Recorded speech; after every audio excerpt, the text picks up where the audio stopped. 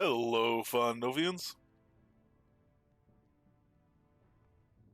We are here. We are back. We are in we are in release 95, and I don't know what we're doing. We're getting some. Let's just go kill some spiders. Whatever. We have buffs. We have. Oh, we need stuff to be buffed.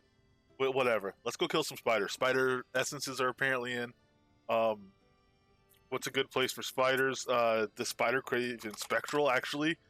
We can handle that with our pet pretty good up until Zen comes out. Maybe after Zen comes out. Pet gear seems to be working. I should be putting pet gear on. I don't know why I'm going out without it. I just want some spider essences. Um, we got a lot to do today. We'll have to take gear as it comes. We should have a nice long day of adventuring ahead of us and testing stuff and looking at spider room and all these things. Can't wait. I don't know if Dr. H is on yet. Can't wait. Oh, hey, Dr. H is on. He just talked about it. Level 20 is already impressive. Very nice. He's talking about the lightning storm skill. I'm going to train stuff up and take the lightning storm skill. We're going to see what happens today. There's a lot of stuff to get through. Beautiful fog coming in for Halloween. Let's get this DPS meter out of the way. Don't need that taking up half the screen. And actually, while we're doing this, while we're coming in here, let's take a look at the patch notes. We got a patch this morning. Let's bring it up here. Release 95. Oh wow. It's actually fairly involved. Fix for an issue dealing with pet gear that can cause odd damage issues. Yes. Correct a missing deco surface in the green brick player dungeon foyer. Added ceiling deco surface. R94 Shroud get pet info will return is summon as true or false if it's a summoned or tamed pet. Okay. Added 5 new functions: Shroud current deck, Shroud deck list, Shroud get deck list, Shroud emote list, Shroud play emote. Removed extra wall piece in the void outside the dungeon room. Internal. Okay. Oh. Yeah, alright. We don't even know what dungeon room, but it doesn't matter. Ravelock just saying he fixed some dungeon bugs and stuff, cleaned up some dungeon stuff last night. So I imagine that's part of that. I'm guessing. Eliminated a mysterious floating black square that some players observed in various rooms of their player dungeon, where the foyer is either the green brick or brown marble 3 with a connection. Cool. Jotungrund boss fight stand in here indicators painted on terrain. Oh, nice. We'll have to take a look at how that goes. Dunk Tank Deco features Wake VFX or FX with alternated FX that doesn't clip outside the tank. PvP combat tweaks. New system that allows for turning off PvP versus PvE damage. Currently used on ranged auto attacks, aim shots, and blinding shots to reduce damage of those by 10% against PvP targets only. Oh, tuning of... Oh, sorry. Allows for tuning of PvP versus PvE damage. Okay, cool. So we are going to have PvP damage scaled differently. So when you're attacking a player, your attack's scaled differently, which I think is kind of necessary for balanced PvP. So it seems like a good change. Not necessary, it's just, I mean, practically speaking, maybe necessary. You technically do it without it. Just, what a mess. Essences should now be dropping. Spider essences should be dropping. That's why we're here. Lightning Storm can be trained. We're going to be training that. New variables exposed in Iki. Current scene, player name, season, day of the year, stuff like that. The virtue stuff, we looked at that stuff yesterday. PvP flag indicator. Fantastic. All right.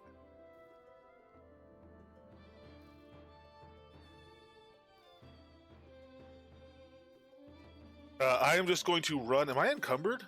I am. I have my ox belt on because I weigh 2,800 pounds. Oh, we went to the wrong entrance. Son of a. Ooh, Spectral Peaks also drops one of the recipes. I don't remember which one it is. I think it's one I have.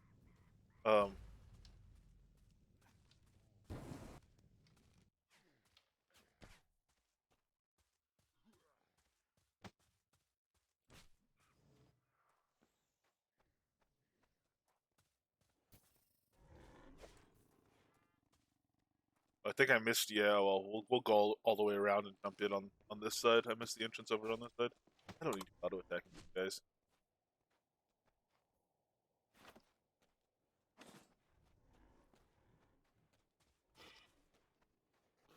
Faster to run encumbered, then I'll put my ox belt back on when I get there in place of my taming belt just so that I'm not running. Well, I don't know. The dex loss probably doesn't affect. Oh, stupid pawn. The dex loss probably doesn't affect my damage or my pet and I's combined damage more than pet belt does. Good lord, oh, I'm about to die. Oh yeah, really? All right, well, man, when you only have 1,000 health, a couple of those arrows really do take it out of you. All right, let's go page down. Walk. All right, we're gonna go over here. Hey, sorry, Mike. Is that a new record? Dying within 5 seconds of you getting here.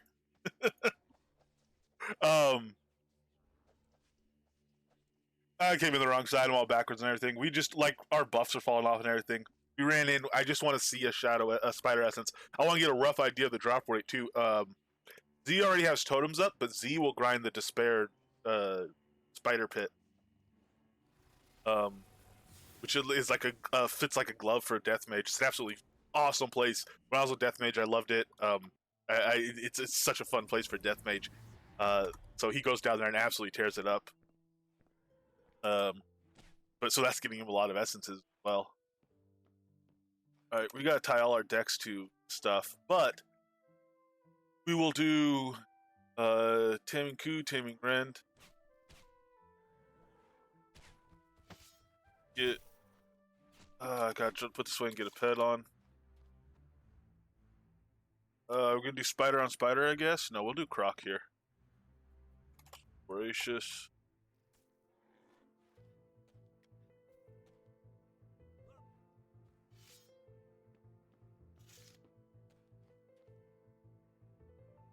Whip summon.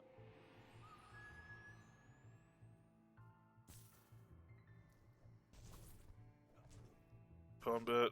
Don't.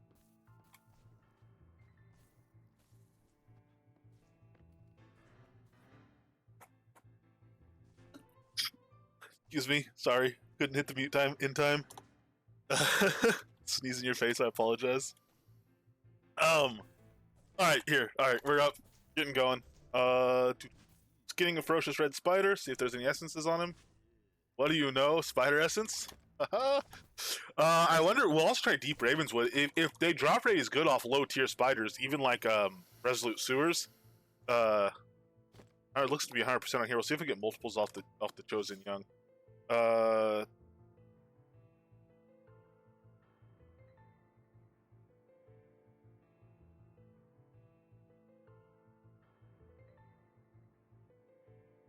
Okay.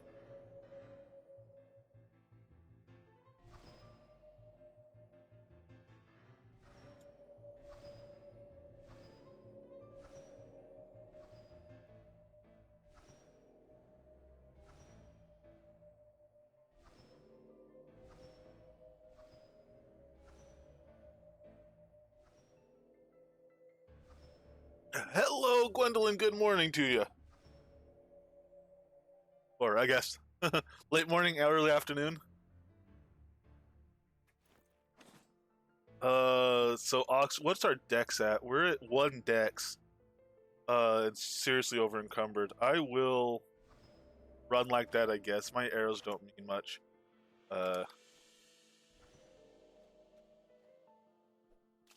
Checking essences, they are dropping. We got 100% rate. Well, we killed 2 ferociouses and got 2 essences, so we got 100% rate off the ferociouses we've done.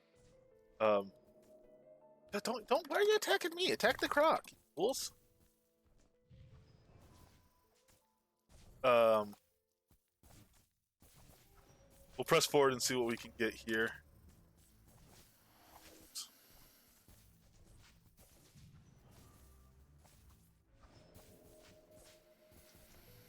Tamer, Chakotay, how you doing? Yes, we are in a Tamer spec. Dr. H cashed in a respec, and we are doing a pet-focused Tamer. So we're doing a Tamer specifically where the pet is the damage, the pet is everything. We are just supporting the pet. Very, very interesting and insightful build. It's been fun.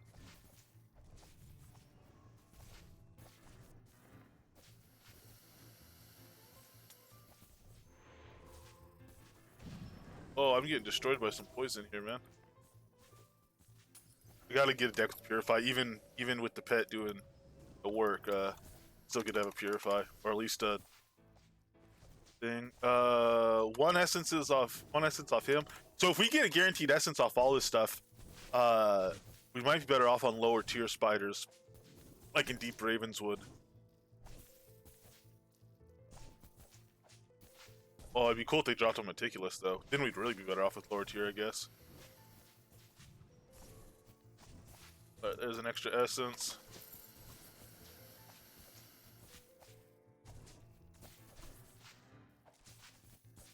Ah, sure, I can do burst. It takes longer to cast, but if I'm in like a spellbinders and stuff anyway. Oh, I just lost my stacks because I'm a fool. A skinning mad fool.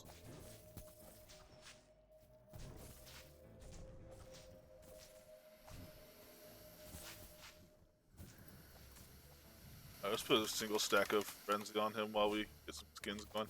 I'm not going to do these whole waves. We'll wait till we have gear on and things to try Zen again, I think.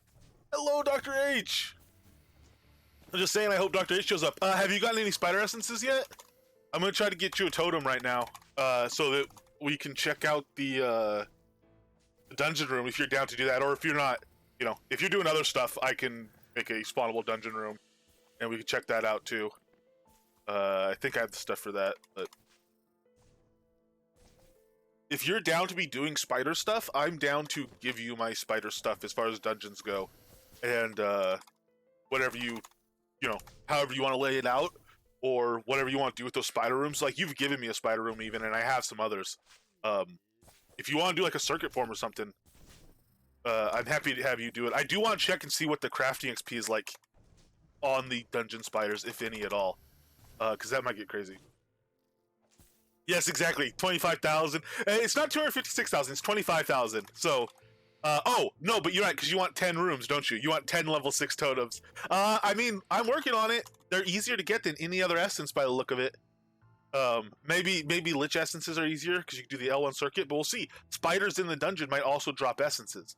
We'll play with it. I might place one level 1 totem. I'll probably give you the first one, grind out a second, and then place the second one, and start looking in, and we can look at it together. There's lots to do. I don't even have pet gear on my pet yet. Okay, so those are all a guaranteed drop. Let's port back. I will drop some weight because I left super encumbered. I didn't realize I had my ox belt on. And we will check out Deep Ravenswood. But we're at 14 essences already. So we're already, you know, like what, a seventh of the way towards the totem. Pretty good.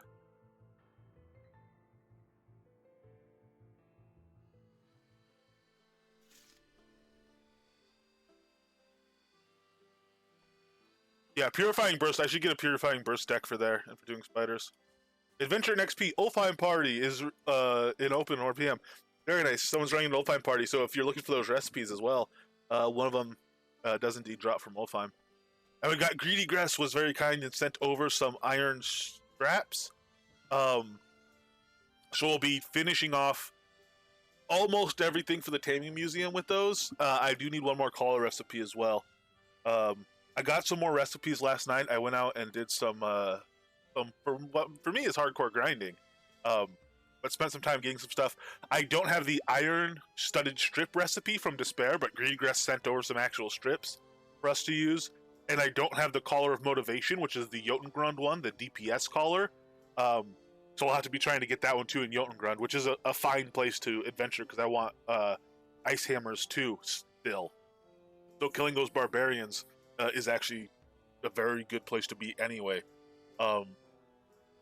And as far as what we have for examples, these iron strips will let us finish off attack harnesses, defense balls, defense harnesses. Attack balls is already done. It'll let us finish off defense collars, and the only thing we'll have left to add is attack collars. So we should get to all but 9 of the 54 total possible combinations of pet gear. You have 1 roommate and 3 or 4 more blueprints. I have some rise shaft. We can organize those to do something with too. Yeah, I have some rise shafts set up, and I was thinking the way I think I want to do them is go in at the top. I think level 2 might be the best because it's without a troll, and do them as sharpshooter grinds without dog rooms, and specifically for people for whom dog rooms are still rough, to grind out bows. I was thinking maybe level 2 elf totems. You go in the top, kill everyone thing on the top, drop down level by level through the shaft, drop down to the floor. There'll be small trolls there, but you should be able to run past them, run out on floor level to the top level of another shaft, and just have the dungeon go down and down and down and down. And when you get to the bottom, you would port out. Or I could technically put stairs all the way back up to the top for anyone that didn't want to use a zone scroll. But realistically speaking, you'd be like, 6 or 7 shafts deep, which is, that's like shut your mouth deep. I'm talking lots of shaft, but we'll see how it goes. Yeah, exactly. So it's not a great pattern because you can't cycle back to the top. You'd be porting out and back in, but it's a nice. I think a nice layout as far as going through it. I think it's better than any cyclical layout you could do, because just there's no it's constant fighting all the way down. Hey, Fedetto, how's it doing? Benito, I've switched the pronunciation of your name all of a sudden. I apologize. Hey, and thank you very much for the ore. Very much appreciated in filling those buy orders. I'll have to get some more buy orders up. But that was awesome to see. I was like, oh, mail. Oh, nice. Ore. Piles of ore. No, you do not have to clear a room completely before it respawns. The mobs will all respawn individually as long as they're dead.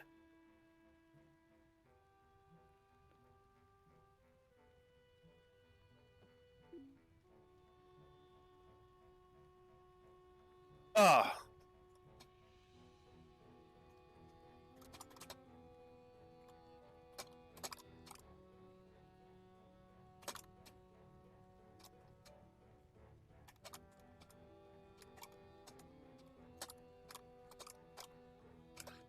Let me go check these buy orders. So this is my buy order guy mostly.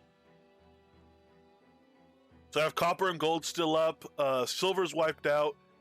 Let me get some more up here while we're thinking of it. So I'll do 100 stacks for now. I have more gold. I have a pile of stuff to NPC sell that'll give me some more gold. And then we'll do big buy order restocks. I meant to do this yesterday because I also meant to stock carcasses. I need to get some obsidian carcasses as well.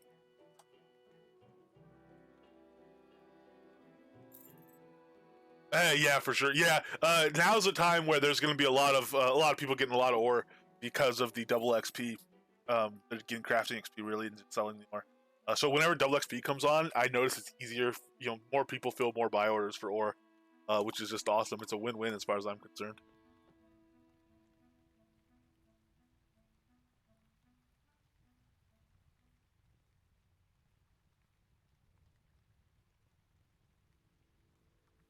Yeah, I mean, if you can think of something clever that's going to work a lot better, what I'm trying to think is a way to get back up that's reasonable. And the only way to do that really is staircases along the side.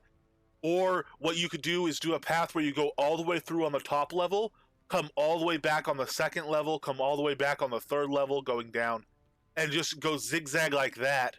The problem is, since there's crosswise ones, you have to eventually do a big like you can't just go all the way down, all the way back, all the way down, all the way back. You have to go all the way down, then zigzag coming back, then all the way down, zigzag coming back type thing. Because of the orientation on them.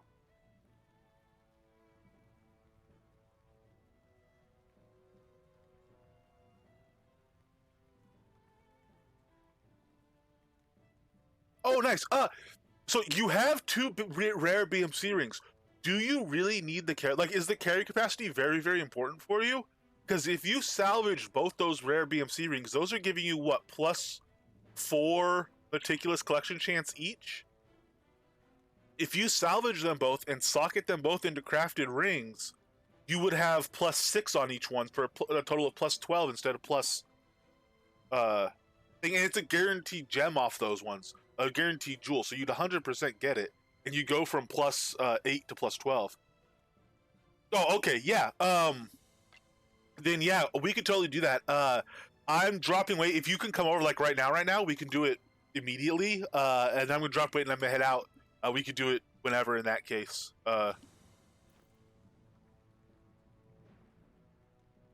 that's gonna hopefully be that's gonna be a noticeable improvement. Every extra percent of this is nice.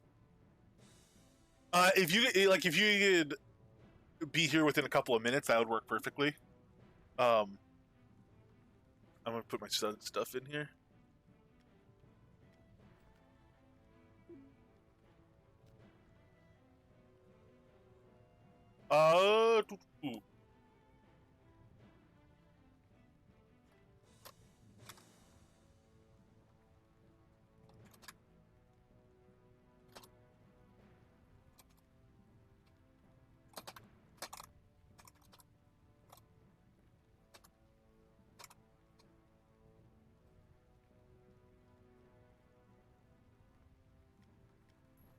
Uh, so we at least got some nice lich skulls over in Despair. We were trying to grind out that recipe last night. Didn't get the recipe, but got some nice pile of lich skulls there.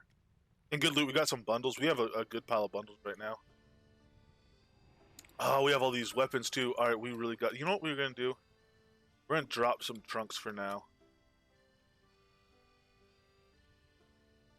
We don't have any trunks. Hey, there you are. Let me here. Let me empty my inventory so I can keep track of stuff. I do. Why didn't those sort?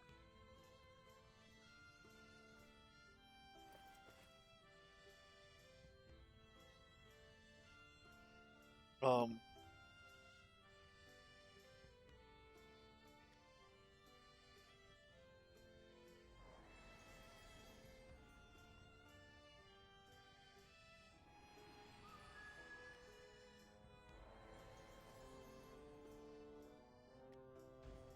Exactly 256 items. Nice. Oh man, we have a ton of stuff in our inventory. Good lord. You could see we were killing liches and stuff last night. There's more than 256 items.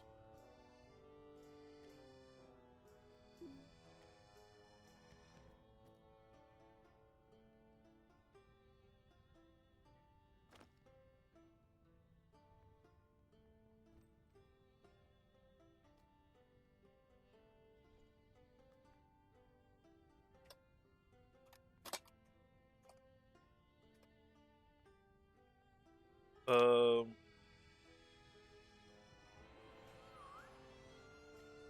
do you have a specific type of jewelry you want this in, as far as stats go, or do you want it in full durability? Um, do you want it in like full durability, just base metal, or I have some like worked rings. They're not amazing or anything, but they have some stat on them. They just some strength. Okay. Um,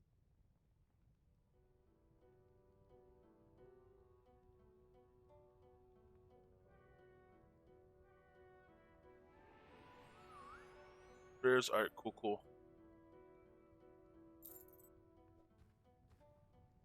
I think we have some. Oh wow. Oh man, awesome. Thank you. We oh, you know what that'll also be good for? A lot of that'll go into like collars and whatnot. Um, for the Taming Museum as well. But we're gonna be doing some masterworking and enchanting today or tomorrow. Uh, I have an unworked taming ring as well. Uh, we finally got to the other upgraded taming ring and I haven't worked it. Cotton wizard's hats, nice. Backpack with encumbrance and strength when mining works. Yeah, for sure. Um, you can get 20, like it's 23% or whatever if you get a major and a regular encumbrance. Or actually, no, maybe it's like 30% for a full encumbrance backpack. I think it is. No. It's okay. It's like 23% for a full encumbrance backpack, which is pretty hardcore. Plus, you can use like bacon and stuff. What are you? Are you running? bow. Yeah, dex would make sense. Your dex should probably be maybe about 5/3 your strength, depending on how you're balanced as an archer. Um,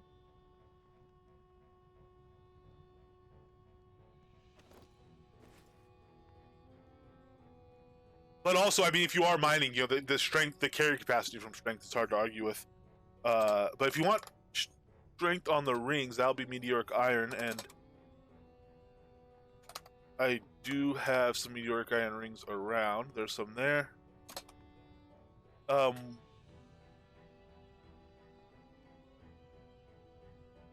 So ideally we'd go with okay durability. What's this one got? This one's got full strength, some dex, and focus. This is actually a really nice one. 50 durability. Let's use that for one of them.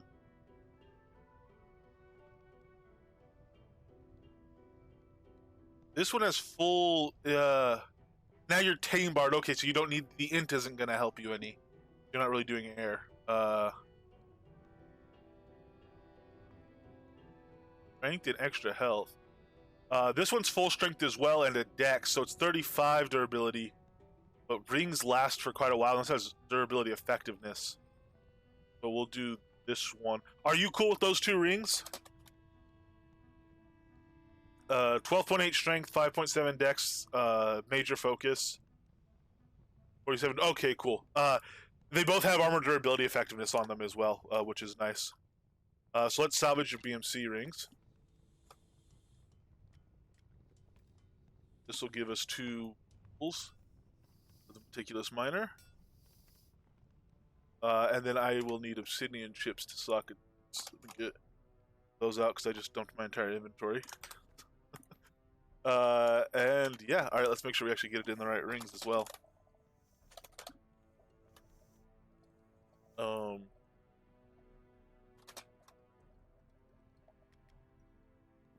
Oh, and while I have that metal necklace, okay, I do have to. So meteoric iron, meticulous miner. There we go.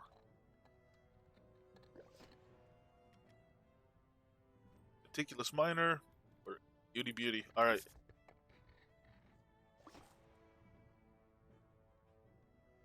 There you are. Trade. Go forth and harvest. Those should be a nice little improvement. Literally every time I've added even 1% meticulous collection chance over the course of a run, it seemed to make a difference, or it did make a difference. You can see the amount of ore. Oh snap! Thank you.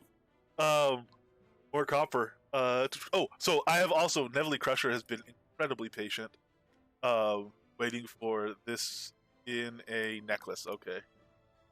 And I had to make more necklaces, and I finally made more necklaces, and I still didn't socket it. So, necklace, imbued, fetid. All right.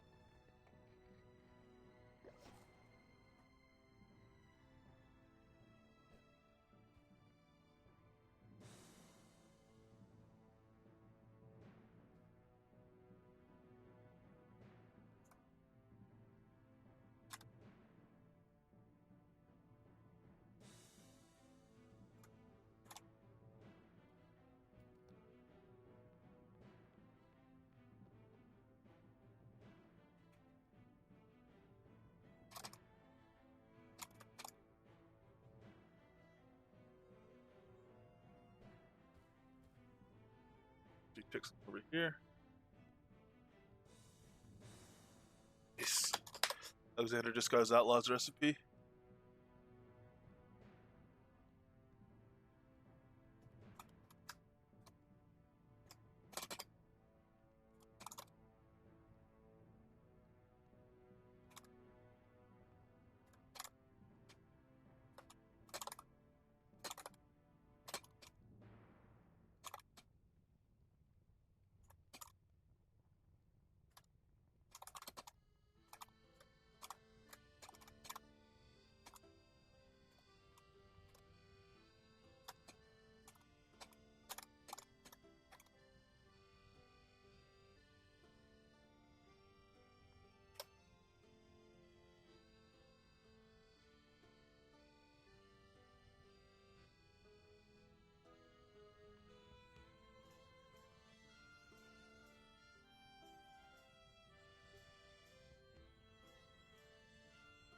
Beautiful. Alrighty. Goodness, carrying around 5 mounts. Glad they don't weigh much. Yeah, right. Some of the lightest horses imaginable here in New Britannia. Okay, we're gonna do one fun thing before we head out, and I mean we're heading out to go have fun, so it's not exactly like need this, but we're gonna enjoy this. Let's open up a big old pile of supply bundles. See what we get. So we have 2 blues, 5 grays, and oh gosh, a dozen yellows, 15 yellows. All right, let's see what we get out of these.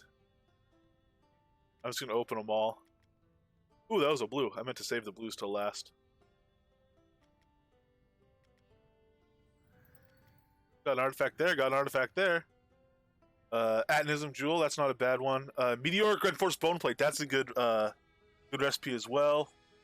Thermaturgy Jewel. Good recipe. Another Thermaturgy Jewel. So I need recipes mostly. A third Thermaturgy Jewel recipe. Those are good recipes, but I mean, a little variety is also nice.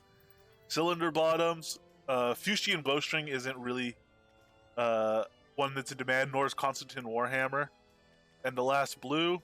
Ooh, Imbued Sorcery Jewel. That's a very good one. Wow. So what do we get out of those? We got Amethyst, Banana, obviously. So 2 uncommon books of learning and 3 common books of learning. Some miscellaneous stuff. Zach Zaris Helm. And Marco Elf gloves. I think I've got stuff from Marco Elf before. I'm pretty sure I have other pieces by him. I'm not sure, but I'm pretty sure. Uncommon Swashbuckler, attack from behind, gem potential there. Banana Tree Mature, I don't ever grow bananas, so that's a handy one. The Rose Bush is always appreciated. I have to send those to Sereni. I found some more for her that I need to send over. 2 Petty Fours, which is nice. Learning Speed Food. Some good recipes on that set. That's really good. I'm wondering if Elgarion rebalanced the recipes it dropped, because it seems like lately we've been getting mostly the very useful recipes. Maybe I'm just because I've been paying closer attention to it, and there's actually more very useful recipes than I'm giving it credit for. But it seems like we've been getting really good recipe dropping. So he might have realized that people want, meteoric 2-handed swords a lot more than they want constant and short swords or something, and he might have adjusted the weights a little. But I don't actually know. We might just have had good luck. Common alchemy ring is uncommon aggro ring though, or minus aggro ring, mouse ring. I'm gonna save those up and get an epic eventually, hopefully, to play with, or 2. Oh, nice! Our next build, we want to do a 2-handed build, and we want to test this elf slaying sword. We're trying to get a bunch of rares to do it with different masterworks and enchants, try different things. This will help towards that, and then eventually we'll combine them. The things that don't work will get combined to a legendary and epic, and we'll try to work that in a way that matches the ones that did work. So, very happy to get an elf slaying sword as well. And hey, Withered Baby Fleshfire, and 283 zinc. Man, zinc is not in short supply here in Novia these days. Alright, let's put all this in the trunk. And let's go get more bundles and more essences and more everything. We're getting back into greedy mode where we just want some of everything. Those, take my reagents out of here. Make sure I have Mandrake in there. I have 5. That should be enough for us. Some here have a full bag of non-collection wyverns and crocodiles. Yes, that's true. So those do have a giant stack of non-collections. Hey, it's one thing to not be a collector. Not being a collector is perfectly reasonable. It's okay to be a collector, I guess. But the real smart move is to build an entire museum dedicated to taming, just so that if anyone gives you trouble for having a collection, you can say, "Oh no, but I have a justifiable excuse. I have a taming museum." That is the big play. That's the key to it all. Really glad I stumbled upon that one.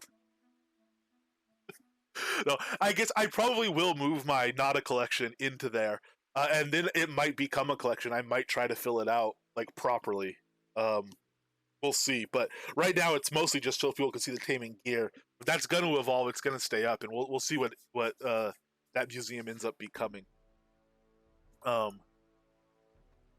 We still have some time on this. Let's go straight to Deep Ravenswood. Oh, I dropped my zone scrolls. They weren't in my daily carry. Level 8 Lightning Storm did 24 critical and 19 critical damage. I really got to see this lightning effect, man. Oh, man, we got... we have so much to look at and do right now. It's going to be a long time, I think, before we're... not even caught up, just before we're not over hyper anxious about what in the release we haven't even seen yet.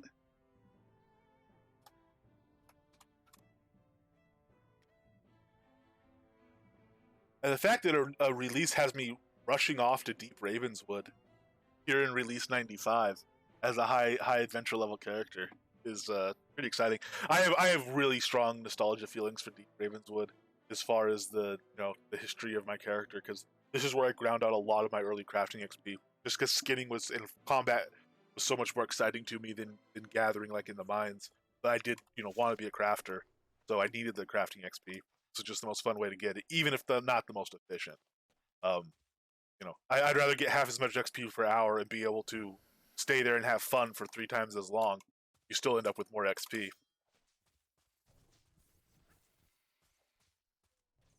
I tried out modding my attunement to 300, around 100 damage per tick at level 20.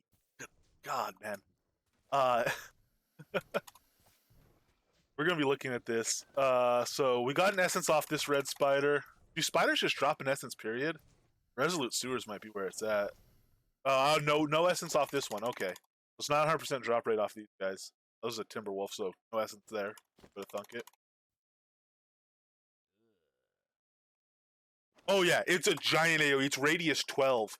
My Ring of Fire has radius 5. It's a massive thing. Like it's the same radius as like a level 120 or 140 meteor shower. Meteor shower is huge as well.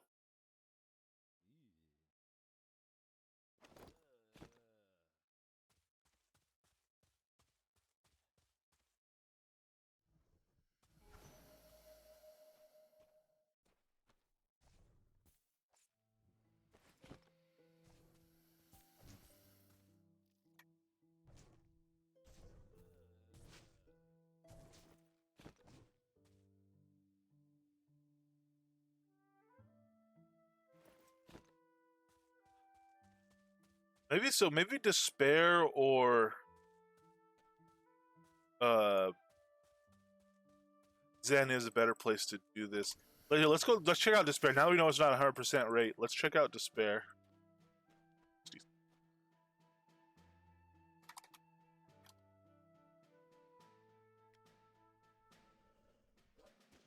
Gotta wait just in time.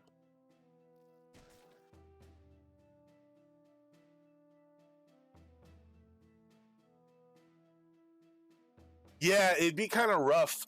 There are, yeah, because the mitigation stuff, you don't want to take a ring slot for it. Oh man, I spent a long time on this beach last night.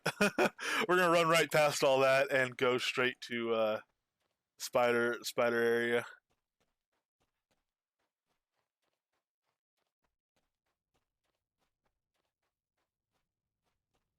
But yeah, Tamer Air can definitely be rough because of the focus issue.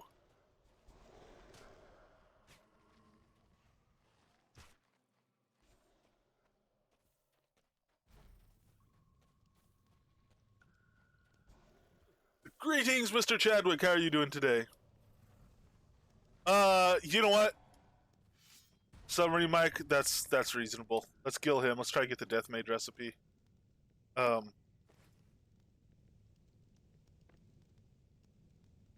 Actually, yeah, he's a lich. He could drop. He probably has a pretty good chance to drop the other one as well. The iron strap recipe, not strip.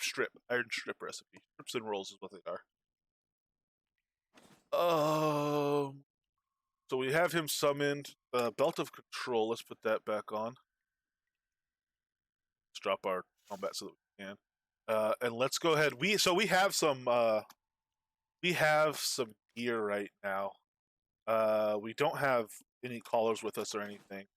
Let's go ahead and get him some gear.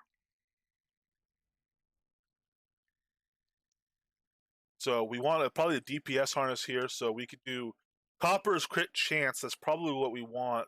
We don't have any bronze ones, so we'll go copper and gold for our harness.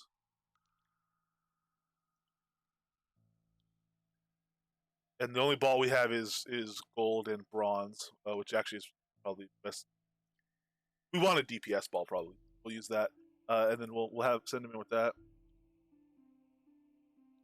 Yes, very very much worthwhile. I think Finetto, the pugil close balance a lid. In fact, I sell those on my taming vendor more than I don't sell them on a combat vendor or anything. Not my taming, but my mining vendor. Most people use them for mining rather than combat. Although pugil is a really fun build. Foods. Let's take foods. Scary. Dragon kibble, bear bites, and rabbit. If I could run a total down there, it'd be good. Actually, let's go venison jerky. The rabbit pate. I might need the defensive harness on for the spiders. We'll see. Didn't need it for Elrond up here though.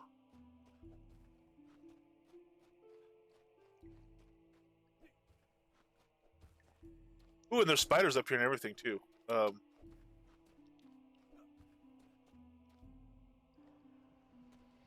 Oh, crocodile.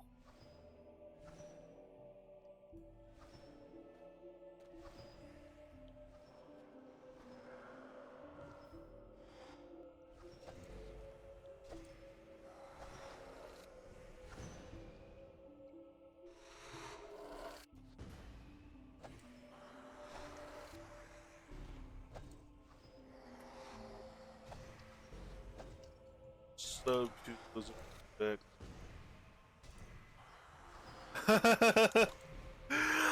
Yeah, we might. So once I spread out, I'll let the cat out of the bag. Once I spread out my XP a bit more, and I have stuff like my Air's Embrace is trained, and my Strength of Earth is trained, and my Enlightenment is trained, and I have a good spread of XP and a decent pool. I'm gonna do something with channel points that is not a respec, but it's basically like pick an off spec for a day. It's a lot cheaper, and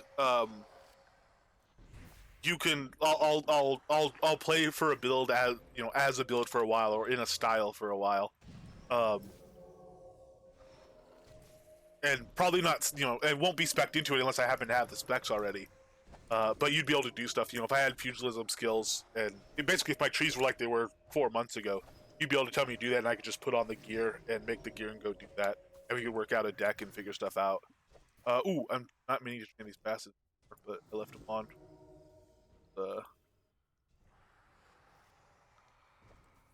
Primo and I were talking about the training stuff. I was taking a look at it.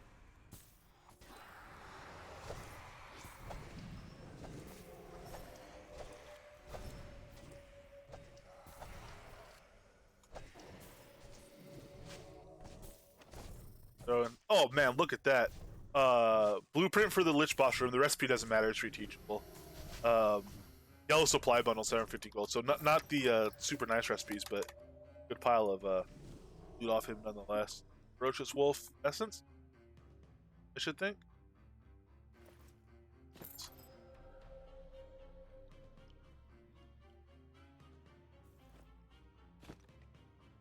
I don't know, that'd be a fun one. Yeah, we could attack guys solo.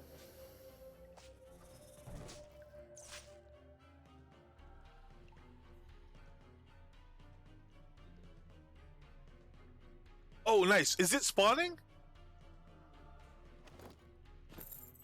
Wait, which one was that? I'm sorry. Stone Dungeon Room Lich Boss. Yeah, I didn't think that one spawned.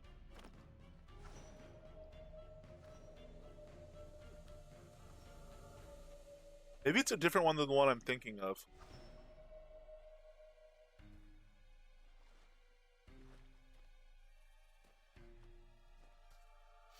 Okay. Okay then.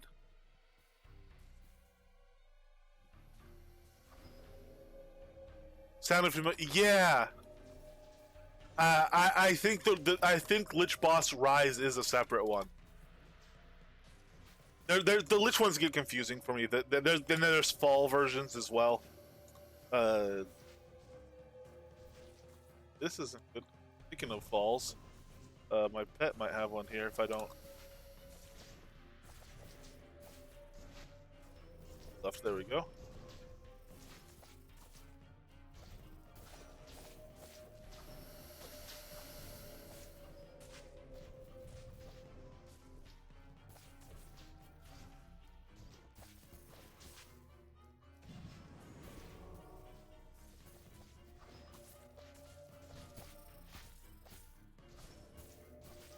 Nothing dead yet? What's he even attacking?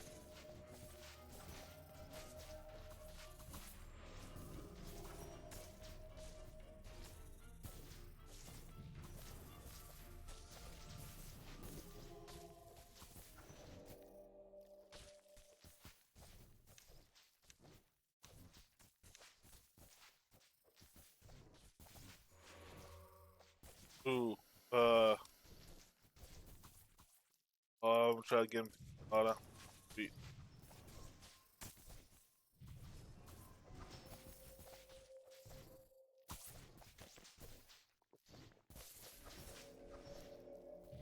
I need him on defensive so he's not switching targets.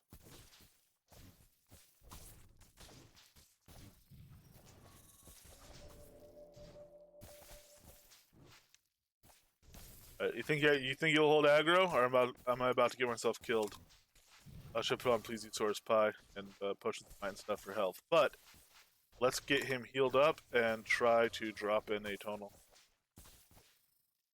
Pop off some of these wolf spiders and get skins in on them.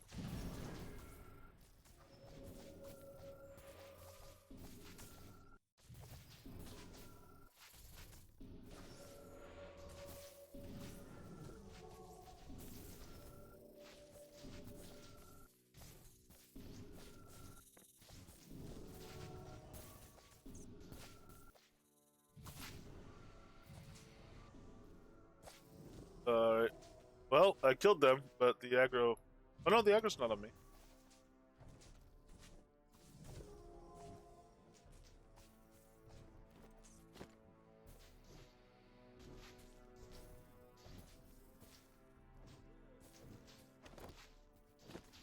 So that's not a guarantee. I'm not convinced this is actually better than Spectral.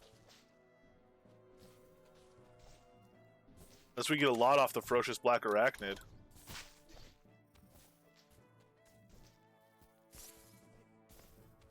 Especially now with these wolf spiders chasing. I think we may just go to Spectral.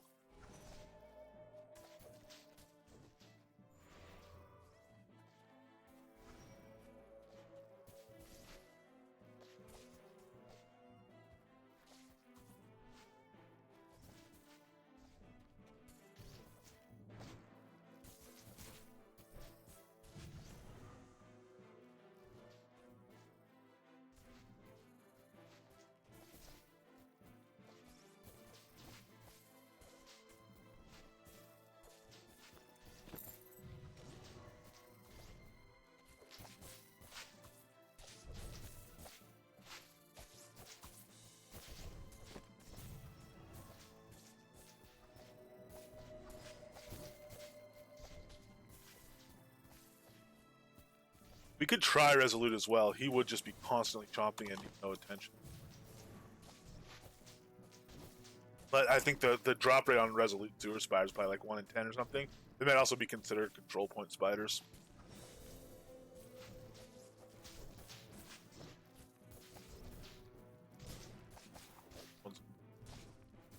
I'm hoping for multiples off the Ferocious Black. Let's see. If so, there's also... there's no good place that has a ton of them, though. Panopticon. Panopticon, I guess, just got a loot boost again. Panopticon's got great loot.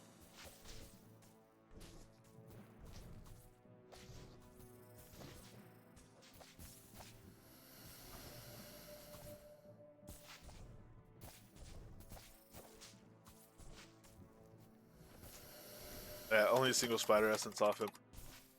I'm not even gonna wait around to kill the warp. I don't think. Oh, it'll be interesting. We'll see how many essences the warp has. It'll be a while to burn through, but that's okay.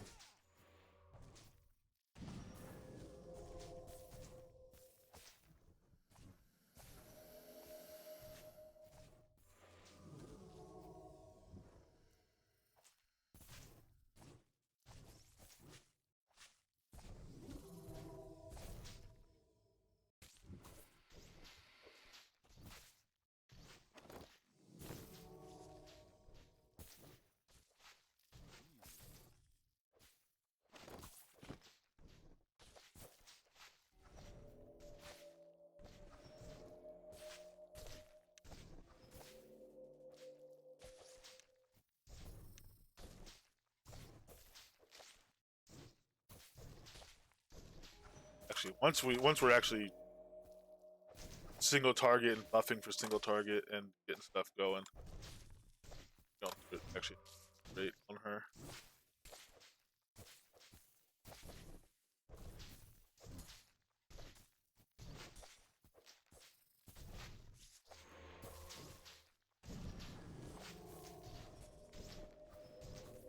Still missing a rend card.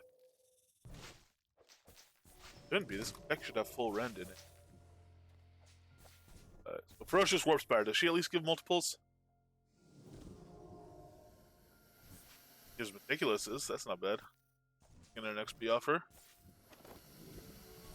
She doesn't. 22 Spire Silk though. Alright. We'll clean up these guys because they have a chance. Ooh, Black Arachnid might not be bad either. Need Black Arachnid. I wonder if they guarantee. Got one that time. I think Black Arachnid might be guaranteed. Pretty high level. And the Ferocious Wolf isn't. Alright, let's go to Resolute and see what that looks like with just a stupid amount of super low chances, I would assume. I don't know what the... Oh gosh, not Resolute itself, actually. Let it Resolute Sewers. Can you go straight to the sewers there? Yeah, you can. I'm not sure what rate they might have. I mean, if it's a 50% rate, this place should be just crazy for them. If it's like a 10% rate, probably better off like Spectral. If it's in between, somewhere in there, I think we'll have the crossing point, but we'll see.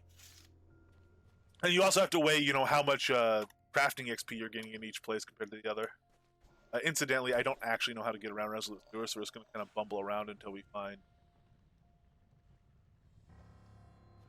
the spiders. I don't know if I need to use the key or not. I don't know.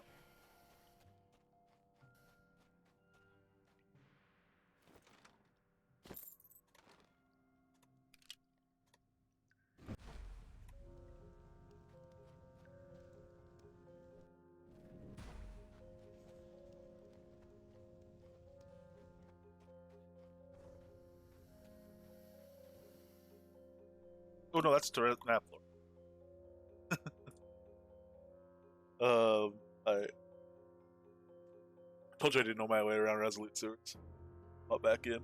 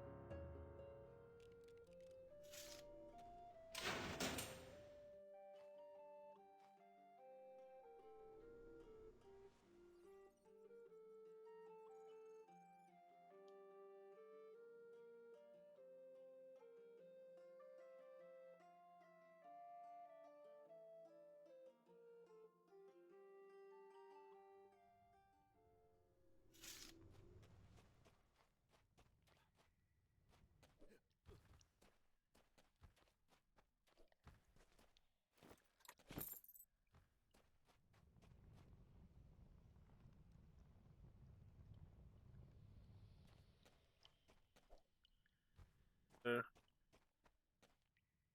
I don't think I have to do actual Val stuff to get the spider room, right?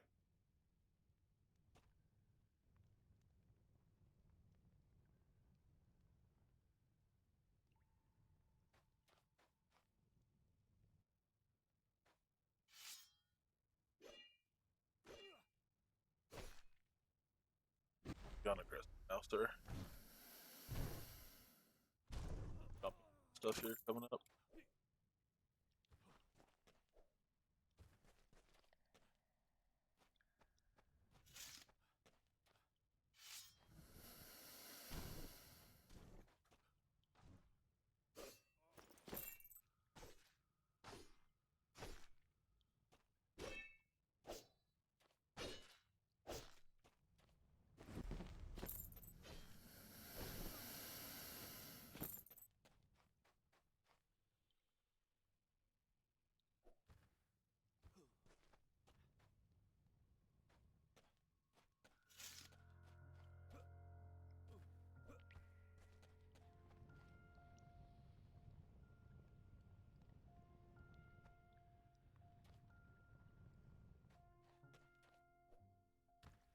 Um,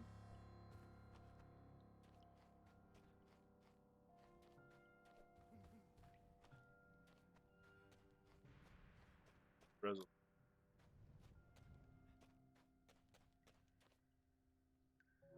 Look.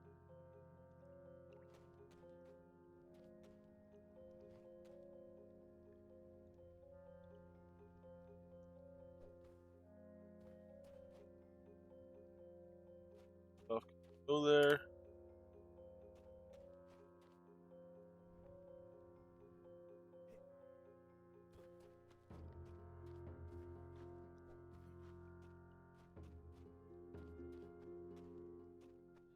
Okay.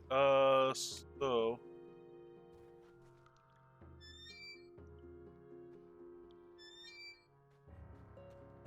sort.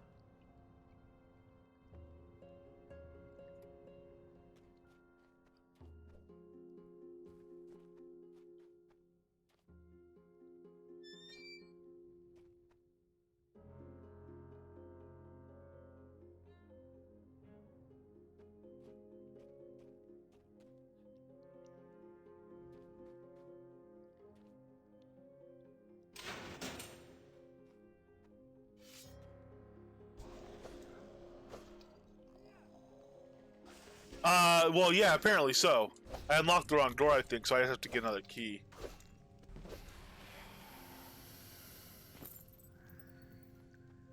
Does the key not drop off mobs? Does it only drop out of that chest? We'd be waiting for that chest to respawn, which would be a bummer.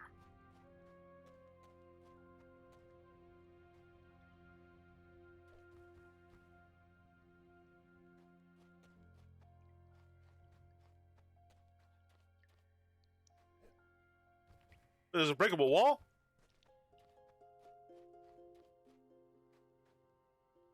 Where's the breakable wall? I've clearly missed it.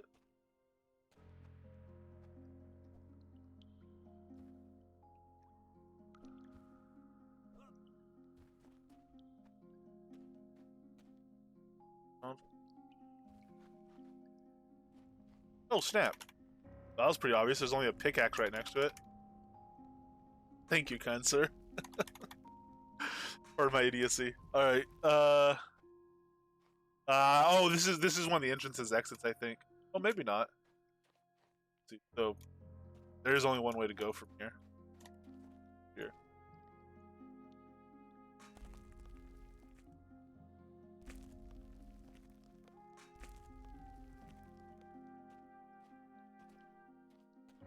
I don't think this is a way to the spider room, but...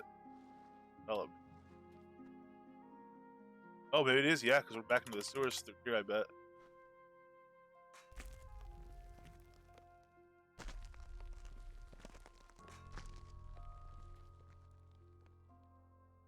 Yeah, that's into sewers. Or I think that's, that's not going to lead down. That's not going to lead down. Okay, this is just a room with a guy. I'll kill him.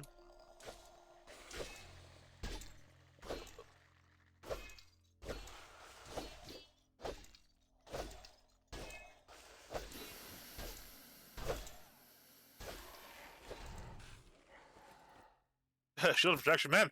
We're turning out good artifacts in this joint. Let's Death and a Shield of Attraction already. Ring of Death, Shield of Attraction. We killed 5 guys.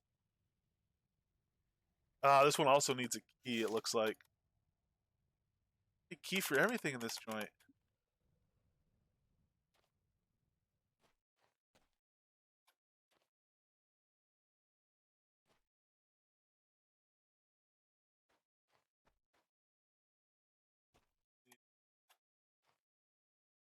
Go home. I have a bag of keys I've collected for some time. I probably have a by now. Now that I've been here a lot, but oh well, yeah.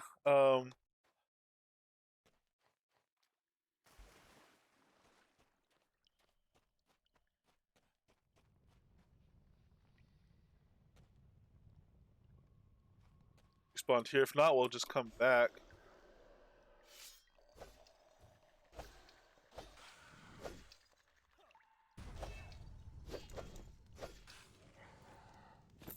I don't know if mobs actually drop the key or if it has to. Yeah, because we had a key. Another key got confessed. Resolute main hall. Alright, so we'll try that just straight on this door here. Instead of running back over the other one.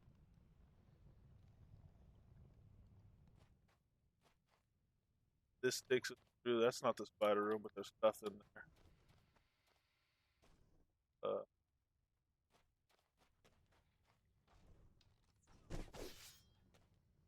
Let's follow this.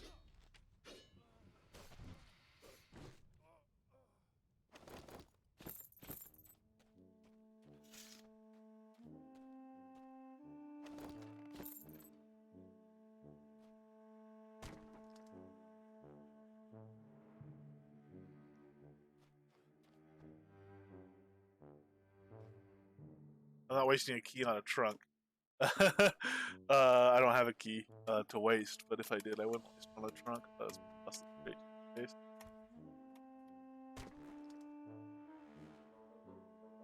I don't. Let's go. So came in there.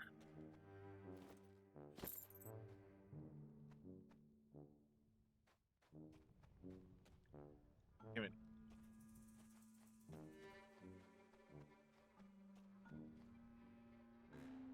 This is that blocked hallway from upstairs. This is the one that has the broken thing on this side. Okay. Start building like a mental map of this place so I can kind of come back and get to the sewers if it's worth getting to this. Actually, you don't have to do all this to get to the spider room. You can go in through a different entrance. It's by the spider room, I think.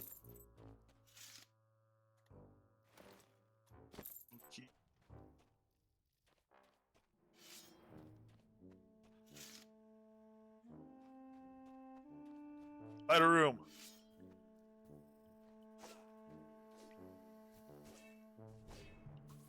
Now, ideally, stuff would aggro to the pet and not.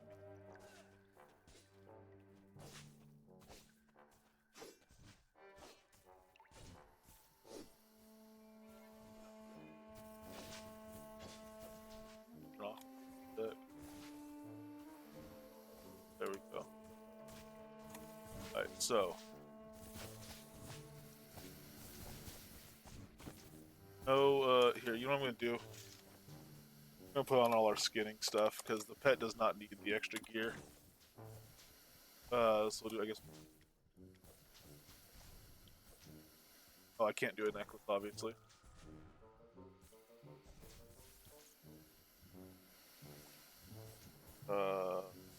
Butcher belt.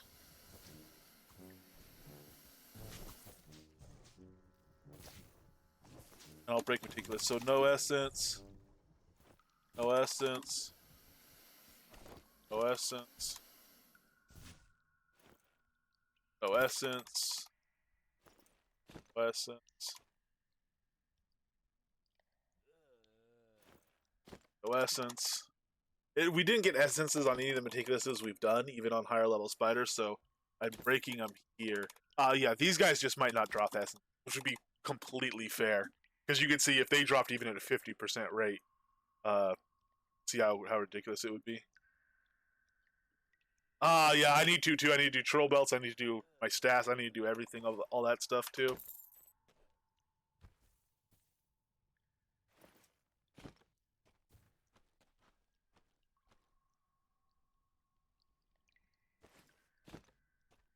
Yeah. We'll keep going. I'll clear these guys out to see if any of them give an essence.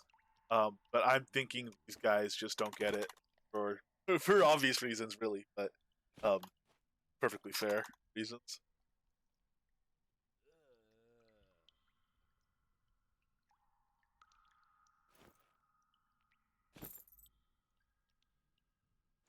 Oh yeah, you do get crafting XP from crafting stuff all the time. There's nothing you can craft that doesn't give crafting XP. Um, you might be using more to train a skill than you're getting from the item if you have skills trainer or something, so you haven't noticed. But doing everything gives you everything you craft gives you crafting. Even salvaging, as long as it's not a 0 value item, salvaging will give you like 3 to 7 XP per item that you salvage, unless it's a 0 value stolen item. All right, we don't need to worry about getting on all these skins. I don't think now that they're starting to spawn, because these guys are not dropping.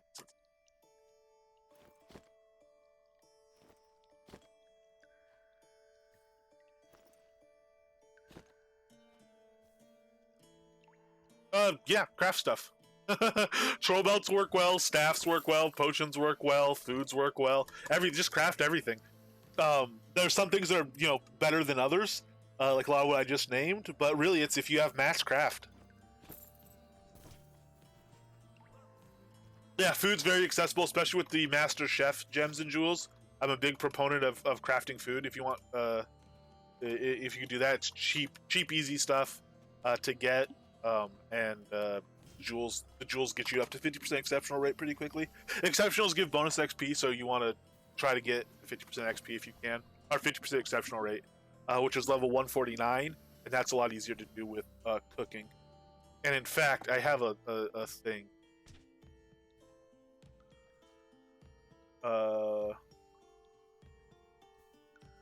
So two hopefully useful pictures.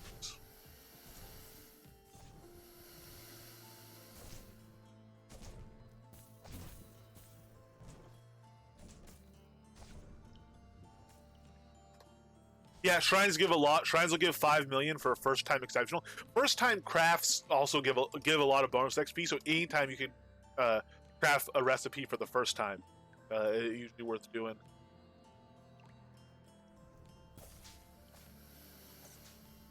Oh man, I feel so bad leaving these guys, but they're not much XP and they're not much loot or anything. But I don't know.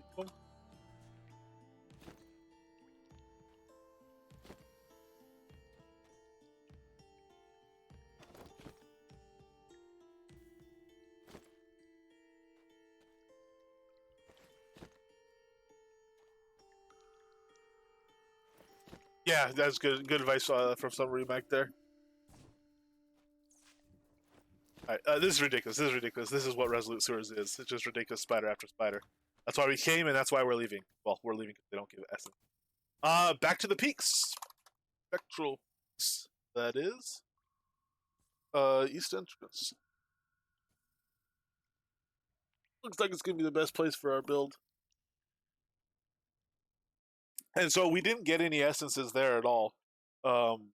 We got a few in Deep Ravenswood, but not a lot. I will bring that up, and we will see about. Oh, we have new store items too. We'll see about how many more we need. I think probably need about 80 more. Got some to spare too. Yeah, we need 88. 88? 82 more. For the people that know how to do math.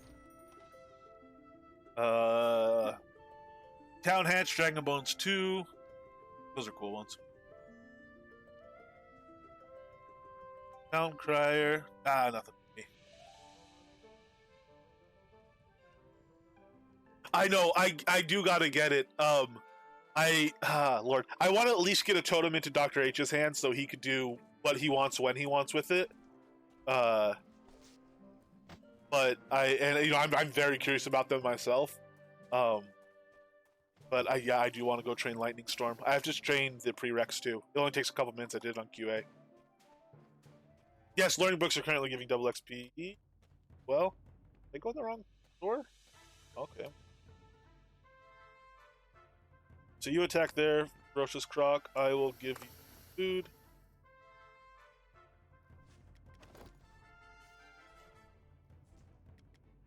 Not close enough? Get this food?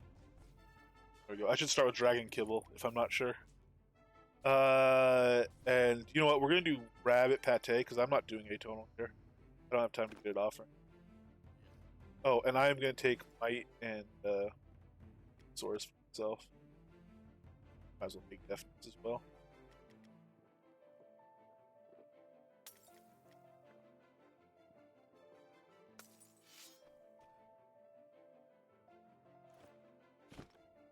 We'll try. I still have my skinning jewels on. We'll try it like that.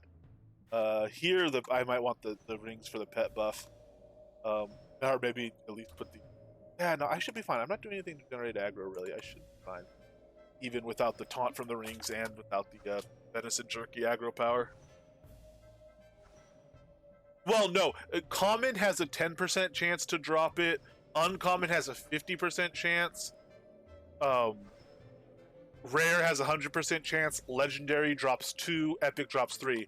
So if you look at the average number of commons it takes to get a gem, salvaging at common will take 10 commons on average. Salvaging at an uncommon will take 8 commons per gem on average. Salvaging at rare will always take, will take, 8 per gem on average. Salvaging at rare will take 16 per gem on 100% of the time. Legendary will take whatever it is, 20 some odd per, and epic is worse. So the best value is to always salvage it at uncommon, but it's not a sure thing. You get some insurance by doing it rare. And some stuff, it's not worth going to uncommon. You'd rather salvage it at common. Sometimes you don't get the jewel, but you always get extra ancient essence.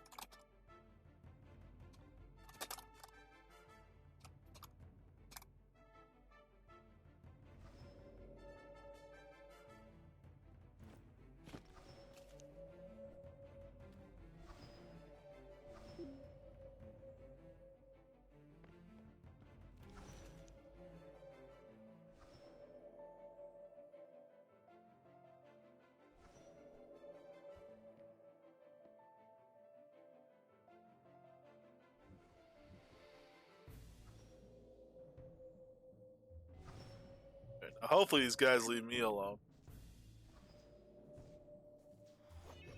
Hey, leave my croc alone.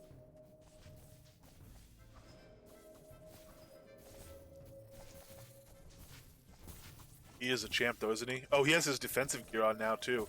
Oh no, he actually has mostly offensive gear. Good lord, that stuff makes a difference considering we don't have our rings or our belt on. Good lord. That gear is so powerful. I was really shocked at how powerful that gear was. Just looking at the stats. We'll look deeper at it later today.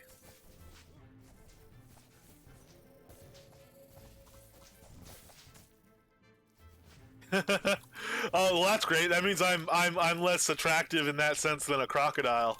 How wonderful.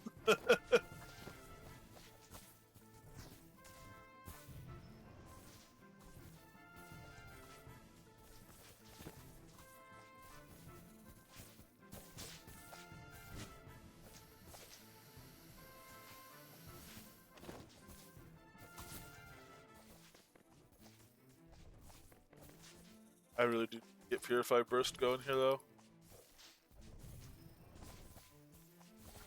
Oh, no wonder his frenzy fell off.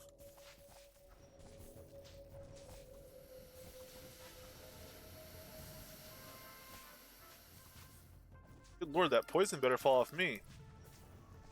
Was that the last tick, or does that have one more tick? Yep, one more tick, I'm dead. Good freaking lord. 5x multiplier for the first time, 5x for exception.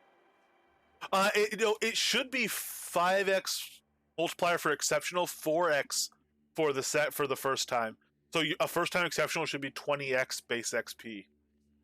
Though some stuff last I was looking didn't line up. Didn't line up on that.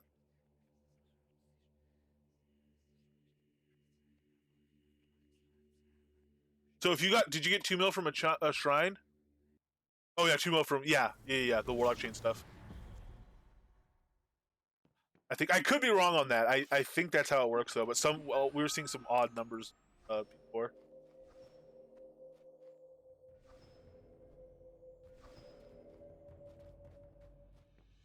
Yeah, shrine should be first time exceptional. Shrine should be 5 million during double XP, 2.5 during regular.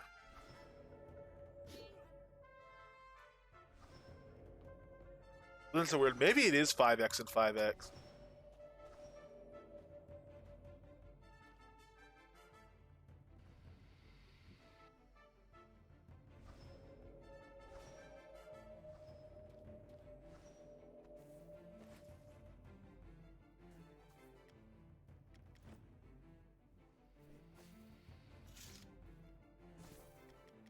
Oh no, he went too far. Buddy, you need to get out of there. You're about to be dead.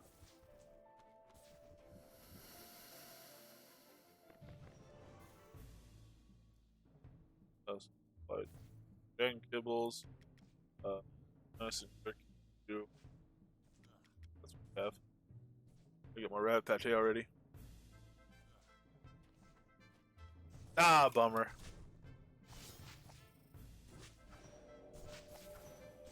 I've never gotten a full set of exceptionals on a Warlock chain. Every now and then, by the way, it seems you could go back and get first time XP again. Like when they change the recipes, especially if they make it go from using an uncommon to a common like they did, you get another shot at it because it's a new recipe. I've never gotten both sub chains and the actual Warlock chain to all roll exceptional. The trifecta. I've never pulled it off. I've gotten like what now 4 or 5 times to craft the Warlock chain at first time XP for the full set.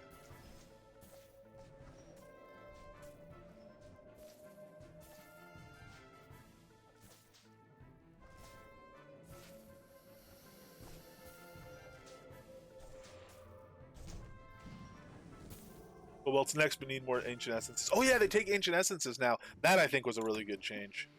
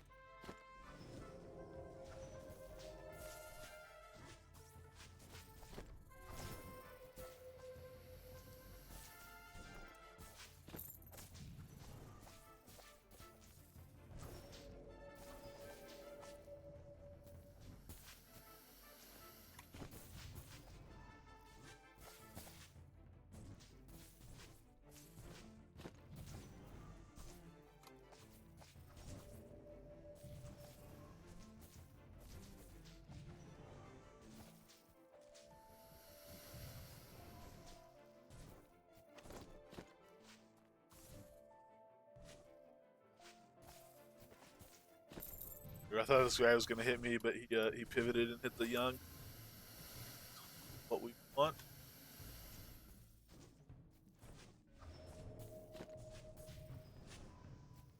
Oh, those guys are going though.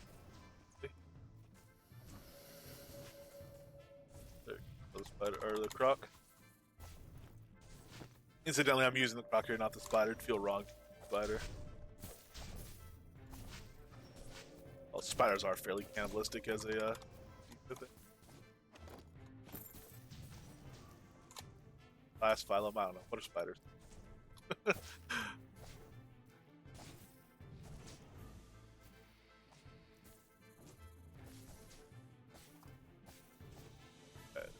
5. 4x meticulous on him. Nice.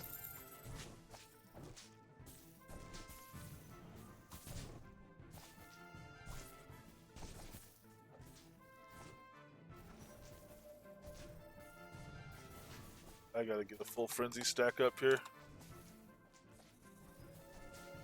Might pop on Sonata too, actually, while I'm here in Spellbinders.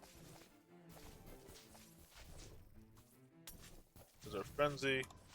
Drop a Sonata as well. The heal in first, but oh well, we'll pull it off, I think. Will we? Yeah, we got it.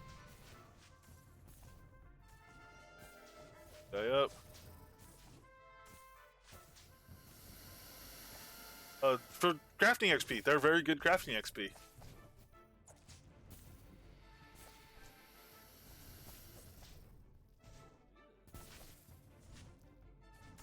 Oh man, Meticulous 6. Speaking of crafting XP.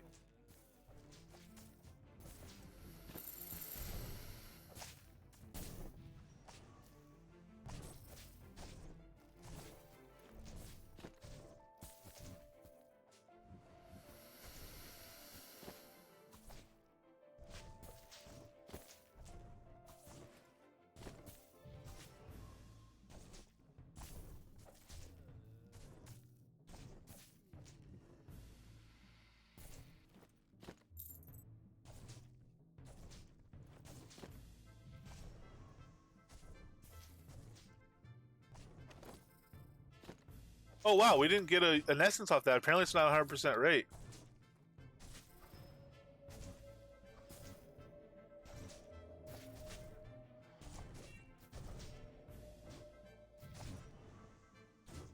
So incidentally, we're halfway to a level, well, not even halfway to level 1 totem. You can see what it would take to make a level 1 totem here, which is 100 essences, and then realize you need 256 of those before you have a level 6 totem.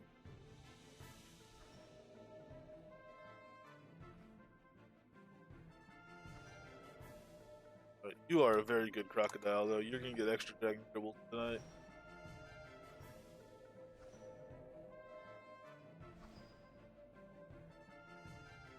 X.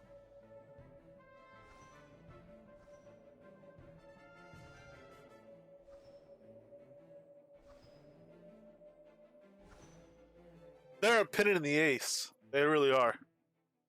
How you doing, T-Branch?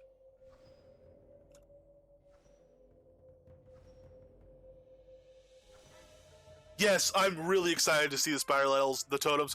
How much XP? Oh, there's a guy over here. How much XP the spiders are giving, crafting XP, whether they start dropping essences at higher level. Really, really curious about them. Oh, Ruined Keep, Troll Dungeons, Ruined Keep, really.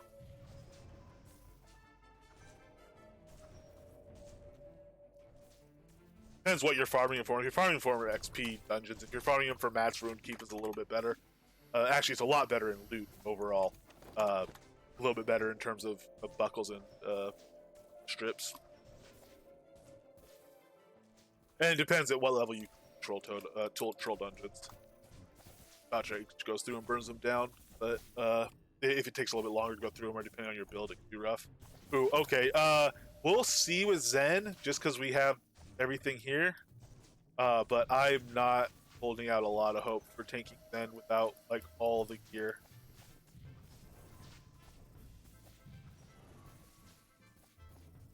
And like dynamic healing and stuff, I think is what it would take. And why does he only have one food on him? The other food's not hit even though I got closer? That's weird. Oops, I should not have hit that heal. I hit it too soon.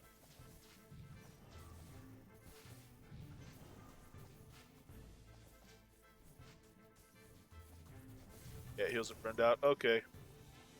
Let's retreat to a safe distance and res. Oh, we're possibly, if we get rooted, we're pretty much dead.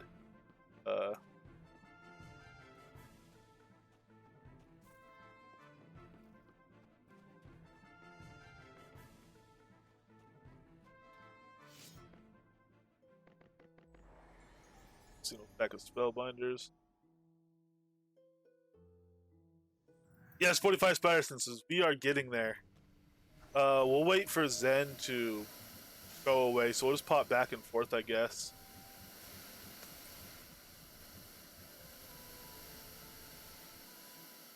What's another good spider place? Deep Ravens probably is the second best, even though it's not 100% drop rate.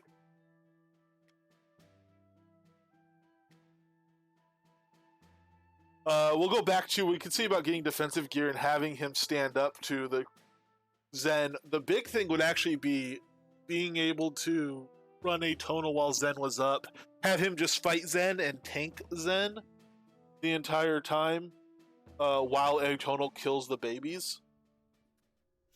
But right now there's no way he'll hold aggro for that. I gotta get his aggro holding up a bit. I just train his taunt passive super high or something. Let's see, we'll figure something out along those lines. Zen might end up being the, well, no, I don't want to do last build goal was Zen. We'll still try to do a build goal of something different. Maybe Sutek again. I'll get a feel for how realistic that is. But this is not going to be a 14-day build. This one is going to go longer than that, especially since there's a release in the middle of it that's kind of slowing us down in a sense. Speeding us up in another sense because of the pet gear stuff, but...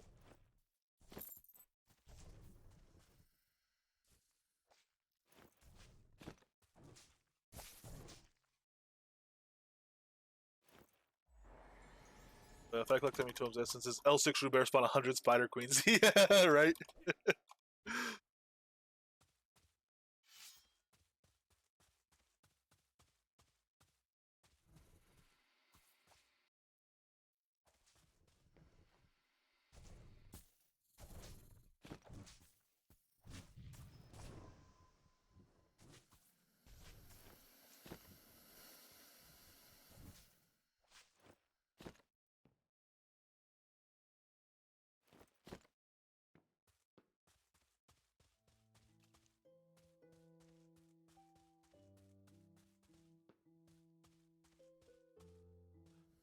Alright.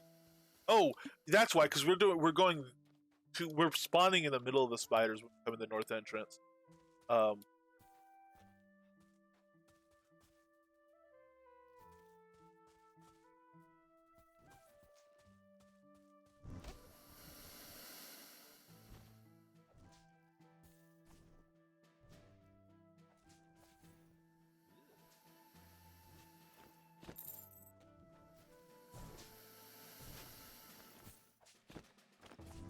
47.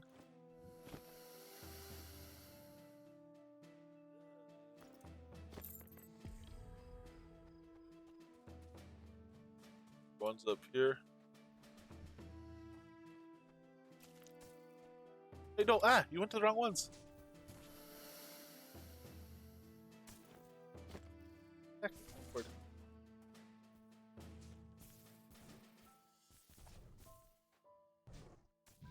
I remember when this ferocious red would absolutely murder me. Good times.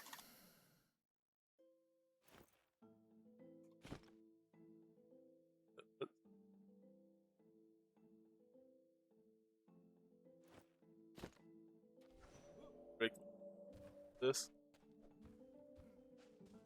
Y'all are just all about us right now. Dr. H, is your room spawnable that you have?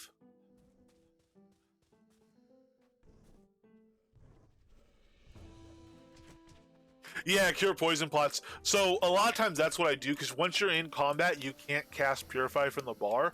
So if I'm in a situation where I'm only occasionally getting poisoned, I'll do a locked, a cure poison down here. Cure poison potion doesn't see a lot of use, which is a shame. It is useful. There's times where it's better than Purify, but so often people do choose Purify, and with good reason. Purify is usually better. Just there's times where I prefer cure poison.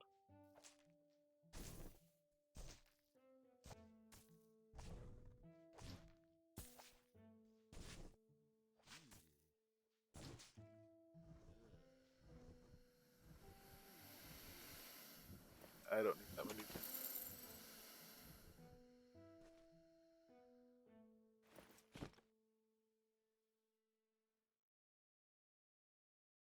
He's 20 or 30 for the night, yeah. Oh man, I don't know how y'all do it. How y'all sit through meticulouses when you're mining. I mean, I guess if it was giving me that amount of XP, I would probably do it too. 2.5 times as much XP for Meticulous on even the T5 mining ord nodes, but and the materials are a lot better. You know, this here I get an extra animal hide. There you get an extra gold or silver ore. So, all right, I do see how in mining people sit through it, but okay, is it convertible?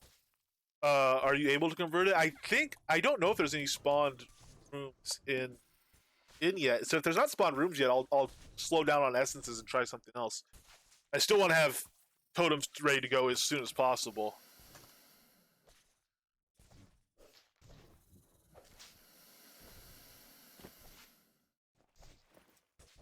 51. We're over halfway there now, and when we go back to Spectral Peaks, you know, we'll get a big boost there. Just waiting for it to reset, or it's reset now. We'll finish clearing out. Another essence there. Large red spire's only a chance to drop, but we'll see. Haha, we got it. All right.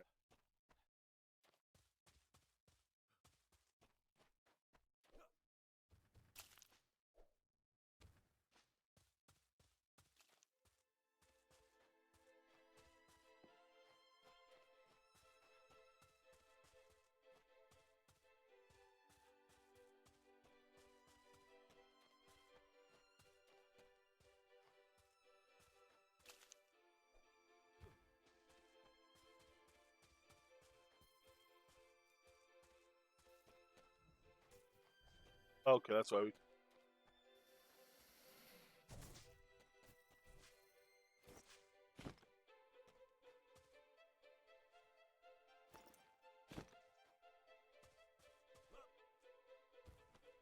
No conversion recipe on the smelting station with either the blueprint or the room in ancient essence stone, which is. Uh-oh. So we might not have the spawnable version of the room yet. We might just have the essences.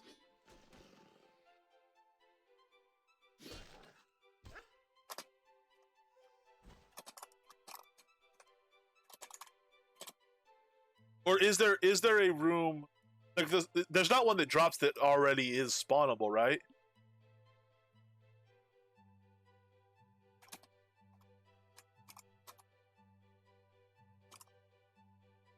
Okay, I didn't think so.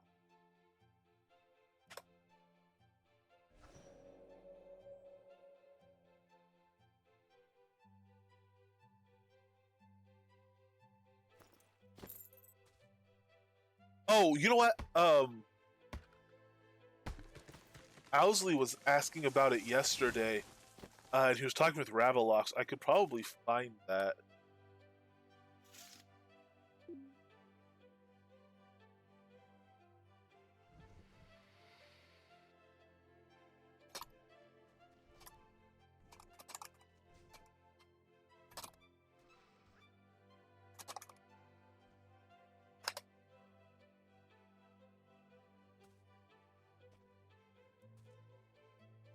Oh, yes, I totally would.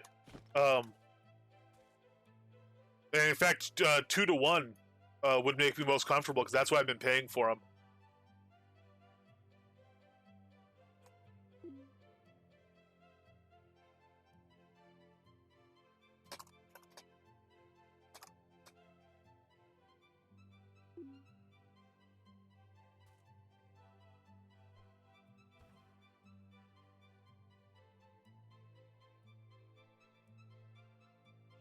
Oh, with elves.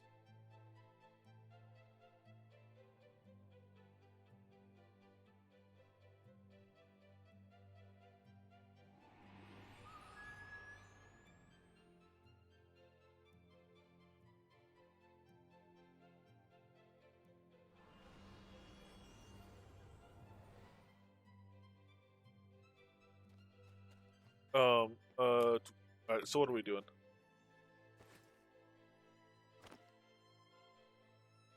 What are we doing? Uh, Hello.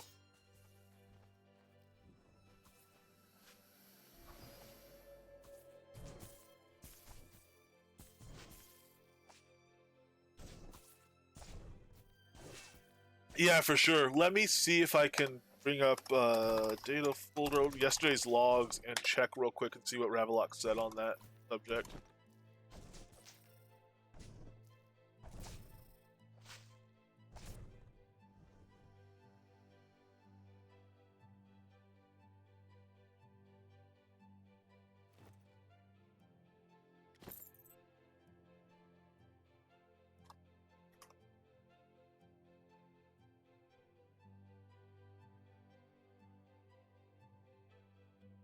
Okay. Owsley said, will the dungeon spider room need to be removed from existing dungeons to be upgraded? We have a totem slot. What about existing blueprints? Will there be spawning and non-spawning versions?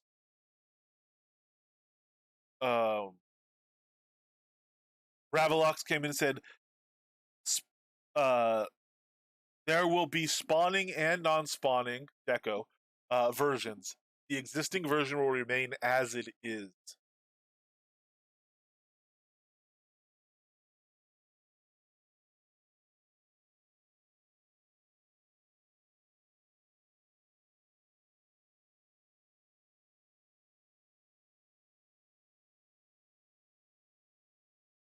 So he said there will be, so I'm guessing they're not in yet.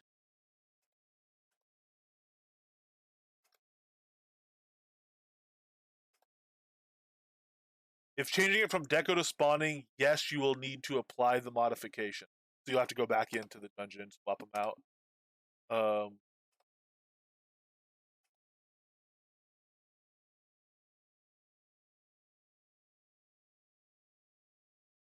The conversations are present, learned at the table. Oh, the conversions are present, learned at the table, but the spawning room is not yet. So I would wait. Okay, are the conversion recipes non-spawning to spawning in the game yet for the spider room? Can I remove the room and upgrade it now, or do I need to wait? And then Gravelock said the conversions are present, learned at the table, but the spawning room is not yet, so I would wait. So I guess the recipe to convert them is in there. There's just, it's converting it to something that doesn't exist yet. Hey, Shaner, how you doing?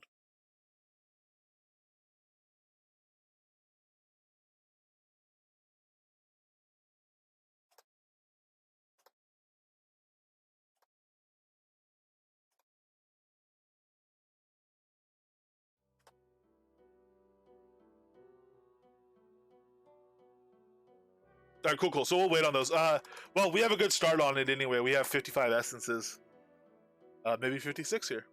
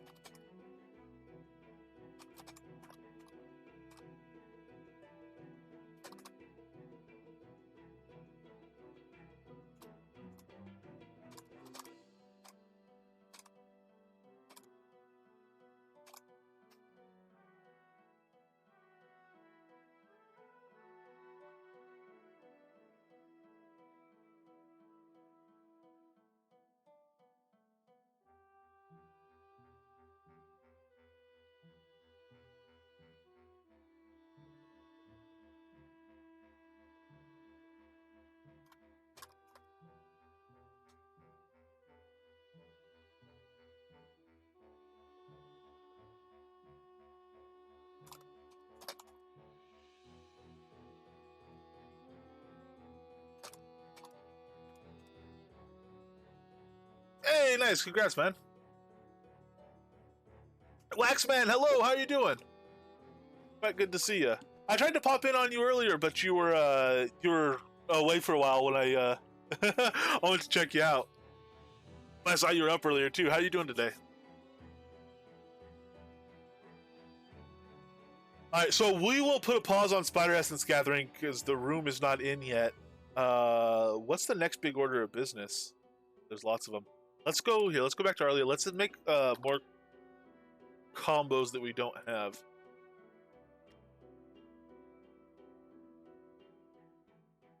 Fair enough. That's how it goes sometimes.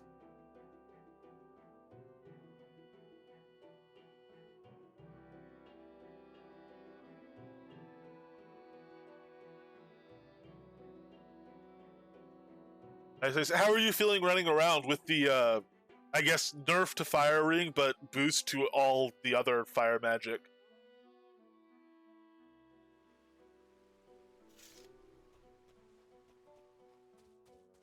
Hey, we have a Dr. H. Ah! I thought he put his fists up. Threatened me for a moment.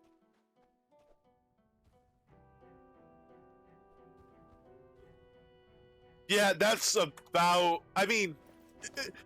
you could probably find it in Lua and stuff like that. You could probably, find it in the numbers, the difference, but it can be hard just, to tell from mob to mob. Especially if you're finding a variety of different types of mobs.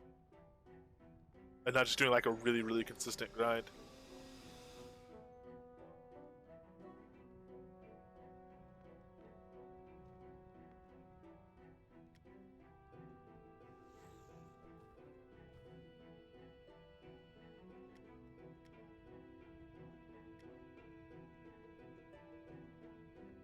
Ooh, thank you.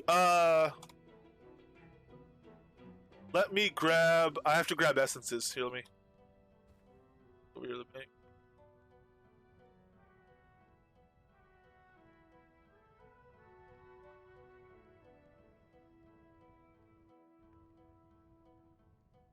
Thank you, thank you.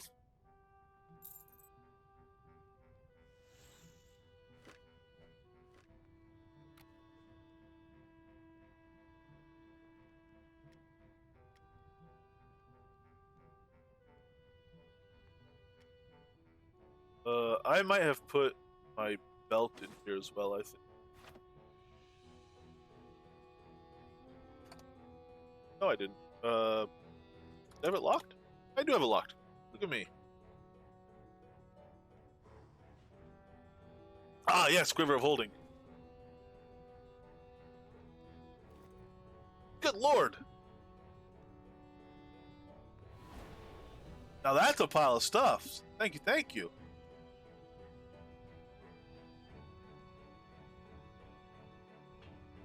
Bluster. I missed the bluster on the table. There you go.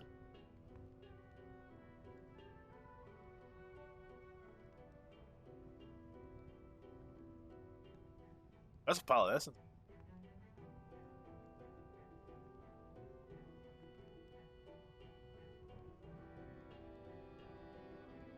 Awesome, thank you, man. I will, I'll have to combine some of this stuff up later as well.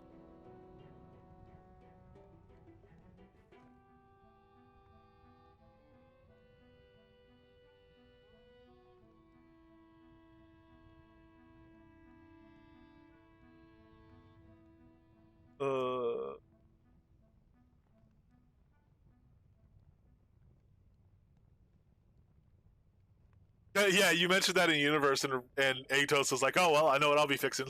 I guess it didn't make it in this patch, but maybe not. I don't know. He was gonna look at that a while ago, yeah, but I don't know. We'll see. Fire is definitely still super strong. What room are they giving you as the dungeon room? Dungeon room for what? For the spiders, it'll be in the spider encounter that comes out of Hilt.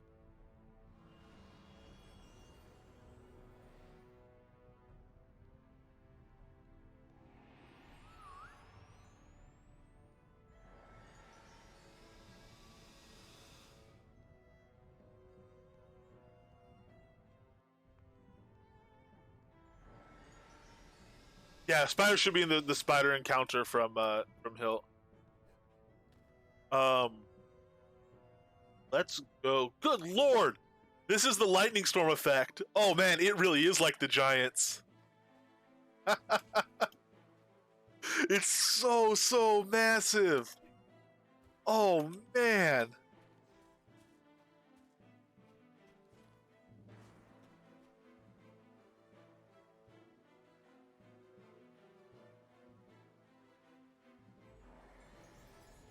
I mean, honestly, I was hoping it was exactly that. The giant one does seem to hit you just like a bunch rapid fire. Although this actually does too. On a lot of mobs, that's going to be pretty crazy, I think. Um, the giant one don't hit you really rapid fire. The giant one is really cool. I was kind of hoping that's what we would get. Um, so like twice as many ticks, but half the size. I think probably that's more performance intensive by a decent amount, but still, this is pretty sweet. Very long cooldown. Okay. I'm getting pet armor. Oh yes, so we'll make more pet armor right now. We're gonna have to go train that lightning skill up. What I'm gonna have to do is also bring up. I have to bring up lightning and chain lightning with the learning speed foods and stuff. Though it's super fast. I did it on QA, like I said. It took like whatever 5 minutes to train that. Mostly waiting for cooldowns.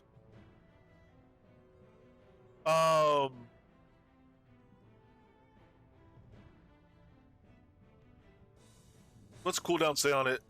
Air spec increases the duration. It doesn't reduce cooldown. Cooldown's 20 seconds. Yeah, that's long. It's not bad though, because duration starts at 10 seconds and it increases with spec. So you should be able to get it once it's stacked. Does duration increase with stacking? Presumably so. And you should be able to get it at 24/7 laid down. At least with the dynamic deck, you should be able to have it all the time. Actually, even with the static deck, you should be able to. It wouldn't matter. That's very interesting. Let's get yards of leather.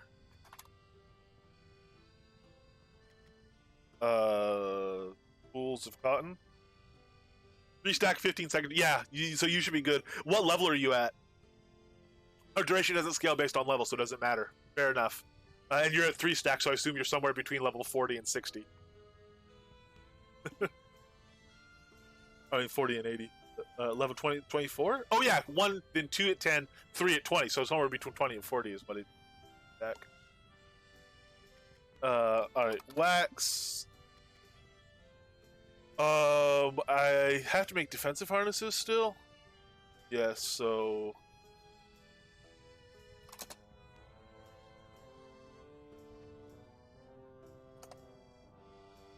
Copper wire, iron wire... Full iron kits, I think.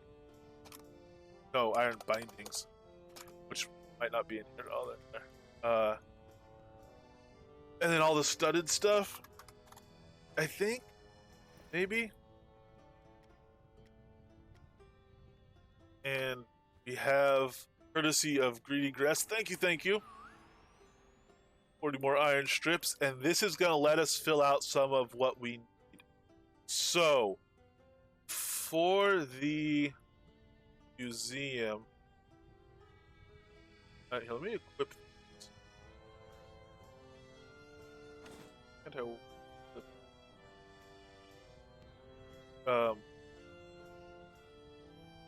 We need still some defense balls. Let's come here to tailoring table. Did I grab wax? I did. Ball of dodging. The dodgeball, as it will undoubtedly forever be called by me. And so we still need iron gem. So here's iron gem.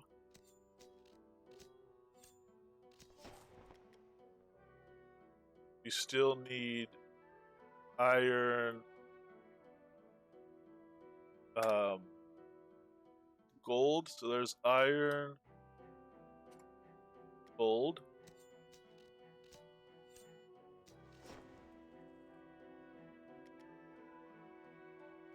And we still need iron.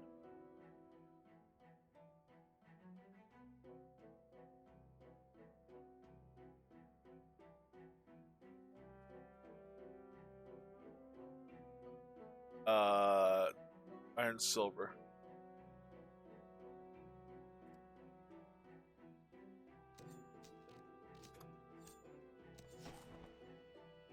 All right, so that's all the defense balls. You stack 15 seconds of duration. Oh, interesting. That's unfortunate. That needs to be scaled. And no cast animation has instant cast. Yeah, the no cast time thing is interesting. Hey, Blinken, how you doing? Do you have your air skill trained up? Is it level 180 yet? How you doing? We've been looking at that air skill. It looks really, really cool. Oh, slow cooldown. I will say the low cooldown does hurt on training it. It'll take a while to train up because of that. All right, so we need harnesses as well. Oh, so we need attack harnesses as well.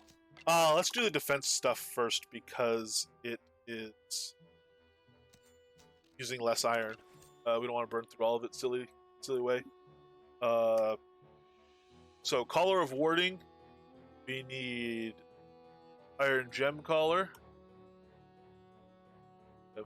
Right there. So iron gem collar.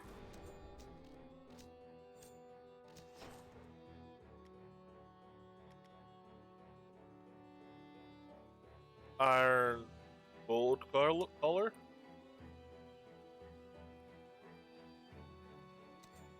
Only at 26, used up all my XP. Nice, alright.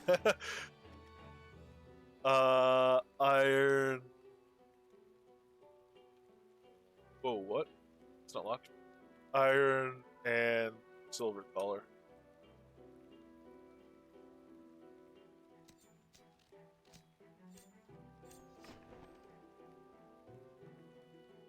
Alright, good there. And we need defense harnesses now, which is over here. And all we need on this one is iron gem.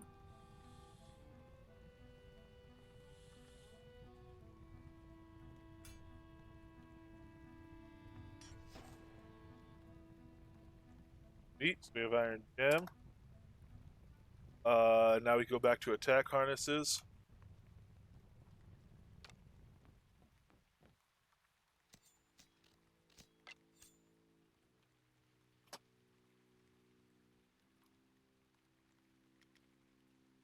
And here we need iron everything. So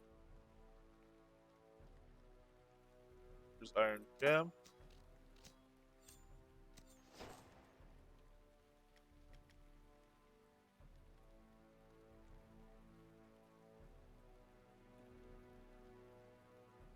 Iron gold we'll need now.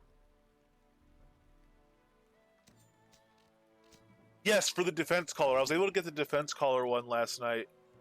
Let's go to iron silver.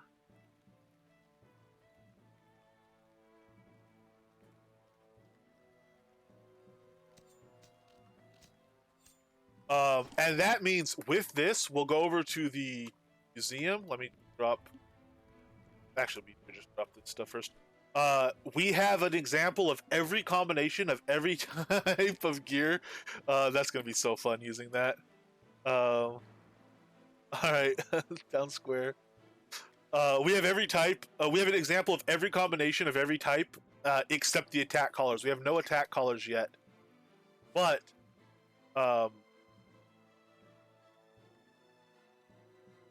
we do have. Let's see. We do have an example of everything else, or at least we should, if I've not made some terrible mistakes. So, harness of speed. We have. Ooh, no, we're missing a harness somewhere. We should have 18. Oh no, there's the chain harness that we're missing. Okay, we have 18 harnesses. This should be every combination. I'll go through and check. It literally is by checking the tooltips and make sure I didn't mess anything up. I'll go through and do that later. I'm not going to meticulously check all of them right now. So there's all 18 harnesses. Toys. That is all 18 toys that are possible. And then collars. This is 9 of the total 18 collars. They don't have the offensive collar recipe, the DPS collar recipe. I might, yeah, I might. And it says plus 25% chisel chance, no trouble casting yet. Oh, interesting.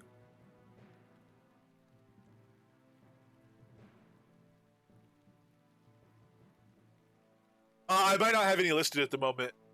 I just meant in general. I consider them a crafting artifact, not a combat artifact. That's where their primary use lies. Sorry, I didn't mean that I necessarily had some listed, though I thought I did. Um, my apologies.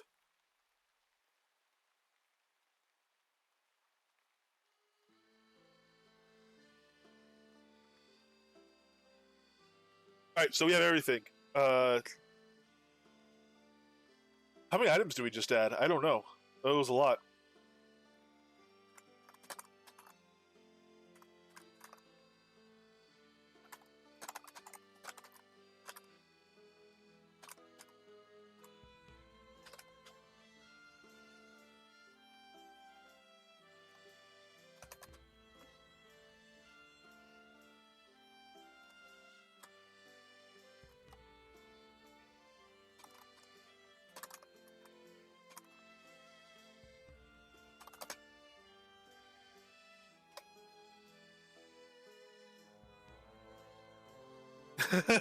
I'm sorry. Very bad. Bad seller. Whoa, oh, we just got a giant notice. They updated the daily message. Release stream tonight at 4 p.m. Oh yeah, that'll be on. That's like 2 hours, less than 2 hours for the release stream. Pumpkin spice and everything nice to in-game chat to be eligible for Steam prizes. You may also enter by making a purchase on the website add-in store, link there. For each 10K crown bundle sold during the stream, I'll do an extra stream-only raffle. Have to be watching the stream to have a chance to win. Prizes start small and get bigger throughout the stream. Oh, okay. Let's check that out. Well, so much for advertising the museum and universe. It's about to get spammed. And make sure you join us in stream for even more prizes.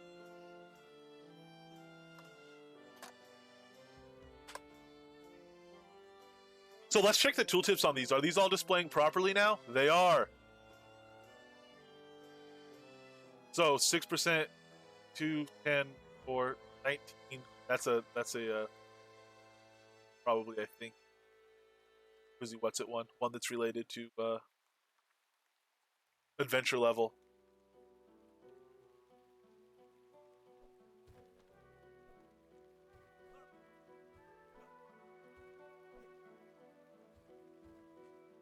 Awesome. We have our food. Oh, I added a new book as well. The food pet foods book. It's the formatting got a little bit weird. Formatting when you copy books gets weird sometimes.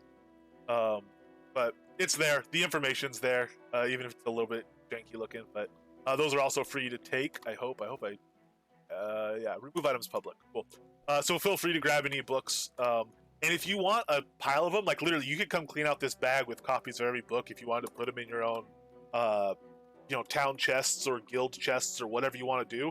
And if you want like bigger piles of them or something like that, let me know, and I'll press off a bunch of them. I made another couple hundred blank hospitaller books last night. Actually, I made 445 more. So, all very, in my mind, very amusingly and very. They all say Dirthmire Publishing on them. I think it's fun. Though it should be Templar Publishing now, but whatever. I already have Dirthmire published. I would need 2 of those 10K bundles plus another small one. I want most in game. Oh man. This sounds house or deed related, Xander.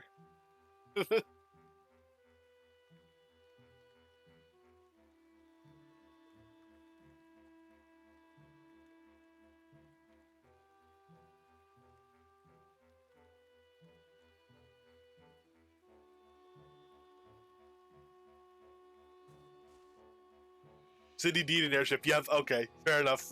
Man, I really want you to get those too. That's something I really want you to have because I want to see that quest develop with the new Inky stuff. I didn't upgrade this Inky NPC last night. I started looking really quickly at how to do line breaks without it being a new line from him every time and stuff like that. This is just really awkward. But that's all up to the basically game side is deciding how it deals with line breaks. It shouldn't all just be spilled out here anyway. It should be ask a question type thing. But I didn't feel like working out a logic tree for it, the best way to do stuff. So we'll get working on him. I won't pull him up quite yet, but I'll either make him nicer or pull him up. See if he. his function will probably change. He probably won't be information. He'll probably be information about the museum, like, hey, oh, feel free to open the bags and take books, that sort of thing, and then that actual information will be in the books. But it's a very modest start. Where this is in no way, shape, or form what the actual museum will look like. But I just want this stuff out so people can look at it. And speaking of looking at it, what do we want for pet gear? We have a pet. He's using gear. We probably want to kind of figure out what's smart to use here.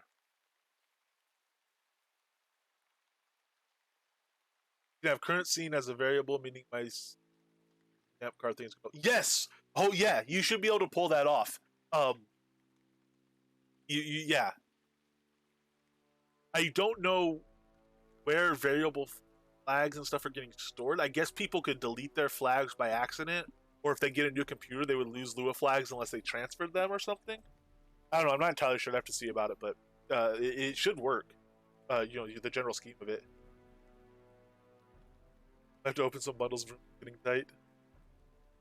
Wait, what happened? I'm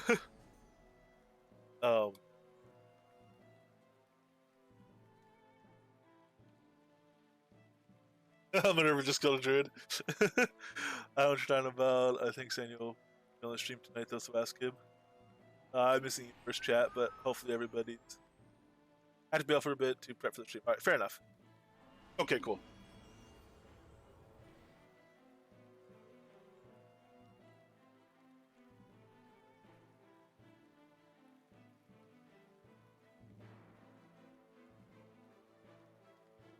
Oh, cool. For your bundles. Do you leave them out as deco?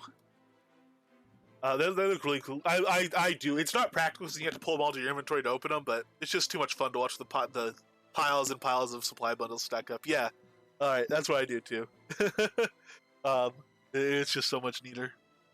Bow tie for your bear. Yeah, the collar does have like a bow tie on it. It's rather amusing. Picture of it. The actual collar isn't like that though. It just looks like a taming collar. Reasonable enough, I guess. Okay, so let's figure out what we want. So let's do a pure DPS set first. And kind of work through what we would want just for a pure DPS set. Now, we can't do a pure DPS set because we don't have DPS collar recipes yet. But we're going to see what it would look like.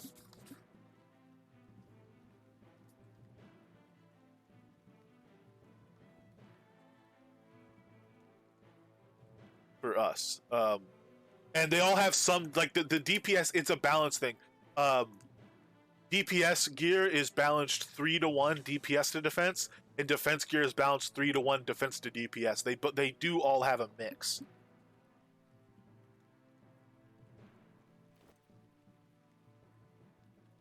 So, if we come over here to our materials trunk, we can look at it, and the DPS side of stuff is the strips, and the rolls are the defense side of stuff.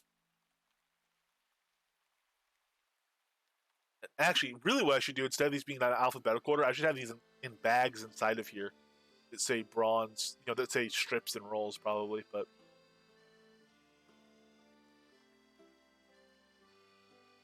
Ooh, supply bundle. I've not seen supply bundle trickery on it. Maybe that's why, because they can flip and rotate anyway.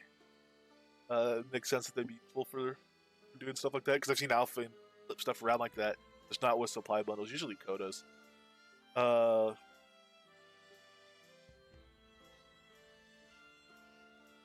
So, we could do, for DPS style stuff, we could do critical hit damage multiplier, which is just crit damage multiplier. We could do critical hit chance, or we can do just a straight damage bonus. So if we look at his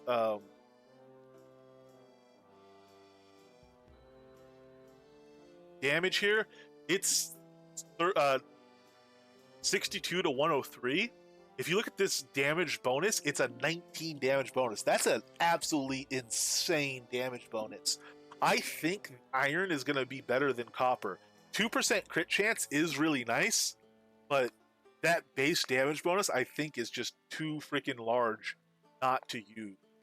So my guess, we will test them next to each other. But my guess is that we want iron strips, and then since we can do a defense thing, we're gonna have some rolls in there too. And our choices for rolls are critical hit reduction, just some flat health regen, or some flat focus regen. That focus regen actually isn't a defensive stat, I don't think. It's going to be tied to special effects, special attacks in future, but currently doesn't have a function. So we're not going to use focus because it currently doesn't have a function. We have between flat rate health regen, which +4 is very good. It doesn't say combat health regen, but I think it is. I think it's just all the time health regen. And crit reduction 10% is also good. The question is that 10% crit reduction gonna lower, basically, is it going to account for more than 4 DPS worth of health reduction? Because that's what we'd be regenerating. So I think it probably will. So we're gonna go with gem here. So iron and gem is what we want for our pure DPS set, I think. And we can always mix stuff up as time goes on. For our pure defense set, things are flipped. We're gonna have 3 of the gem-studded rolls of leather, or three strips, 3 rolls and 1 strip. I think we are gonna go again with gem, because that just makes most sense as our defensive thing in most situations, even more than I believe. And we are going to also go, basically, I mean, just the flip side of that, which makes sense. That's how it would work out. We're gonna still do a base damage boost. We're just gonna get less of it, so we're gonna go gem and iron for both sets, and it makes sense that that's how it would work out. I think. So now we can kind of figure out. So we should be getting 57 damage boost, which is insane, and 10% critical hit reduction, and then on the defensive side we'll be getting 30% critical hit reduction and 19 damage.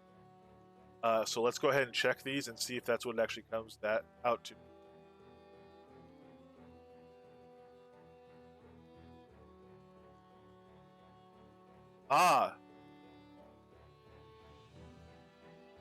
Oh yeah, and then we're gonna get an effect from each of these. So the resistance collar is warding its magic resistance, and the attack collar is motivation. I'm not sure exactly what the effect on it is, but we are going to have, if we look for our iron gem, we are going to have indeed 30% and then 19.5% damage reduction.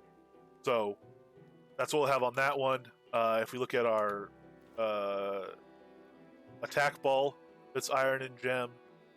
Yeah, 58.4 damage bonus is what it ends up being.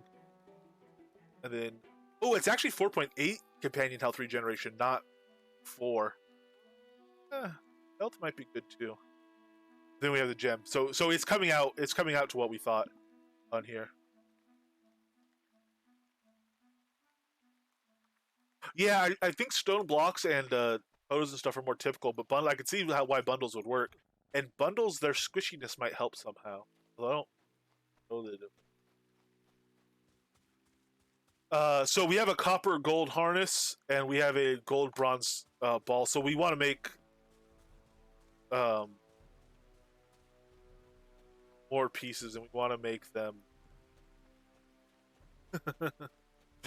Man, we want to make them to iron and gem. So a full set of gear, iron and gem. Intimidating just running through this. Hey, oh, I thought Pepper Potts was here too. I was making Dr. Pepper joke. Oh well.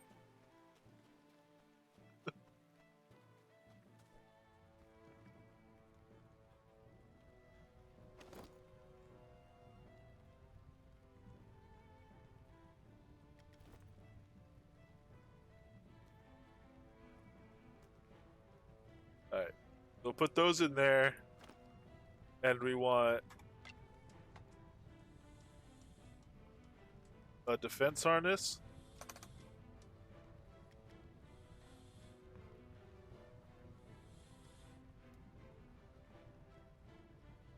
Iron and gem.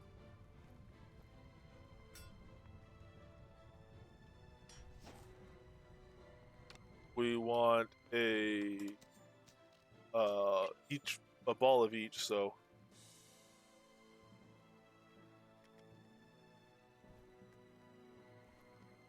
iron and gem ball.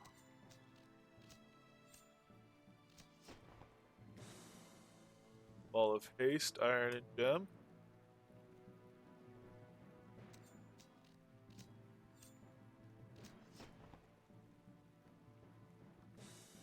Harness.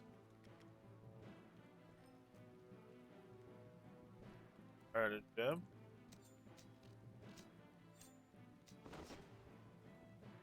And we want hauler. Iron and gem. Beauty. Oh, if they're on the later on, need to work on cleaning stuff. Yeah, fair enough. Yeah, you and me both, Sander. You and me both. I'm working on it. I'm slowly getting stuff moved around and sorted out and figured out and improved, and it's getting there. All right, so I'm gonna do small bags. I'm gonna do pit gear DPS, pit gear defense.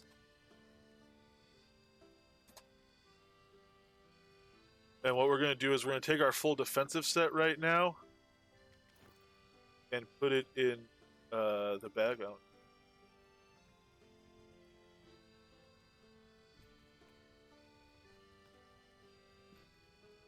Except no, we're not going to put the full defensive set there because we only have a warding collar, so we will be wearing that. And then on the actual pet, we're going to put our offensive set, our DPS set. So harness of speed. Here, let's compare his stats. So we'll buff him up. Oh, anyway, so the harness of speed is giving movement rate. So it is lowering his physical resistance by a decent amount, by minus 24. 3 companion levels is what the warding collar is going to make him lose. So maybe we don't want to use that. Yeah, losing 3 levels but gaining 20 damage bonus, I think is still a worthwhile trade even for pure DPS reasons. And then attack speed and damage. Yeah, we're gonna do this. What do we lose on the collar? We use 5 dodge on the collar. That's fine. Here, let's buff him up. So I'm gonna grab more food.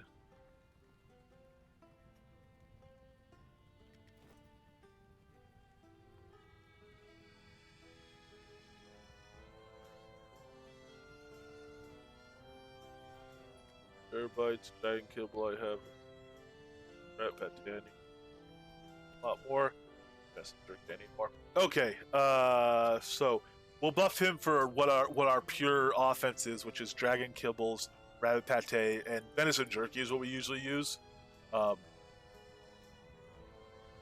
pure offense, because it's the aggro boost, so we'll leave that off because it's not going to change. Well, yeah, we'll put it on just so we can get all his stats. Because it'll change his... No, it doesn't change his aggro power stat. Alright, that was a... So, let's go ahead and check our equipment. This can give attack speed, damage bonus, an insane amount of damage bonus. So here's the crazy thing. Our pet right now does fully buffed, well, not fully buffed because he doesn't have Frenzy on.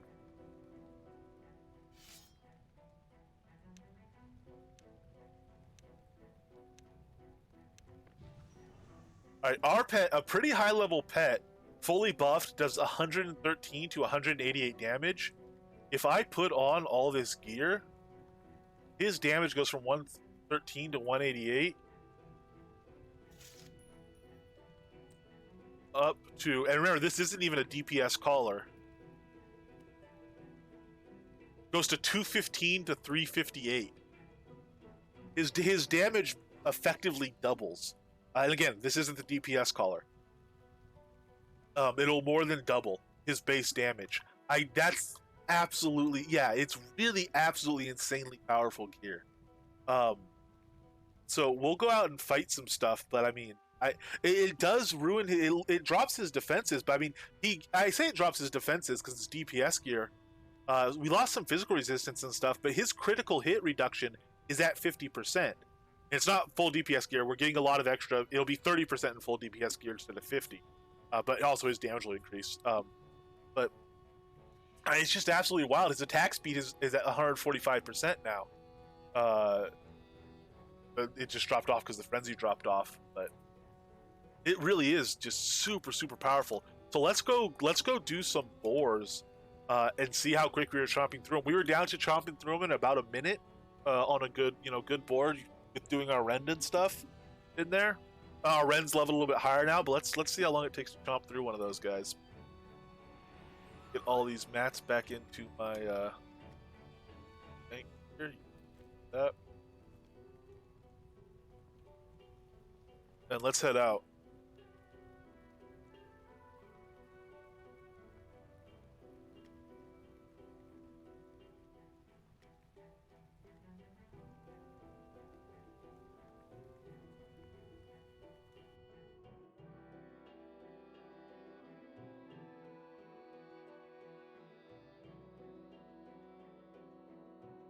Yes, although I don't know. I might not be using Shield of Crystal. I'll have to look at it and see how attractive it is for the strength.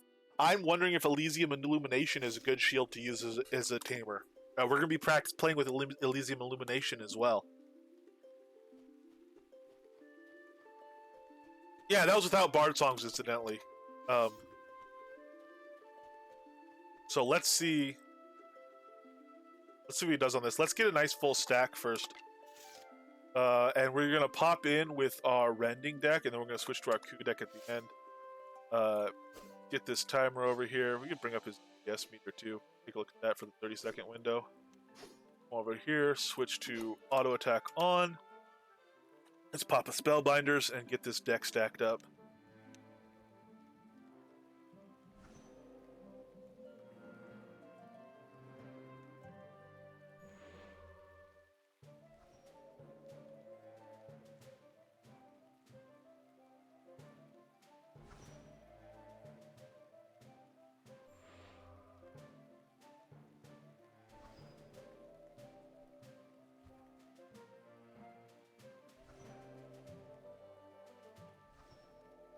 Stack that backwards. Oh well, we'll start with that and it won't matter.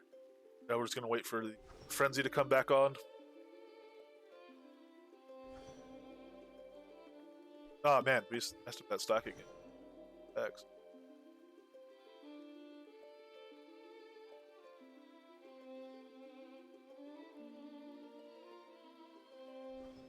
Yeah, that's what I'm thinking is maybe that little extra strength isn't worth it compared to like Elysium Illumination, which does damage and does a heal. Because it'll do a heal on a pet as long as I'm next to the pet.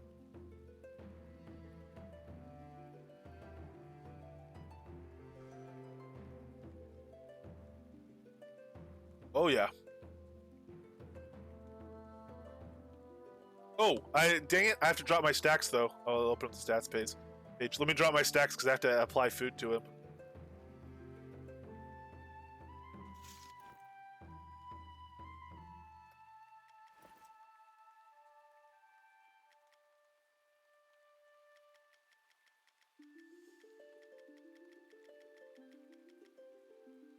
And what we've been doing is a countdown and killing him under a minute. Incidentally, this was the first crocodile, the first time I killed him under a minute as a tamer, and that's why this crocodile is named Voracious Appetite.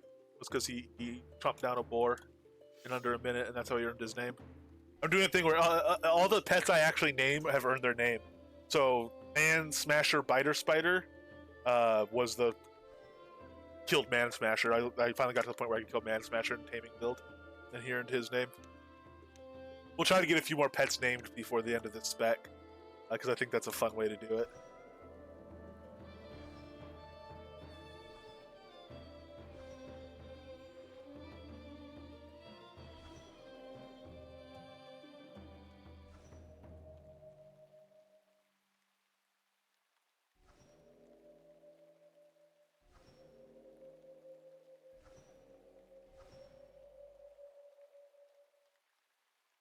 All right, everything's stacked. I will put on frenzy, send in.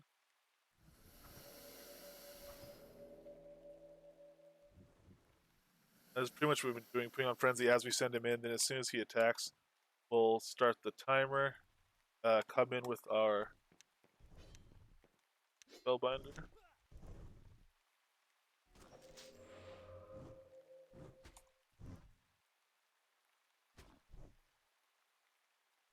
Oh, we stacked that backwards. That's okay.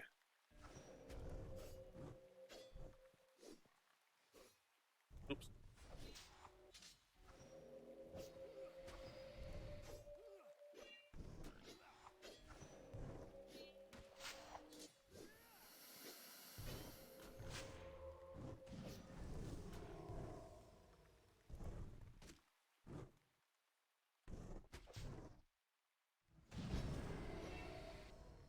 Switch decks to have coup de grace.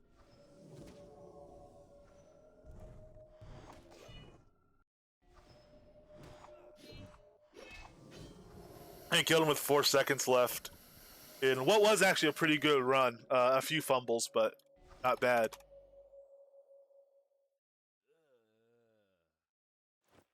His frenzy fell off though because we took time coming in. We didn't have his frenzy for the last few seconds of that. Another one.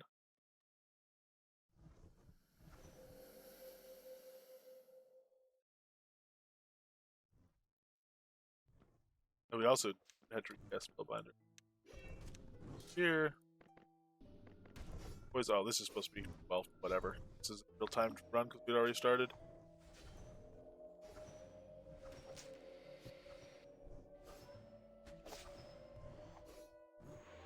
And for Sonata.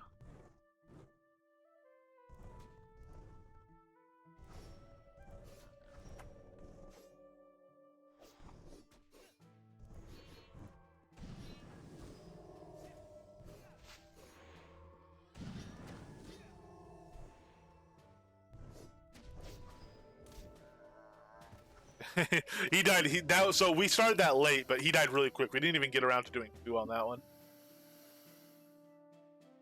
Bridge Troll, I don't think it needs to be extended. How are you doing?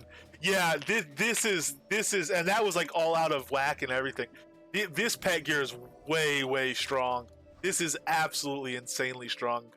This is the single biggest, I think, buff I've seen to anything except aside from when Sonata came out.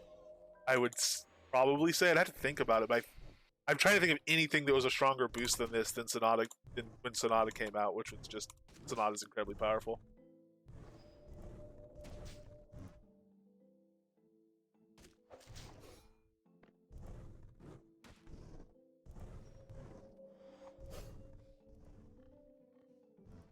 Oh, I'm not even doing fireflies on him.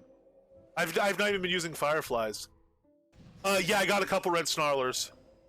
Actually, I have one on a vendor as well. I have whatever I put. I think I put it like 28k. I'm not sure. I would have to test it. We ran around with them for a little, but we were just kind of playing.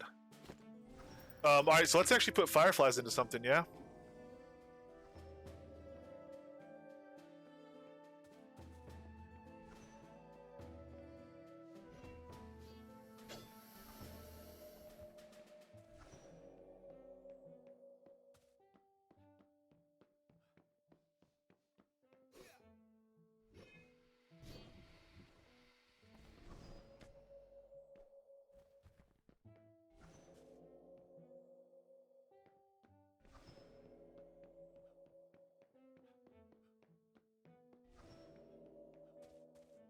And so I am a high level build in this tamer, but we have, well, I don't remember what we have. We have like 1.5 billion into it. It's a lot of XP, but it's not like adventure level 140 levels of XP. It's, you know, it's obtainable, achievable XP for a lot of people. A lot of people play enough to get that much XP. And again, half of it, and still half of it is the gear. So you could be halfway here with a brand new character in a lot of senses.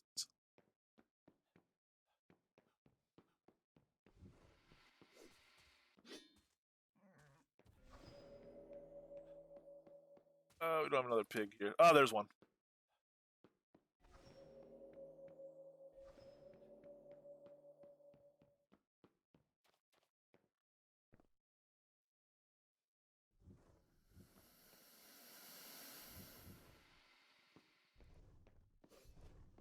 Alright, so we'll put that in. Let's, I guess, do a countdown. This has a that's tiny board screwing us up, but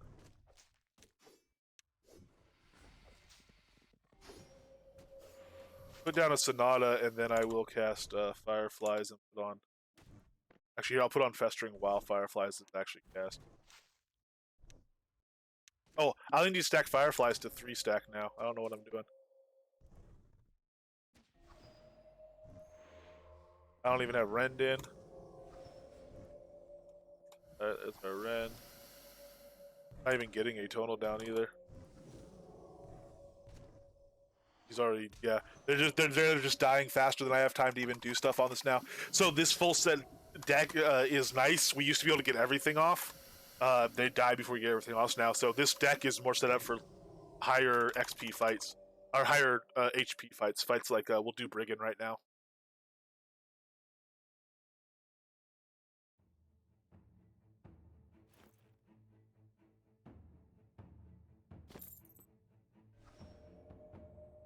Yes, I'm Bard Tamer Spect at the moment. So Bridgel, what we have is like, so I have a channel points thing where people could tell me what to spec into, and I'll do it for at least 2 weeks. We're on day 10 of this one. We're gonna do it longer than 2 weeks, but not only is it Bard Tamer spec, Dr. H, who had us spec into it, set up like a house with chests and gave us decisions on what to do and stuff, and we have conditions. So this is your first specialization. Open the chest and take the items. The items in it were like taming collars, taming necklaces, some taming artifacts to get us started. Um, then the addendum to that was that taming requires a certain mindset. There will be 2 rules. Of course, imposing these 2 rules will also relax the constraints for the second spec. We got a choice for our second spec, incidentally. We got to choose between Moon and Bard, and we picked Bard. Then So there's room for some negotiation in the second spec. In the first 2 rules, in the 2 rules for the first spec, there's no room for negotiation. Rule 1 is that all pets must be tamed by me, so I couldn't go buy pets or anything.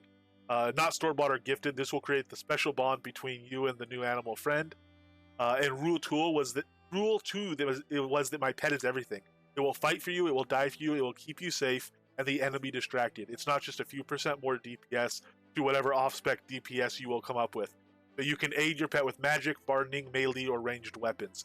So it's very much a tamer build. It's all about being a tamer and supporting the pet. Yeah, I thought you might appreciate it. The feeling of the sentiment of it, of the build, because it is all about the pet and buffing the pet and what's gonna, putting in Festering Death for him, putting in Rend so the healing modifiers are in for him and stuff like that. And Atonal Aria does do damage, but it also, because Respect is doing the Fireflies effect to it. And in fact, when we are running Atonal and Fireflies, one of the really nice things was we only had to single stack Fireflies. We didn't have to charge it. In fact, we're getting to the point now, we have negative 95% or 94% on a single stack Fireflies. We'll stop stacking Fireflies. It's not worth the time anymore.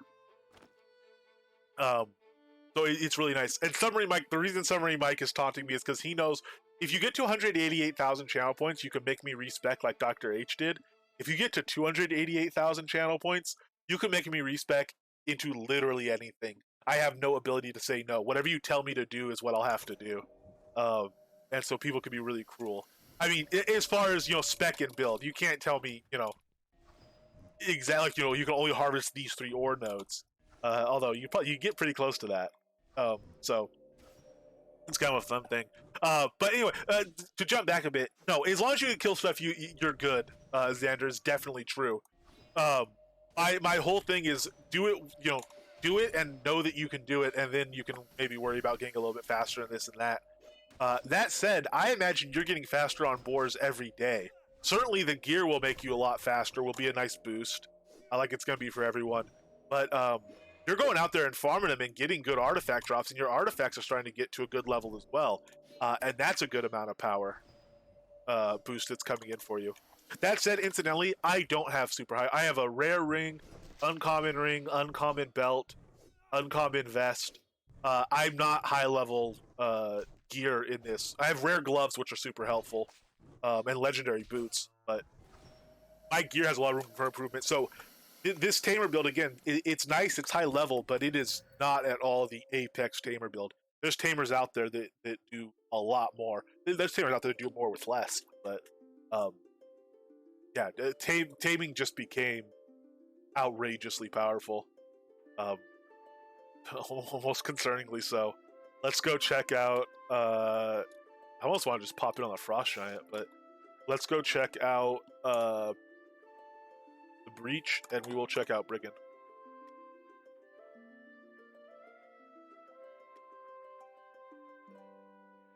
I want to work my way up. I don't want to just use stuff. I am gathering helms, and I want to do comparisons between helms. So I want the helms I'm using mostly to be the same level as each other. So I'm working my way towards epics, but I'm not going to be running around in epics anytime soon. On everything except the stag helmet rare. Need lots of drops to tier up now. Yeah, but you can get them. So once you can start getting them, they start coming in, and you're able to get everything to uncommon. So you have dual uncommon rings as well now.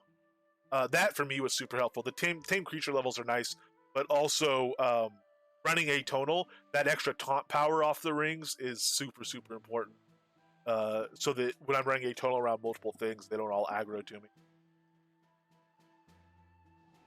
Blinken, my thoughts on the chaos. I really like the chaos changes. Mostly, I like the more general shield changes. The idea that shields are going to be affecting different skills in different ways. And Elgarion said maybe even in the future they'll affect skills that aren't even in their tree as a way to introduce synergies and interesting concepts and things like interesting build directions and build concepts. That seems really exciting. I think it was a big boost for chaos in terms of PvE play, especially. Tabula Rasa in PvE is interesting now, and I think giving a PvE effect to some of those skills was a great thing for the Chaos Tree. I'm also super interested now because of that change about Chaos melee builds again. Chaos melee builds are still viable and still super powerful, but they changed into a thing that wasn't as fun for me to play as the old style that was possible that we were doing. And I'm interested again in them now. I think it might be a fun, viable, cool way to play again. With chaotic feedback pushing so far into the soft cap, with Tabula Rasa having PvE effect and stuff, I'm really excited about the chaos changes. I want to play with them. And after we do this tamer build, unless we get channel point spec'd into something else, after we finish this tamer build, we're gonna test stuff around it. We'll go off spec. We might do tamer death or something together. We'll play. We might do tamer, but with as much DPS as I can do and stuff. While we have these skills trained, we will use them to learn more stuff and have more fun. But when I actually change builds again, it's a build of my own. It's going to be a two-handed sword build. Specifically trying to find a place where the Elf Slayer sword is super useful and good and best in slot. Don't know if we'll find it, but we're going to try. I think we have real potential to. And when I do that build, I will be very Chaos Blades adjacent again, and we will also be playing with Chaos Blades. Because I do still have decent Chaos... I have decent chaotic feedback. I have level 150 chaotic feedback. and we can mix in chaos bolts and stuff, which have very nice effects. The slow movement rate effect on chaos bolt, I used to spam chaos bolt randomly when I was doing chaos pulls. It could be very, very nice. Um, but the uh, the whole thing, I don't know. It's gonna be interesting. We'll see, but I'm excited about it. Hey, nice wax man.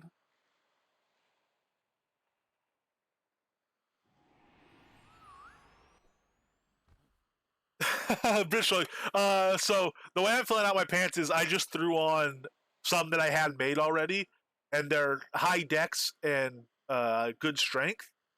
They're not the absolute best pants you can make, but I don't need dodge on them because I'm mostly ideally the mobs focusing on the pet. So it just gave me a little extra stat to help with my when I'm pulling out my sword or pulling out my bow, and putting in festering death and rends and stuff like this. It is also nice to get as much damage as I can. So I am trying to maximize my DPS. Um, it's just I have to do it within. Um, I can't do it in a way that it all compromises the pet. So if one of the ways to maximize my DPS would be casting inner strength, the time it takes to cast inner strength, I could have been casting something for my pet, so I can't do that. It's not reasonable to do that. As long as there's no compromise to the pet, I will maximize my DPS. Um, it's just I don't have a whole lot of room to maximize it because we are so pet focused. And yeah, even at common, the tamer gear is really good. The rough thing, Bridge Troll, about tamer gear is it used to be that there was a barrier to entry on a lot of builds that used artifacts. You had to get strong enough to at least kill Torque Doll to get artifacts. And that was a barrier to entry for everybody and for loot generation. That barrier to entry is pretty much gone, except for tamers. Tamers still have to be able to kill high level stuff to get most artifacts. They get stag helms pretty easily because noble stags aren't that hard to kill compared to like even T5 skeleton archers. I'd rather fight a noble stag. Um, and you can get other helm drops off lower tier stuff, but it's really rare for like wolf helms to drop off an elder timberwolf. Um, so the barrier to entry on tamer artifacts is still a little bit high. Um, that I will say, but overall the situation is still very nice in terms of being able to get a good amount of power out of them without too much difficulty. And they're cheap. So once you can farm them, you can farm a lot, which means if you're lower level, you can farm general mobs and sell the loot and buy helms and even rings and vests for reasonable prices.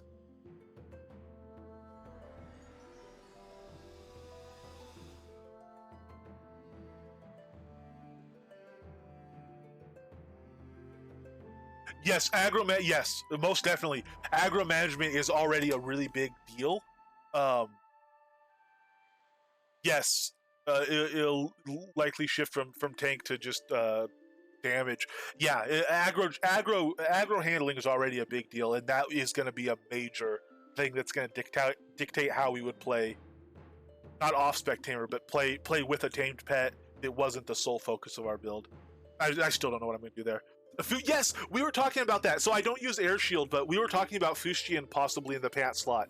That there's a lot of opportunity there for compensating for the focus you lose just with that one slot, and it'll come at the cost of some dex and strength and stuff. But again, you don't need heavy masterwork because you don't need dodge. If you're doing air magic, great. You need the int anyway, so Fustian's a good choice. Even if you're doing like a melee build, you could go for 4 masterworks, get major strength, major dex, strength, and dex on the pants. And even if those 4 masterworks are difficult and you don't have much room on the or 4 enchants, excuse me. Even if those enchants are difficult and you don't have much room on the masterwork side, um, it's okay. You can still uh, masterwork 1 or 2 things and get some int on there or some whatever health. Um, and you don't lose that much stat going to Fustian Pants, even if you're a melee build, compared to how much focus it can give you, which is obviously at a premium inside of a tamer build. I've not played with the bear much yet. I've not played with most of the things. We do have a polar mutilator as well, and I will be doing some comparative stuff. What I want to do is I want to test all the levels horizontally. So test the level 89 pets all against each other in fair tests, and then I want to test the games vertically. So test all the bears against each other in a reasonable comparison test um, at different levels and stuff. So I do want to get around to doing some of this stuff. We just not quite got there yet. I'm still kind of we're getting out of the section of me getting a feel for the build and getting into the section of me having a feel for it and using what I've learned to act on those feelings, I guess, so to speak, to implement what I've learned. We're getting to the implementation of what I've learned. We're now that we've learned some stuff. Earlier we were just trying to take in information and learn. Tanglemire is the greatest zone ever in a lot of ways, Xander, especially during double XP time. That's 100% true. Yes, bear hats will drop off lower level bears. Shadow bears can drop them, and some shadow bears are below destroyer level. But also like obsidian bears and large obsidian bears and ferocious brown bears and whatever, those can drop them as well. It's super rare. It's really rare that they drop off lower than destroyers, but it does happen. And the reason it's rare is because you go to Deep Ravenswood and kill like 100 obsidian bears an hour or more.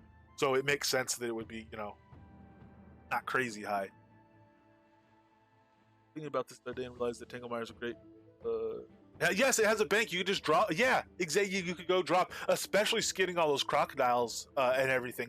If you're skinning the crocodiles and granite add up to weight really quickly. Skinning anything adds up super fast on weight. And you're doing the stags there too, and maybe the wolves and all that. The bank is a huge asset there. Aggro dancer build. Yeah, I mean, there's times you're not far off, man. That's pretty dang accurate.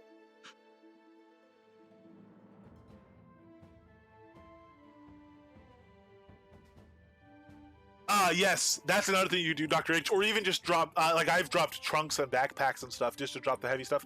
I've seen people too that put crafting stations in their dungeons, so you could go over between rounds and salvage whatever you're holding on to. Salvage all the weapons, all the heavy stuff, and the scrap and everything is a lot lighter. And if you have a bag next to it, 150 weapons fills a bag. If you're salvaging them all, you'll never fill the bag because there's less than 150 unique items you'll be getting, even amongst all the patterns and wax and strings and stuff that falls off.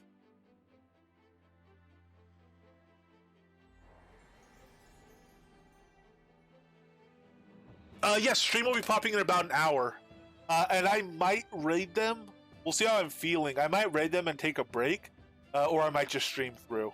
But official dev stream will be starting about an hour from now, and I'll at least do a shout out link so everyone could go over there and watch that. I'll be watching it either way, so I'll either bring it up while I'm still streaming, or I will, like I said, take a break. We'll see how I'm feeling.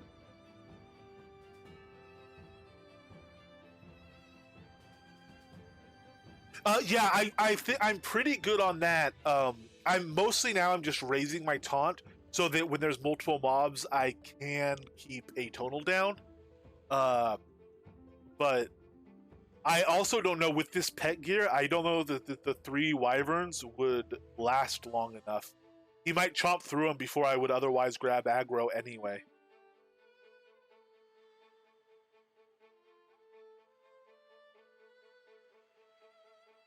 Very nice summary, Mike.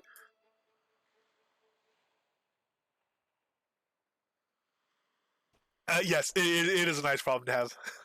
Sorry, a bit braggadocious, but I mean, it's just the gear is super, super strong. There's no two ways about it. It's insanely strong gear.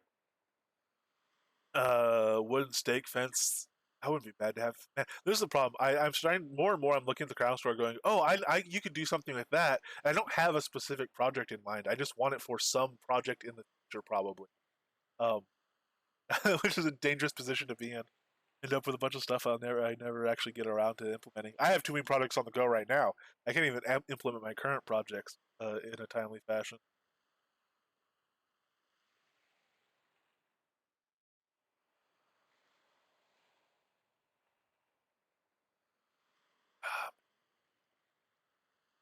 I don't need to start getting obsidian row homes. Um, I don't. I already starting to want cobalt stuff bad enough that I'll maybe if I focus on a type of home, it'll be cobalt. But I don't need to start making obsidian much. Oh yeah, if I could display my pets, I would have bought that, no doubt. Multiple sets. The thing is, pets I'm assuming you're going to take up, if they do come to a point where you can display them, I assume they'll take up an NPC slot, which means like we have Haven's Ridge, we have our dragon ranch. We're putting multiple lots together so that we can have all the dragons out and everything. Um, get to a point where you do start running into the NPC thing, so a dungeon starts making more sense. And at that point, I mean, you might as well just put prison cells in there and have everything caged. It's a little bit depressing to have a whole farm underground where the poor animals don't have light or anything, but it would work for a dragon, incidentally, or wyvern thing. Um, but for you to have your cows and chickens and poor little sheeps running around underground in the darkness all the time, be dank and depressing. Yes, I've seen it. I don't know if I've seen it in its final iteration, but I've seen it on stream. I've been there in person and jumped around on it. Um, Using the fact that the jump platform buff doesn't fall off as soon as you're off the platform, that it is like a 3 second or 1 second or however long buff. Using that fact that you can move away from the platform and still have the buff on if you're quick, that was genius. That's really, really. Sorry, I hope I'm not I guess that's a slight puzzle spoiler, but I'm sorry. That was absolutely amazing. That was really, really cool. I love that. That whole thing. If anyone's not been there, go to Spite. It's a really fantastic puzzle. Yeah, that upper Fortis one is insane. That one, I don't know what the jump height on that one is. The jump height on the large is like plus 20 or something, or plus 40. It's pretty big. But the upper Fortis one seems like it's about double that. High power turbine is. It just has 5 stories. It doesn't tell you the plus bonus. I think the potion is plus 20 base. So if you have high elixir receptor, you get up to plus 30-ish. I don't remember the number though. For reference, an epic Cuddlekin ring is plus 1 jump. Your standard jump is plus 2. So a plus 20 would be 10 times that. Close time they will change the housing marker to. That would be pretty cool, Bridge Troll. I've liked the idea of doing a Kodo item that's basically like a tether spike. You put it in the ground, and then it's a container that holds one item. If that item is a taming collar, it will spawn the pet, and then you can place it anywhere on your lot. That's what I thought would be cool, and it makes sense it would be a Kodo item. And I mean, maybe it's a case of be careful what you wish for, because there's 100 and some odd pets around. Let me check. I have a list for my Nada collection. 126 different tameable pets.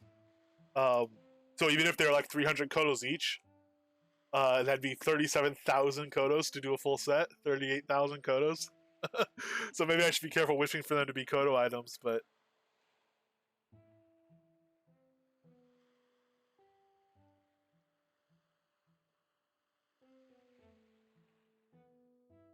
Yeah, and it'd be really cool for to have a hitching post with a horse outside or a whatever outside, but specifically in my mind, stuff you could plausibly ride, would be potential for some really neat, fun lore stuff and just some funny stuff, because you get the implication that someone would be riding it if it's hitched up outside.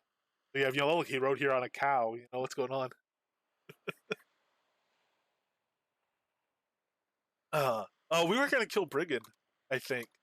Pretty sure that's why we came here a while ago. But let's pull out some daily berry and get some. For her, we will do. We don't need venison jerky. We're not gonna be fighting for aggro here. If the croc is attacking them, they don't pull to me even if I do a tonal. It's only when we have multiple targets, so that's a problem. So we'll do bear bites for the extra defense. Dragon kibble, and I will throw on the rabbit pate for the attack speed. Yes, they might not. Well, no, actually, I wouldn't though, because as long as you can still somehow see, that wouldn't give you any less information than just seeing a taming collar in a thing, except the level of the pet, which you can only see. Can you only see that if you can't summon it? Oh no, you can. Yeah. So as long as you can still check the summoning level of the pet, I wouldn't need to for my Nada collection. Incidentally, for my Nada collection, it wouldn't matter because my Nada collection is not a collection. If I do fill out the Taming Museum, it will become a collection. And again, the distinction there, besides the comical difference, is that when it becomes a proper collection, I have to do chromatic young dragons and stuff like that. I have to actually fill it out. It's one thing to just go and get as many pets as you can because it's fun and you want them as many as you can get, while it's fun and easy. It's another thing to decide I'm going to get all of them, and even when it's not fun and easy, flip a dragon encounter 100 times, 200 times, looking for the last of your chromatics and stuff like that. That's the big distinction for me between a collection, but not really a collection, and a legitimate actual collection of them. But I could also, there's nothing to say at that point that I couldn't just buy them, because at that point it's not for me, it's not for the build. I could just buy stuff to fill out the collection, which is probably ultimately I would the Taming Museum, or if people wanted to donate to the Taming Museum, stuff like that. But I'm not worried about having those all ready. And I know other people like Gwendolyn, like Aliou, have full collections available for people to go look at already. So I'm not providing a real service there. It's a redundant one. Whereas having an option of all the gear available for people to look at, I do feel like is a useful thing to do. So that's more my focus than having all the pets lined up there.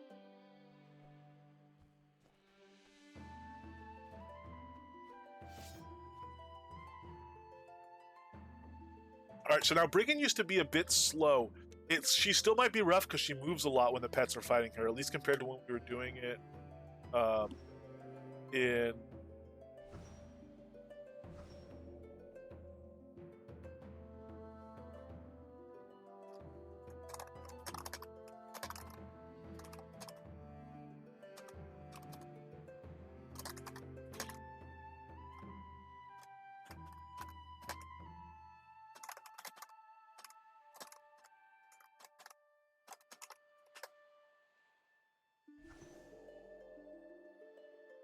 Sorry, I needed to reply to something. She seems to move a lot more than we did in Fire.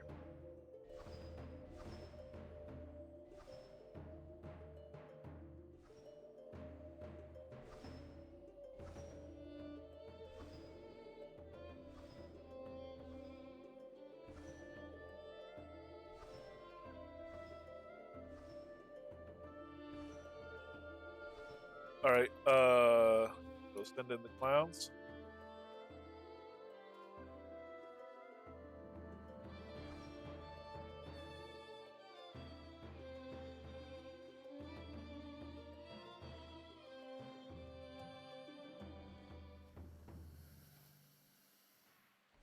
I think she saw me. Oh, maybe not. All right. Oh, yep. No. Well, we'll be on that pretty soon. We're not having to hang around and wait for pet to establish aggro together like we were either. So I'll go straight off with... Oops, I meant to do atonal right off. Or not atonal, savage. Oh well. We'll do a single stack of fireflies. We don't have to spend time charging it. Now we'll do savage. Stack back up savage while that goes. Put in our festering. Wait for that last savage card. There it is. Put in our Ren. While over here, do a single stack spellbinders. Finish stacking our Ren.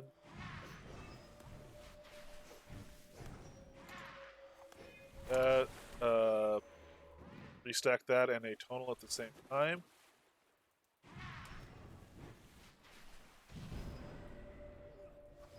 There's a tonal recast our thing, and she's already dead. Goodly, yeah. Put that pet at 1100 DPS. With our fire build, we were hitting 12 to 13 max, and we were pushed so hard into that fire build. We had 7 billion into that fire build compared to 2 billion into this build. Absolutely wild. Single target. I think archery is probably deposed as the single target king for a lot of mobs with this. We'll keep playing with it, but that's wicked powerful. Depends on the mob, obviously. Anything that moves around a lot, archery will be having an advantage there. That's wild. And I'm not even using fleet food loot or anything right now. There's still a lot of stuff I can do. I am still a novice tamer. I'm a novice tamer with a lot of really nice toys, like this ball of dodging. But I'm a novice. I'm not a novice player overall. I have a lot of XP and I have a lot of gear and stuff, even though it's not epic level. But I am still not an advanced tamer. There's people that would be able to that I have taming right now, probably hitting 15. Might be able to hit maybe 2,000 on that fight. Maybe the fight would end too quickly. 2,000 is about I'm talking about a 30-second window, by the way. But peaking at 2,000, the 30-second window is like a 30-second kill on her. It's insane.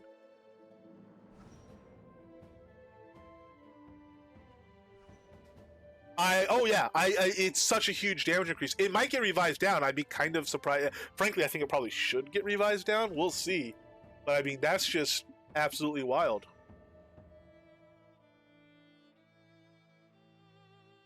And I didn't even pay attention to the pet's health. I didn't even need to heal him or anything in that. They're not respawning? That's not good. They do that sometimes. It's not on his lot. I don't think. He's using the Arlia General one. Let's go see what an Obsidian Golem looks like. We'll work our way over to Pirate, I guess.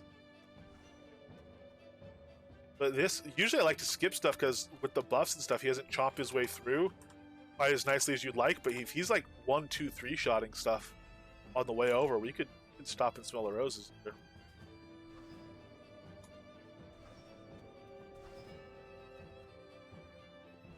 Oh, maybe not. Oh, yeah, the train dungeon's not even up. That's the nice thing about the train dungeon. It didn't matter if stuff respawned down there because there's 50 targets in it.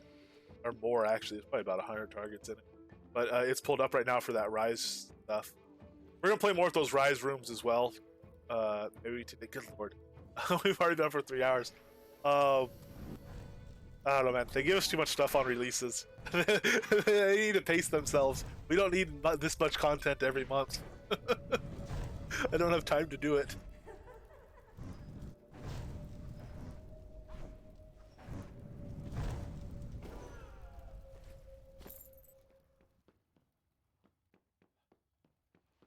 I'm just gonna let this one come over, and the pet can tank that other commander or that other guy. All right, switch aggro, buddy. Start the total. One thing we do miss from multi-stack of Fireflies is having the higher duration. Nice. I do like to get Festering on before I start doing friends naturally.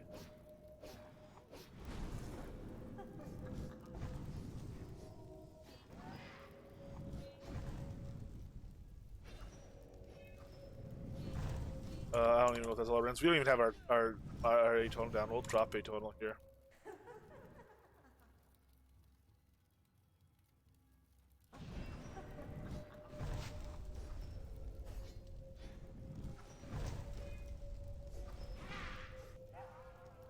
We peaked. We ended at 8 something, but we peaked higher than that. That was Vexpark. Looks like it should be nerfed out loud at least for like get play with the first. Gwendolyn. I mean, I think the numbers speak for themselves. After that, I'll probably agree with you. Yeah, fair enough.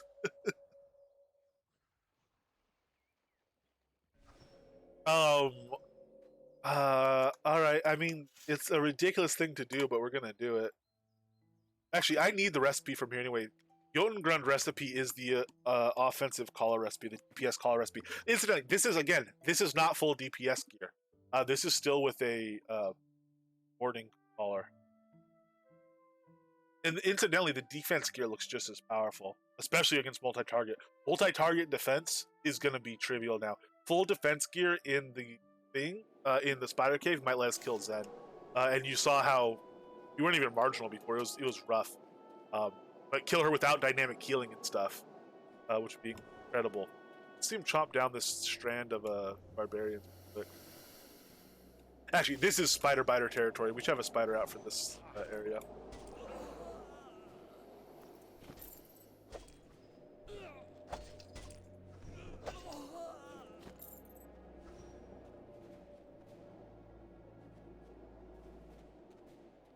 Not really. What single target build is out DPSing that by any significant thing? Again, it'll depend some on target, but they also don't have. There's huge advantages to pets. They're DPSing it with way more XP, way more work, and way more expensive gear. That I would love. Especially, I really like when you get high move speed. No, not even close. Firebow? No, miles away. Firebow's not a high DPS build. Archery can be a high DPS build. Fire can be a high DPS build. You sacrifice DPS when you put them together, generally speaking. Unless there's a combo I'm just not privy to, but... Yeah, fire and bow. No, fire and bow together are hard. You're better off leaning one direction or the other. Fire for multi-target, bow for single target. Now, it could be incredibly versatile, don't get me wrong. That could be a very legitimate, good build. It's just not a max DPS build. It can be incredibly versatile and super fun.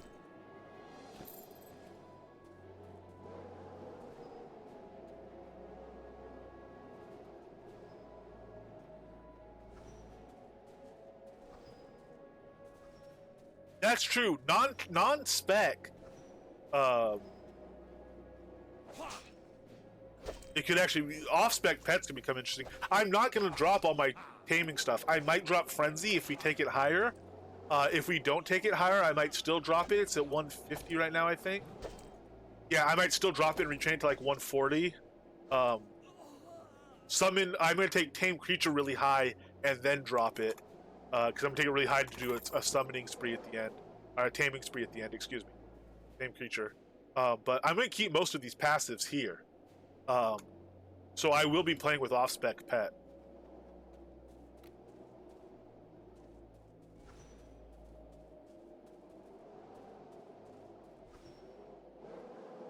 Which is kind of a blow. Although this works on summons as well, actually. I wonder, forget tamed pets. I want my next slot. How about summoned pets with this gear on? Summoned Lich with this gear should be absolutely killer. It's slow as heck, but you can teleport in combat now, so who cares? Oh, it's going to change stuff. It's if it stays even half as powerful as it is, it's going to be wild. Ooh, nice. We got an ice hammer there, I think. Got an artifact anyway. Was it an ice hammer? Oh, we've got two already. Bloody yes. All right. I really want some of those. I want to make some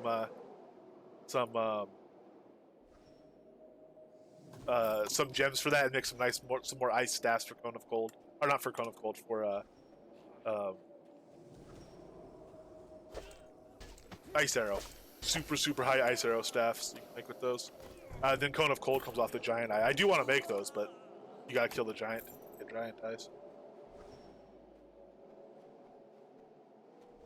Yeah, I will be making gear and posting it for, it'll be super cheap. I'm just, we're focused most now on getting variety for everyone to see what it is. Once we have that, I'll pump out some. We'll have everything to it and put them on a vendor basically for material cost.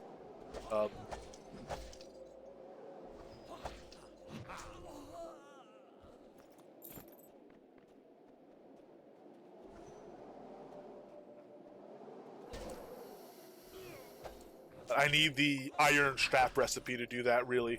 So I need the Despair recipe. I need those two recipes. I need Despair and I need this Collar recipe to finish out the collection.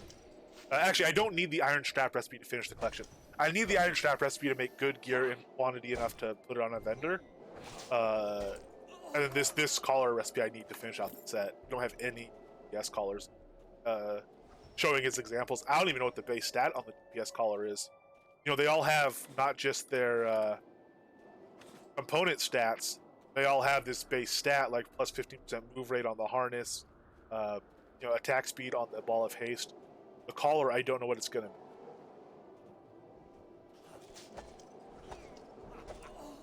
Sounds like it might be a crit thing.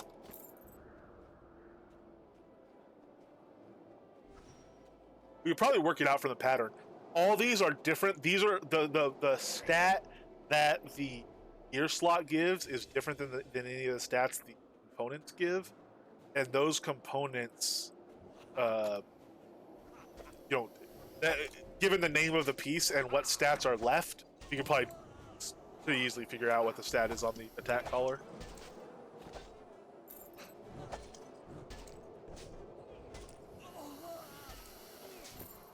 Yeah, I mean it's his move speed right now is at 130%, and I could drop alacrity and pump him up to 150. His frenzy just fell off, so with alacrity he pumps up to. Oh no, frenzy's not move speed; it's attack speed. 150 move speed. I mean he still moves fast. I do think his this is what I was gonna say earlier. His high move speed walk is funny to me because it's I don't know, just that motion, moving that quickly, that much mass, but moving that tail around like that. I find it really funny. You have ridiculously strong. You have to be. I mean, he has 850 strength. I guess he is ridiculously strong, but it's really funny watching something that massive move that quickly, like that. Try Cayman speed. Cowboy Bill, y'all, how you doing, man? Dude, this pet gear is absolutely wild. He moves at instant speed is the thing. Now that you can teleport in combat, I can drag him over here, just munch. It doesn't matter that I'm tanking the damage from these guys because they die so quickly. And again, I don't even have Sonata on right now. This is absolute berserk.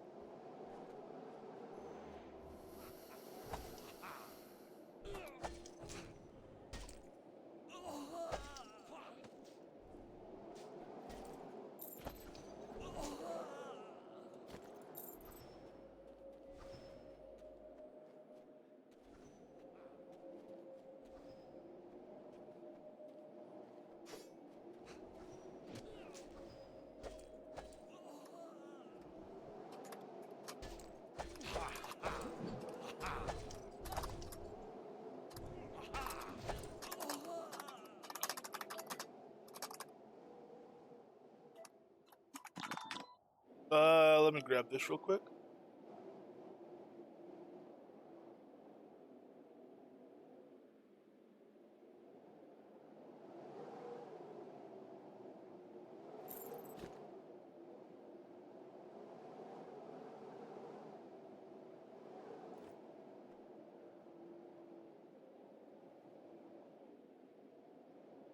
Oh, wrong number. Or, well, hang up anyway. Alright, so we are going to come back across here. We'll kill a couple more barbarians. Do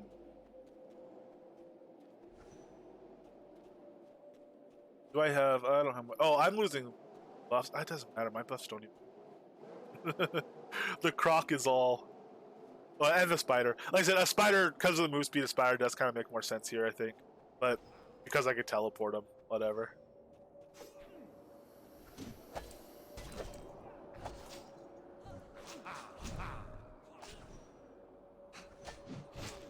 Mostly it's about keeping this frenzy on.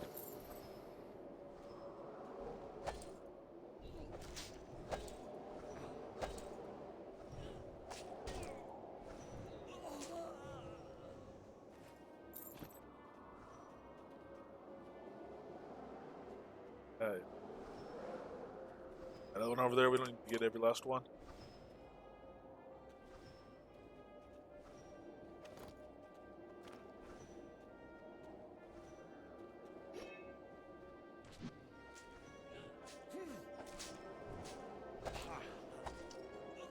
So what are you up to in this release, Cowboy Bill?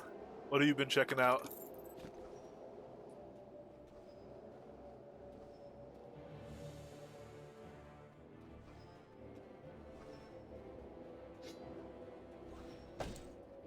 Farm Shadow, just your little Shadow Essence farms. Hey, there's Spider Essences now too. Are the Shadow Spiders dropping essences? I would assume so, like Spider Essences.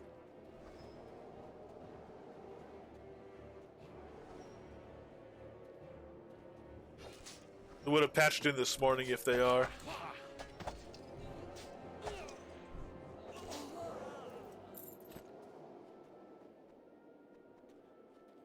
Not yet, but you're just starting. Okay, cool.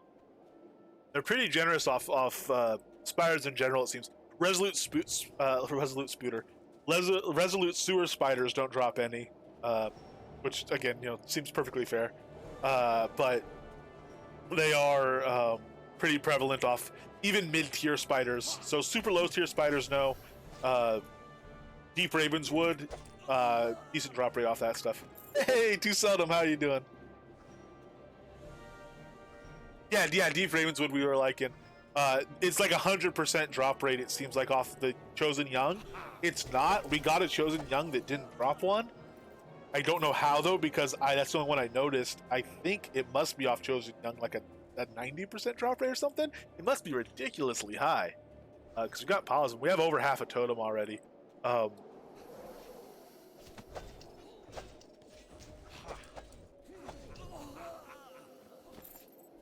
This pet, incidentally, Rez, this pet doesn't have any food on or anything right now either. I guess I should have put it on, but I don't know. I was thinking I might not. Yeah, we're gonna do a little something.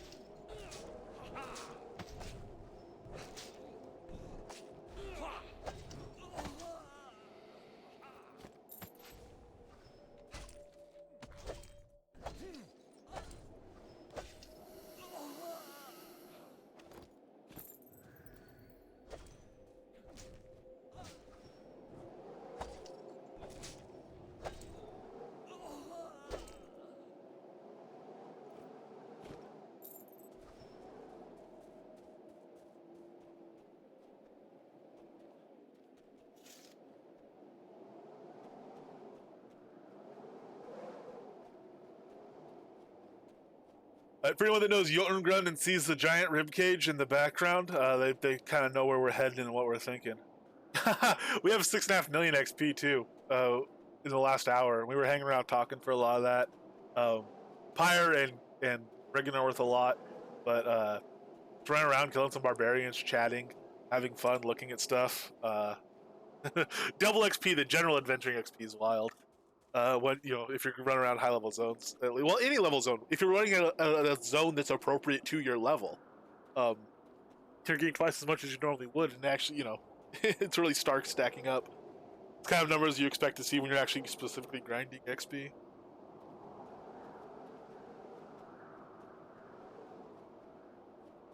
Rock was fighting something back there. We're gonna have to get some legendaries and do tame overs. The nice thing now is, so if we're doing like a tame over, we can put on defensive gear, and you can tank a pack with defensive gear of a bunch of the Arctic wolves and everything. A dozen wolves, basically multiple snarlers and stuff. You'll be able to tank that with defensive gear, I think. Might try to grab a few more snarlers.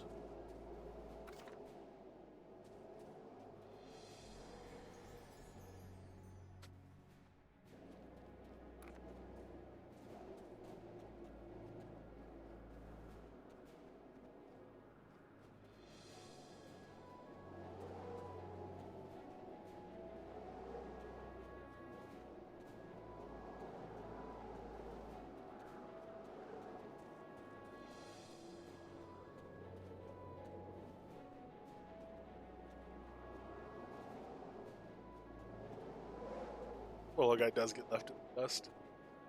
His movement's only at 1 right now.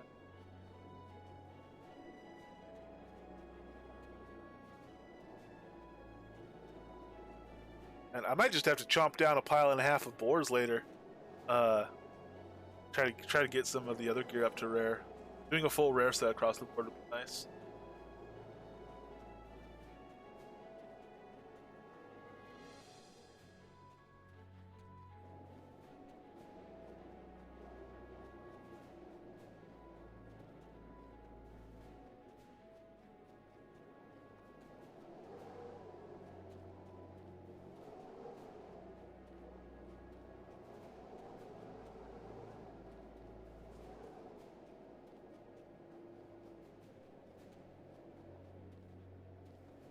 Ah, this is the marker now. This is the perimeter, the barrier. Once you cross inside this, if there's a giant spawn, which there's not here, you'll lock out. So that they're saying they added a visual reference. They did it in, I think, a really cool way. It's clear, you can see what's going on, but it also doesn't look abnormal. And because that's where the lightning strikes will hit, it actually makes sense that the ground would be deformed there, from lightning strikes hitting stuff. That was well done. That's pretty cool. Let's check out another platform over here.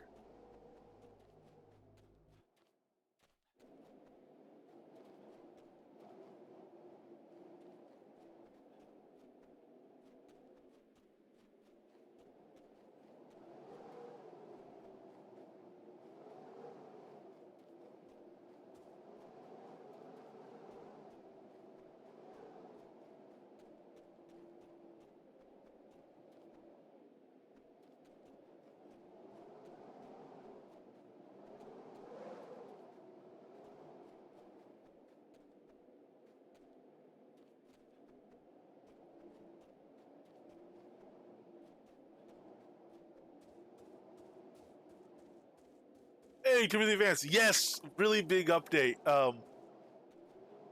As far as like the taming gear is a complete game changer. For tamed pets, but also it's not just taming gear; it's summoned pet gear as well. So it could be a very big game changer for summons, especially people that like. I know people have run demon builds and have run death builds that rely heavily on the lich and stuff like that. So pretty, I think pretty big for a lot of builds.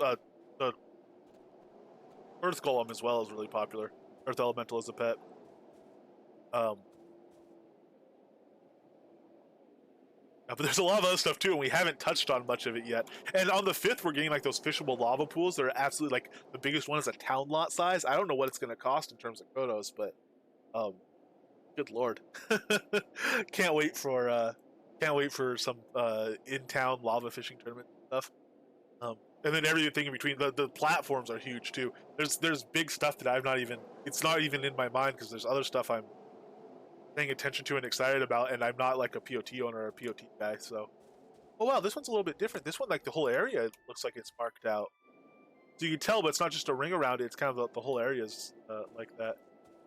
All right, so let's buff the pet up. We're gonna see what he does here against the giant fight. Again, I am not expecting to be able to solo a giant just because I have some pet gear. It's not that amazing. Yes, and you do that with invisible walkways. You can totally do that. Have invisible platforms above the lava. So I'm not expecting to be able to do this. I'm just curious what it looks like trying. So we're gonna go full defense. We're gonna go on the food. I'm gonna keep the DPS gear on at first, but we're gonna go bear bites, dragon kibble, and fishing nibblers. Actually, 250 health over the attack speed. We'll do. I'll still do the attack speed, so we're not full defense, but we're pretty good. And then for me myself, I still have my Plesiosaurus Pie on. That's giving me 300 health. I am also going to hit a potion of might to give myself extra health. I'll hit the deafness. I will be trying to take some sword swing. I am also going to take. I need a second. I need to make use of this slot. I can take a unicorn stew. It would give me more focus, which might be helpful. Kind of a waste of a really nice food, though, just for a little extra focus. It's what we have. We'll hold off. We're just kind of playing around and seeing what happens. Sacrifices to the lava gods. Oh, priest deck. I might be better off using a less dynamic deck here, so I could focus on the fight more and the deck less. This is what we have. This is what we'll do because my easy tame deck, which is my full locked deck, is not. I'm still developing that concept the way I like to use it, and it doesn't have rend and all sorts of stuff here. So we'll run this one.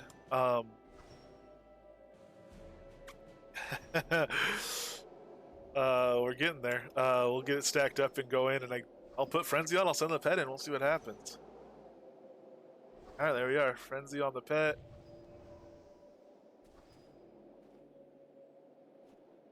Oh no! Oh, the border for this is bigger than I thought. Oh, because this is the cutoff, and then the actual border is a little bit larger. All right, we still have room. Attack! No, don't hang. I know. I understand you wanting to hang out by me, but you gotta go attack him.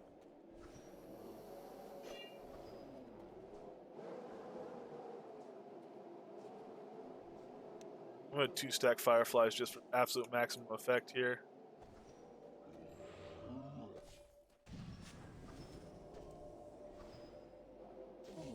Hang out behind him and see what happens.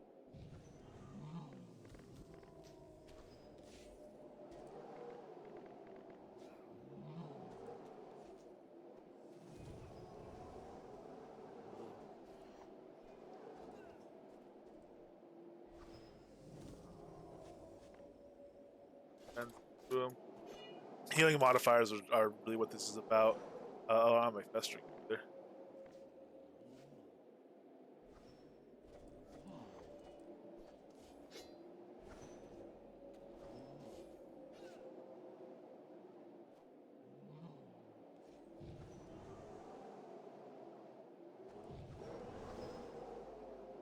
You not only can you build your own volcano, you can build your own volcano layer with the floating deco platforms and floating lot platforms and stuff like that. You have like serious evil villain headquarters stuff going on down.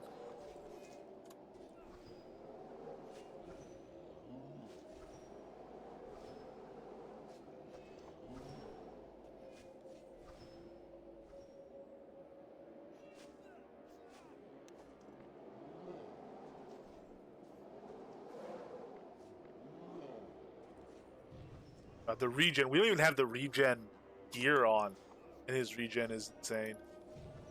That's regen. Frost Giant's regen is also insane. We're not really doing damage to him. He's regenning pretty much to full health all the time. Even though we have Rends in him for healing modifiers, our Rend isn't super high right now, though it's still 7 to 8 healing modifier. And we're keeping Festering in him. So we're not working him down, and we're not doing nearly the DPS that we might be because we're doing so much Rend and stuff. Ooh, look at that hit on him though. That was a beauty. All right, let's get him healed up.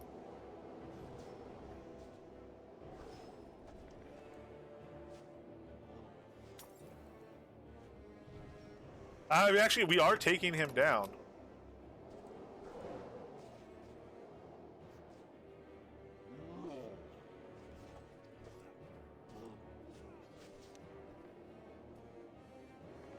Okay, good. He healed up again. Oh, I don't have Frenzy on anymore either. Yeah, that can happen on occasion. If you're on Windows, you could. No, that's a different thing. Yeah, that happens sometimes. I'm not sure exactly what's up with that. Relog.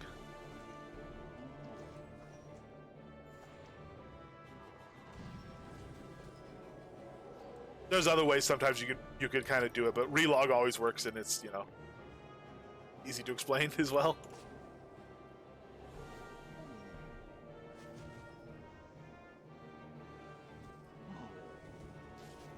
So I don't know. A Tamer better than me might be able to solo this. You would actually Tamer Fire Spec could probably do it. I can't do it. I'm dead. But so I can tank the Frost Giant. That's not even with defensive gear, and that was with me trying to keep in Rend and stuff. So if you guys want to do Frost Giant fights and stuff, I think I am a reasonable tank for it now. To the point where I wouldn't feel like we were getting a group together just to watch me fail miserably and let everybody down. So I'm officially calling myself ready for giant fights at some point, and hopefully we get some groups together and do that. I mean, if folks want to get to group together now, we can get group together now and do a giant fight if you all want. I'm totally down. But we would need, like whatever, 5 or 6 high level people at the very least. That's the party all has popcorn out, yeah. I mean, actually, I could sit back with popcorn if I was just healing. You could heal from my healing range is 54 right now. And Frenzy has the same range, I believe, as heal. Yeah, 53.6. So I can Frenzy and heal from miles away. If that's all I'm doing now, that wouldn't be all I would be doing. I would have my bow out. I would be keeping Festering in as well. If depending on how comfortable I became, I might try to run in and get some buffs. If there was a player already there doing Sonata and Alacrity, though, I wouldn't have to. And I could try to do like a focus regen buff and stand by a caster that might want focus regen next to him, or something like that. I would do more than just tank and heal. At least Festering Death. Hopefully some other stuff too to be useful. Fireflies, perfect candidate for casting Fireflies. I could run into 20 range, drop full Fireflies on him and back out and stuff like that. But the truth is, it wouldn't be, as long as I had the rhythm down and I wasn't losing track of what buffs were running at whatever time, and I was keeping stuff in, it wouldn't be that exhausting of a play style. It wouldn't be nearly, when I was doing Fire Mage and I had to run around a lot because I was in the damage, because I was standing next to him within Flame Fist range, that was kind of tiring. If I doing like Chaotic Daggers here would be super tiring, super intensive gameplay style. With the Tamer, it shouldn't be too bad. It should be pretty chill.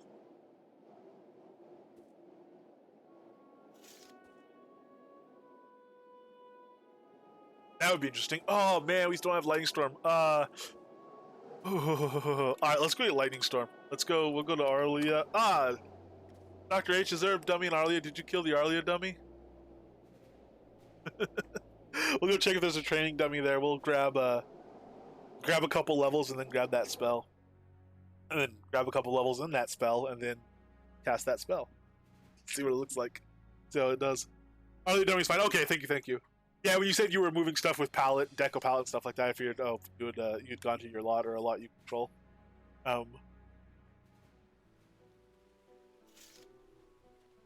Hey, here he is. Oh no, there's Dr. H around. All you're doing is fine. Hey! Okay. Yeah! Gosh, if I'm going to be using that, I better get used to it. It is slightly terrifying, especially when you just come from a giant fight. You very much feel as though you're about to get zapped. Intimidating PvP skill there. Alright, so I'm just going to make a new deck. Equip it. Let's drop on the stuff we need to train. So let's go ahead and do this practice dummy here. Are you GMing this stuff, Dr. H? Do you have like GM Lightning and whatnot?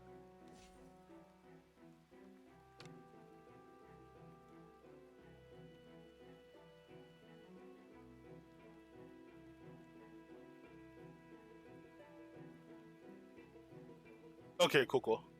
Oh, that was Bridgel that said that. Yes, GM and everything except the skills. Oh, beauty.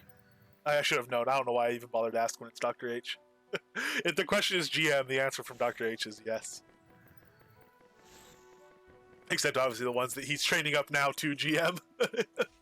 So, thank you very much for the learning speed boost on that. I could grab some foods, but this is going to go so quick, I don't even think it's necessary to put the food on for it. Once we have our 450 from our Obsidian Potion, and the extra boost from GM. Alright, let's go grab Chain Lightning. I'll take the Master Air Mage. So Kingsport Dock, a lot of folks I know are probably going to be training this up right now, so if you've not already gone to the Master Air Mage, it's really easy to get to. Go to Kingsport, port in at the docks, and he's standing right there. Kingsport's a cool town too. I like Kingsport. I used to do, well, when I was, before I knew other fishers, I would, when I wanted to do some fishing, a lot of times I would just go to Kingsport and cast a few lines. Saltwater there. Ropes that respawn on the dock, so I could steal ropes to make bags. But so, spawning at the docks, he's hanging out right over here. Very cool. I might as well learn these skills while we're here, in case we ever decide we want to save us a trip. It's so easy to get to, but whatever. I don't want to train Earth Warding. Alright, let's go train that up.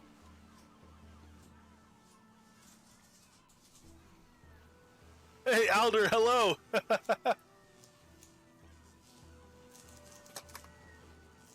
Oh, Axeman in town. I guess he's about to get it as well.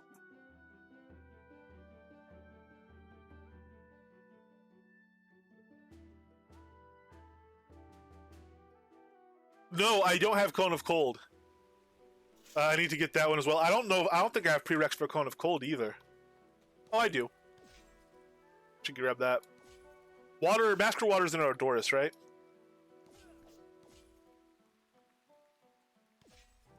And actually, while we're here waiting for Chain Lightning, oh, I'm gonna have to go get some more Mandrake probably to train up Chain Lightning. But while we're waiting for it to cool down, we'll grab Mandrake and we can train other stuff too. We need to get our Earth Tree up. So I can do like Stone Fist, Root. I don't train on dummy. Make Earth Tree go up. Shield of Crystal. Actually, Elysium Illumination. I'm more interested in. It's already trained up. We'll start playing with Elysium Illumination as well.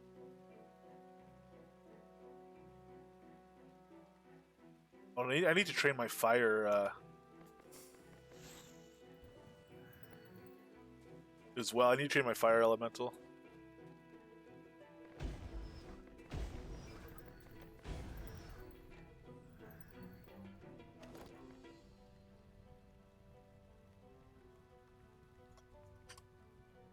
The door's second floor. Cool. Thank you. Thank you.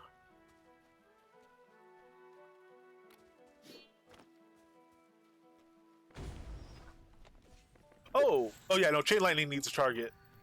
That's right. You don't need a target to train.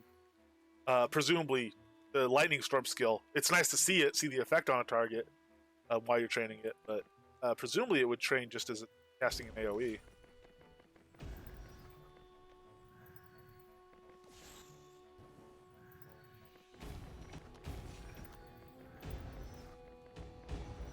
You know what? We're here, even if we're only doing it for like 5 levels. Oh, we're halfway done already, I guess. Well, we're only doing it for 5 levels. All right. I don't know. We probably should have taken the food. We have foods. We might as well make the most use of our time. But I mean, we're about to port out again.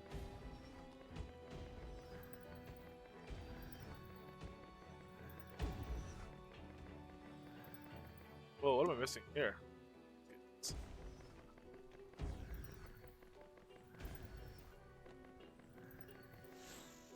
You'd be more clever if you're doing a lot of training. You could set up dynamic decks so that you don't have to wait for the cooldown to go all the way around. You could basically have multiple cards cooling down at the same time. A lot more casts in per hour, per minute, per whatever. That way, but since these are very low-level skills, and we're not going to be saving that much time, and we have other stuff to do in the meantime. Just real simple locked deck for training right now.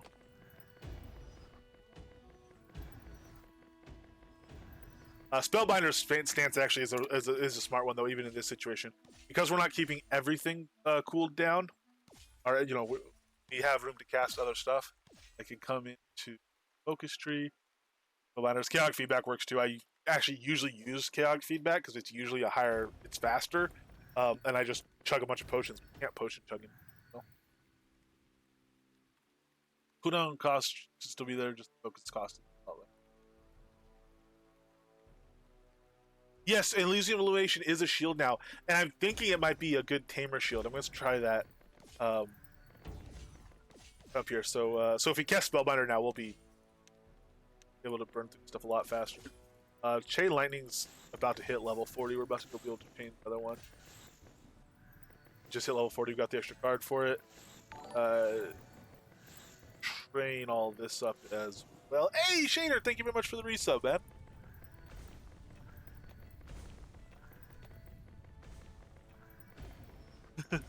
Time has no meaning. What is time? Time, well, time has a very strict. But thank you for every one of them. So yeah, now we can burn everything out because we have the. Well, I guess not quite everything. Spellbinder stance is really good stuff, especially for training. Hey, Dr. H, Dr. L, sorry, Dr. L. We're standing in the middle of the new lightning storm. I just hit level 40 on Chain Lightning, so we are going to go grab it. We're training up to use it, man. It looks wicked cool. It's the giant. It is the effect from the giant one, and it is radius 12, flat rate radius 12. It's a giant spell.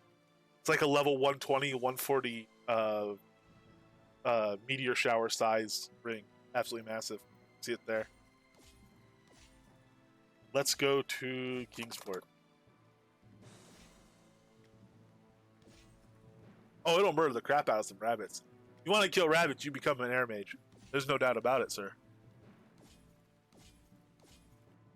It's a raid.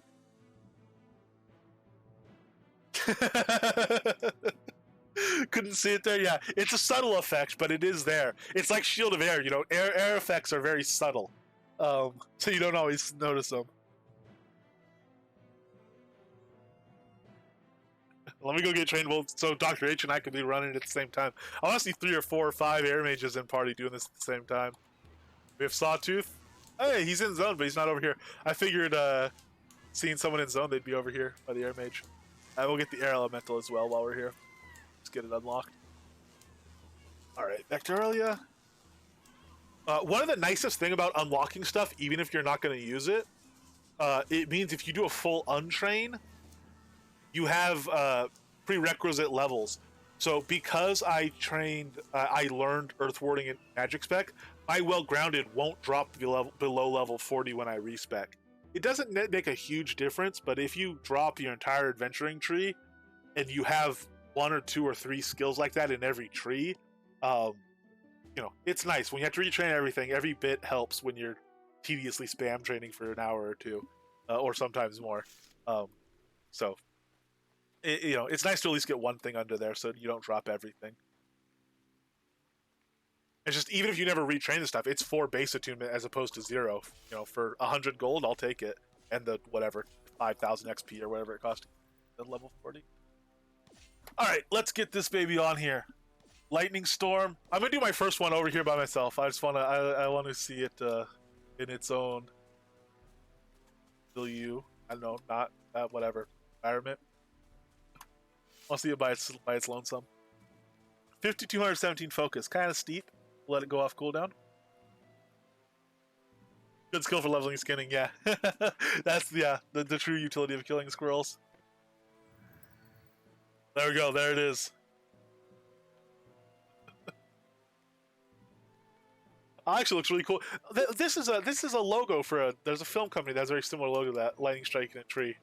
It's not super similar, the tree's on the other side, I think, but the tree has a similar shape, I think. Hey, JJ. You know what? It doesn't. I wonder if you... Oh, it doesn't come with an easy-to-see icon, either. I wonder if you could, by changing effects, get that calmed down. If you alter video effects, I don't know, you might be able to get away, get that to be a little bit less flashy and intense. Disable weather on low performance. Maybe I have that checked. Apparently, that, you know, if you had bad performance, you wouldn't be able to see your lightning effect. I don't think that's the case, but let's get 2 of them going.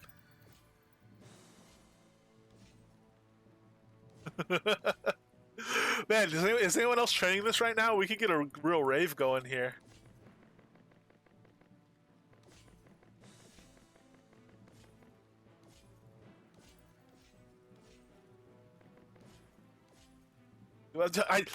Waxman, if you want to know what kind of idiot I am, I just tried to right-click your Twitch name to send you an invite. Oh, I can't invite you to party. Dr. H can send you an invite because he's party leader. Or Dr. H, if you want to pass me lead or whatever, I could send it.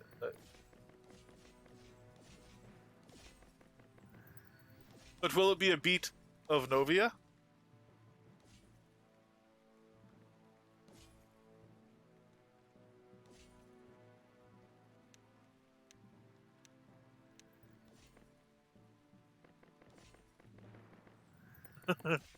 Some remix thereupon.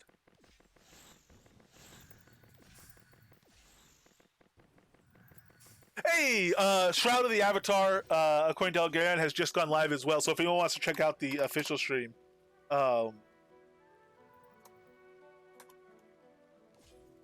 are up and running. Oh, past leader, thank you very much.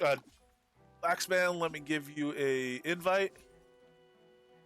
There you go. And if anyone wants to come to the lightning show, the rave, for me, we have Carry Death here as well. Together we might kill this dummy, but it's not too bad of a spell in terms of damage. It's an AoE spell, so its damage will be multiplied by the number of targets you have around. So single target, those are never too powerful. Although Ring of Fire single target's still pretty good.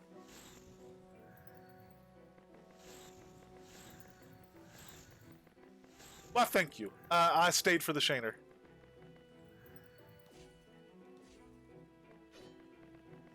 Yes, I was here anyway.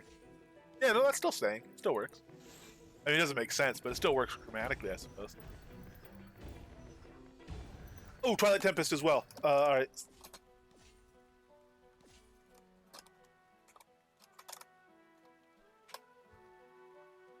Lot Rab here. We can all let's all get grouped up here.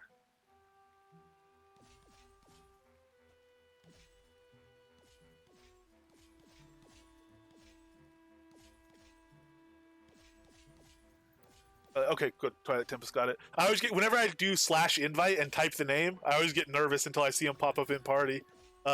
Because I'm always worried I spelled it wrong. Because half the time I spelled it wrong. It's a legitimate worry. It's a legitimate concern. Good lord. When you get a lot of them going at once, yeah, that's some cloud cover right there. Eat your hearts out, Kobold. You never dreamt of so much electricity as this.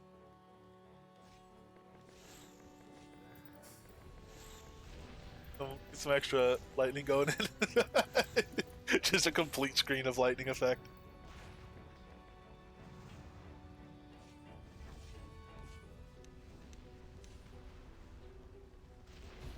You could get, yeah, this over the entire pot would be cool. I mean, it's a radius 12. Oh, wow. When you swivel it, it goes kaleidoscopic because of the way they're kind of over top each other and interacting. The radius on this is 12. You could probably cover the POT in these. We probably have enough people to cover half the POT right now. All right, maybe not exactly, but you know, it's a large radius spell. It's a very big spell.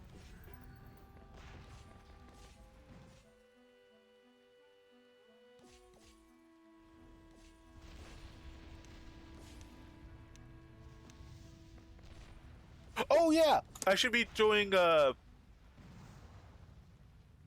Bard, not Refrain Resistance, although that's something I need to train. Rhapsody Recovery, I'll drop some of that too.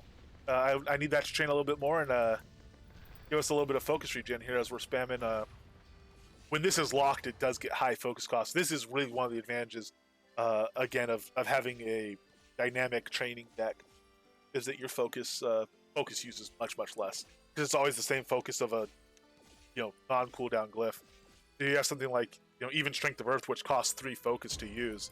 If we spam it and put all the heat on it, it's up to 12 focus. We're using 4 times as much.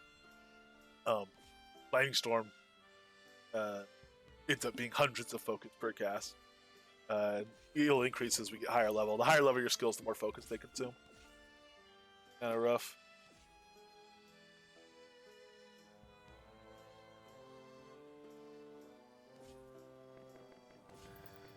Are you still crashing out on that, man?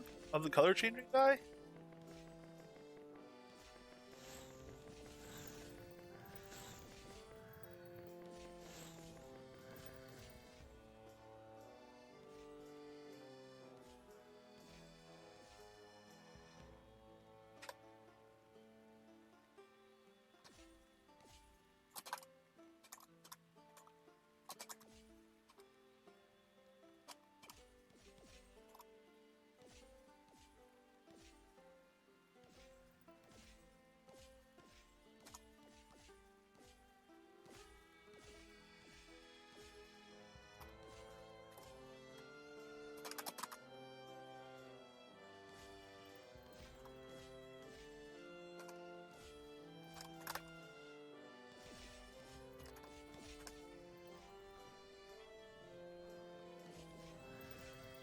Let's get Spellbenders back up.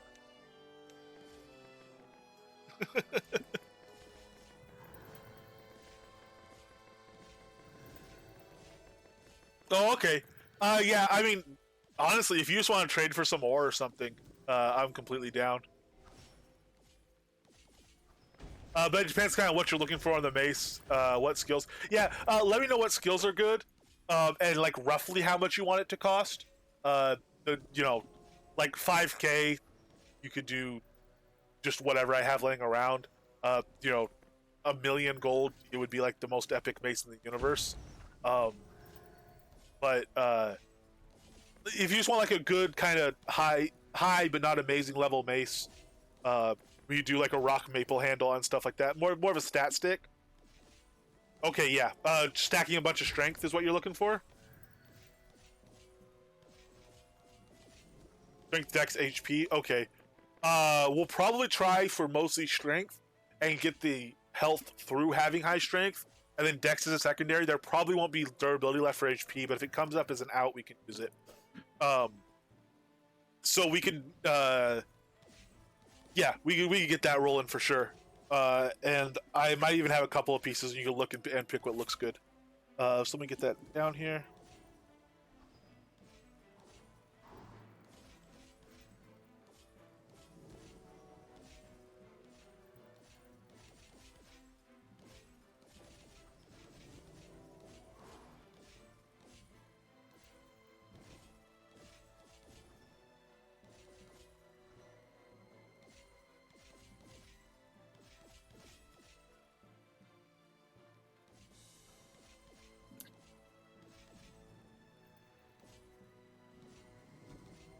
I mean, if you're just looking for defense, health is technically better. Dex will give you some dodge, which it does help for defense.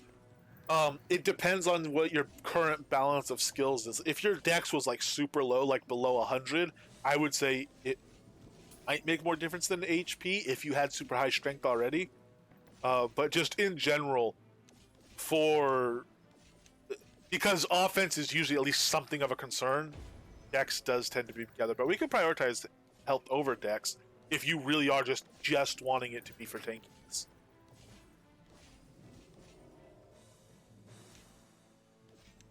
But like even if you're auto attacking with it, well, I mean it depends. It's up to you.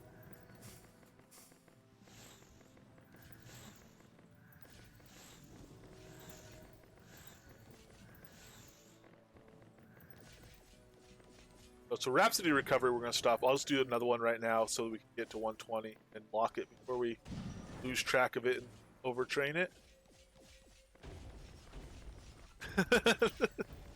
Sorry, this quantity of lightning is very amusing. And we actually are starting to work down the practice dummy now.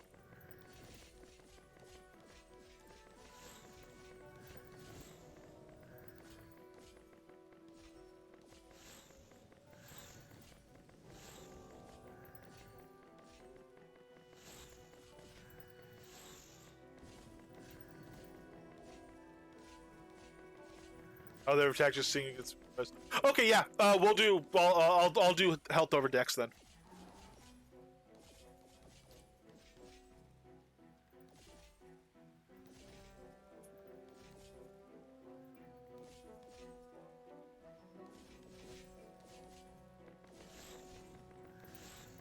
Send some more invites out.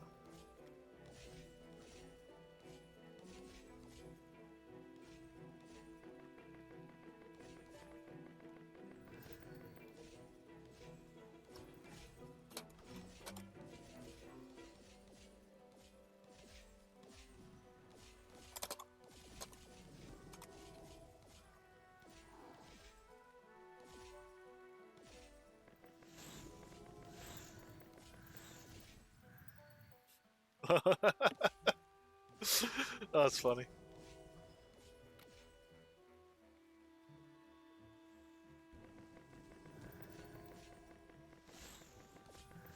Well, still tons of lightning. Yes. It's tons indeed.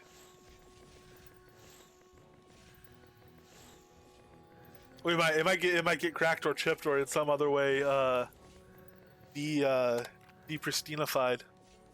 Let us make sure we also don't overtrain. At this point, we should have taken food. I wasn't really expecting to do this, but at this point, we probably should have food.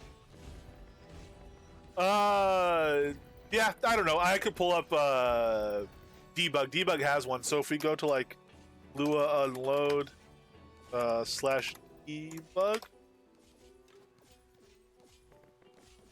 I'm doing about 30 right now. 29, 20, 33, 37, 38, 40. I don't know where I normally run around in a POT.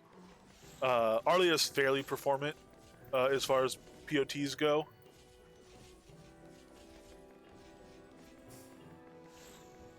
I mean, yeah, there's 1, 2, 3, 4, 5.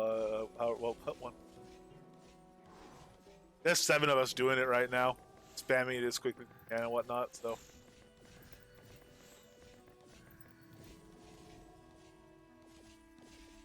yeah, I mean, my average is not higher than. Actually, I think we might be capped at 60.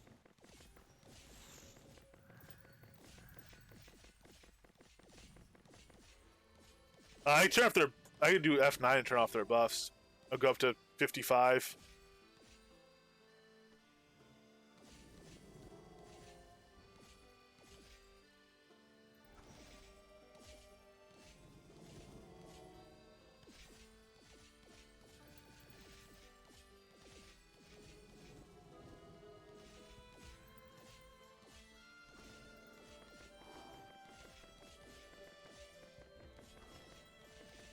Oh, and do remember there's an RHEC PvP fishing contest tonight in the Brave Coast, which is a PvP catnip zone this month. So 1,000 Kodo first prize and a flotsam container for a chance at a fishing cloak out of that flotsam container. And there's a shard trophy for anyone who turns in a. Ooh, we're about to kill a practice dummy. Turns in a trophy fish to the yes.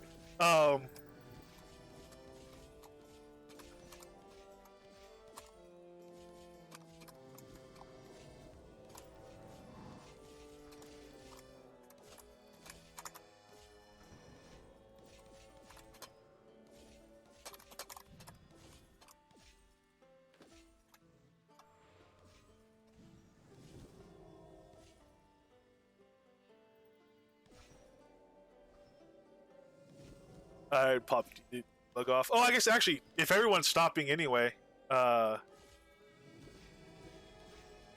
see, people are still firing stuff off, but we're up to like 37, 40, 50. So without all those effects going, we go to like 48, 50, 50 even with the effect. Yeah, the effect doesn't seem to be 42, 43, 44. Doesn't seem to be much of a performance hit on the effect. 535. You hear that, or it's as bad for one as it is for all of them, but it popped up to 50 there.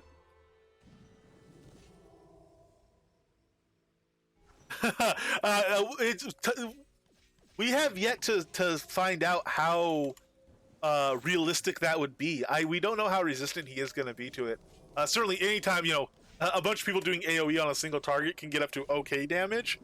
Doing it without healing modifiers, I think, would be a completely lost cause. But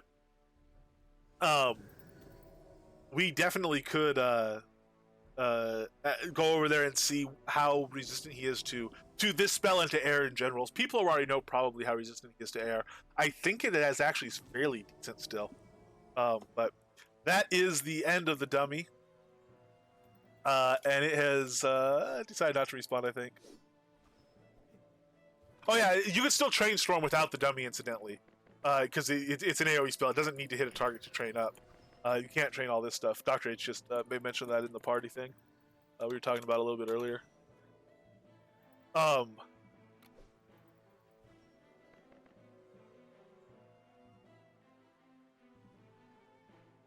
That said, you could also do self buffs that'll train without a dummy. Like this Strength of Earth here. 105, so we're starting to get this up. I'm going to start buffing my pet with Strength of Earth. Arrow, I can't train. Start buffing my pet with Strength of Earth, but I do also want to see about the Elysium skill. I think that might be a better shield. So if I buff the pet and myself, Strength of Earth, we'll get plus whatever strength. I put a Gaiism gem in my current chest, so it'll be a pretty good buff. It's at 31 now for a single stack, at 106. As we level it a little bit higher, and more importantly, or just as importantly probably, level other things to get a 2 in the Earth Tree, that'll go higher, and obviously when we stack it, it'll go higher.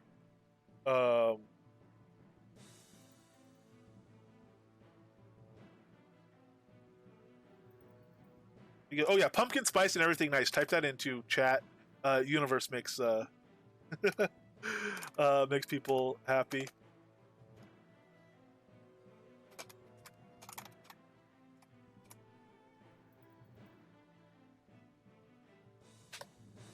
But that'll enter for some giveaways. Oh, there's in-stream only giveaways too. We should at least have the stream up for that.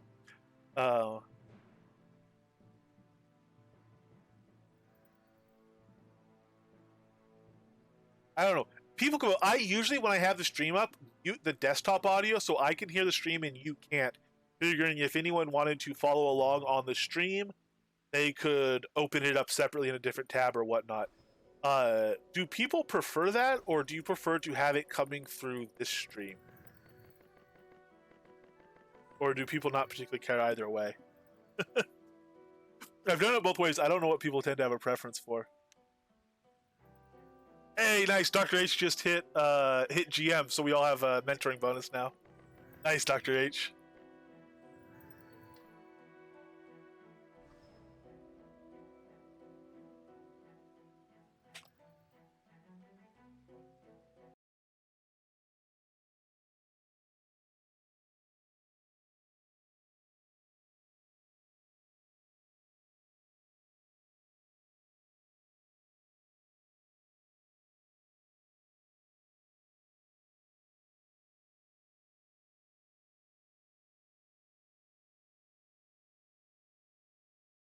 Oh, they're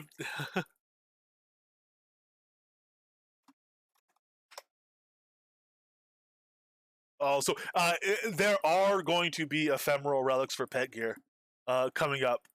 So we're gonna have limited use, incredibly high damage pieces for that.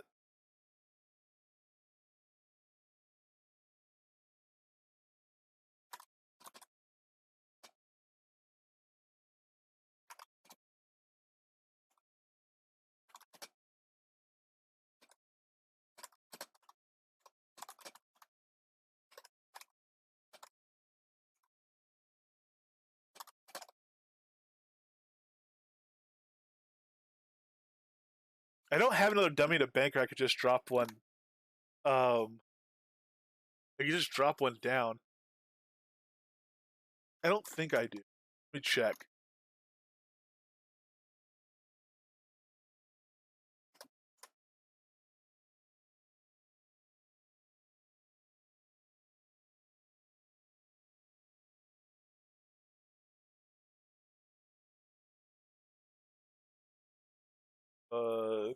Dummy, no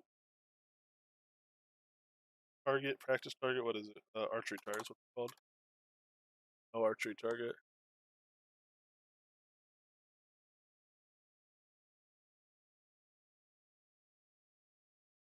Let me try deco palette. A lot of times I have to pull it off the deco palette and replace it. Good advice. Let's bring that up. To deco palette.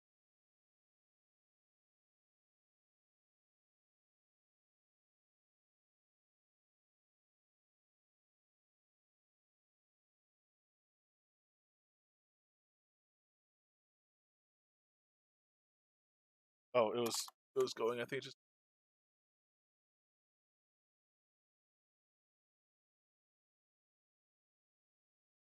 Hey, we have a dummy back.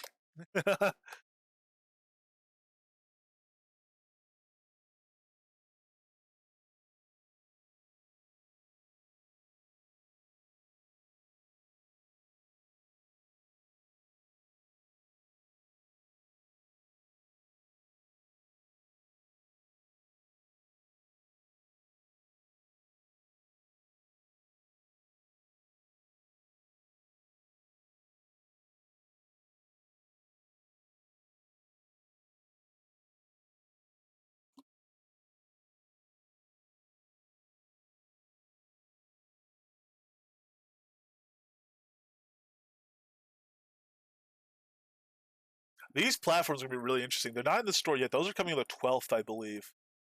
Um, those are gonna open up a lot of cool stuff, especially like the more mountainous type POTs and stuff like that. Places with a lot of elevation changes. You can do some really interesting stuff. but a lot of their practical use is probably going to be in places that are mostly flat, but not quite.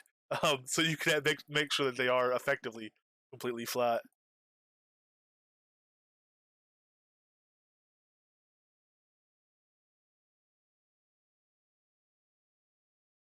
So 6 is the number. Sorry, reference in.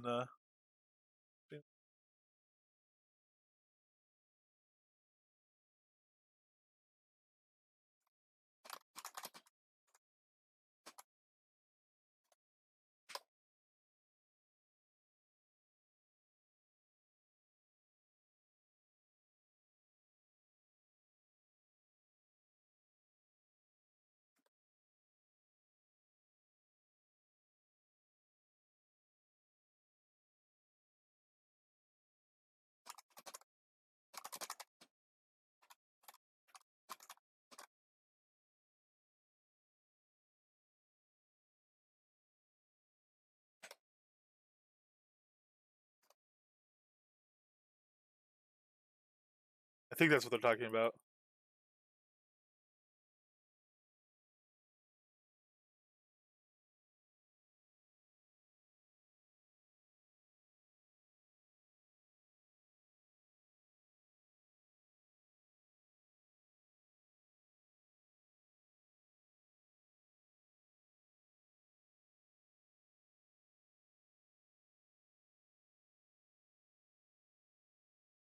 I stopped. So I locked Rhapsody Recovery so I wouldn't overtrain it, but I stopped casting it. I should be casting because we need to recover focus here. Oh, so Chain Lightning we've gotten GM'd. Or not Chain Lightning. Regular Lightning we've gotten GM'd. Chain Lightning we're about to. Ooh, and Doctor H just got Kona Cold up to GM too. So now he is officially GM'd in everything. I think, right?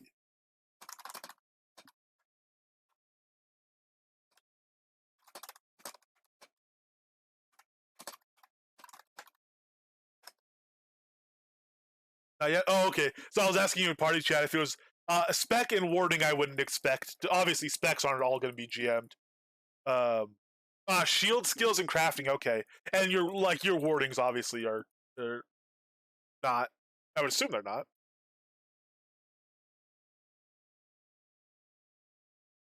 All right, so we are GM now in Chain Lightning as well. We're gonna rock up on this lightning storm and get there. Yeah, no warnings. Cool, cool.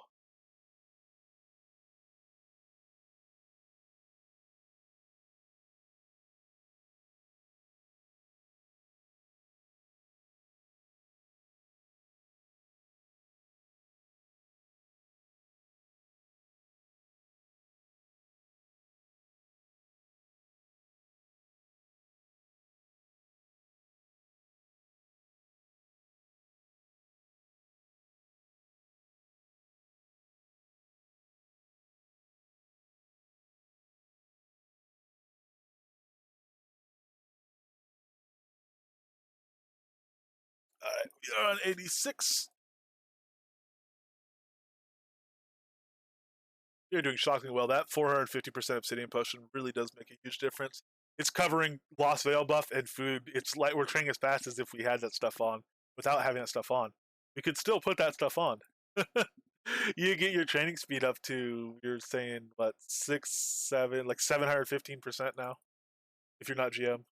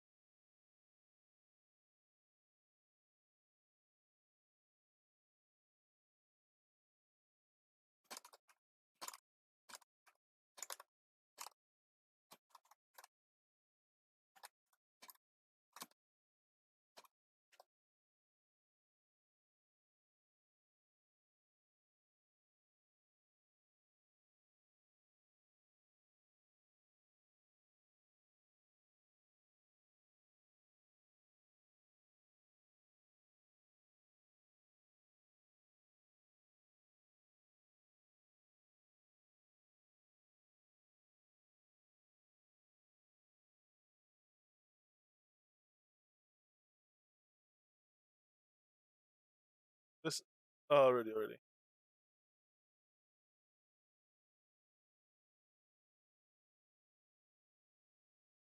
Oh wow, it cleared up all of a sudden. Everyone had stopped casting their lightning effect. A brief moment of clarity in the weather systems.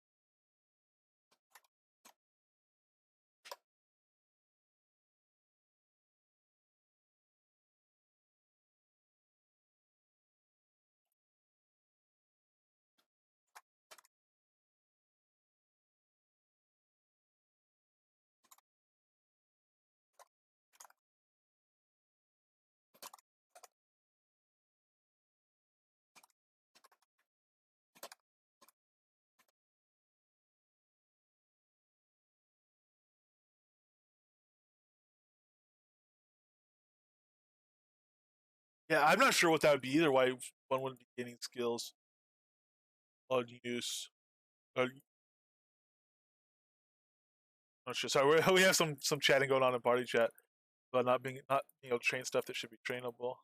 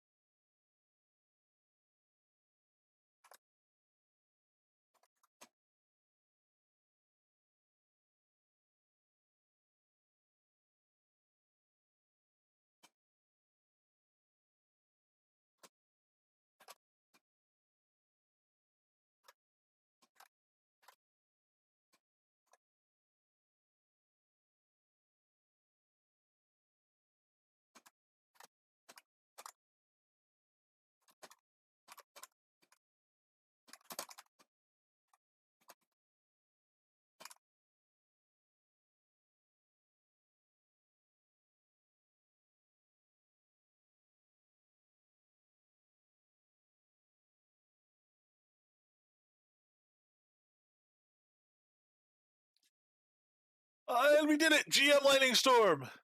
So, Discharge isn't even GM.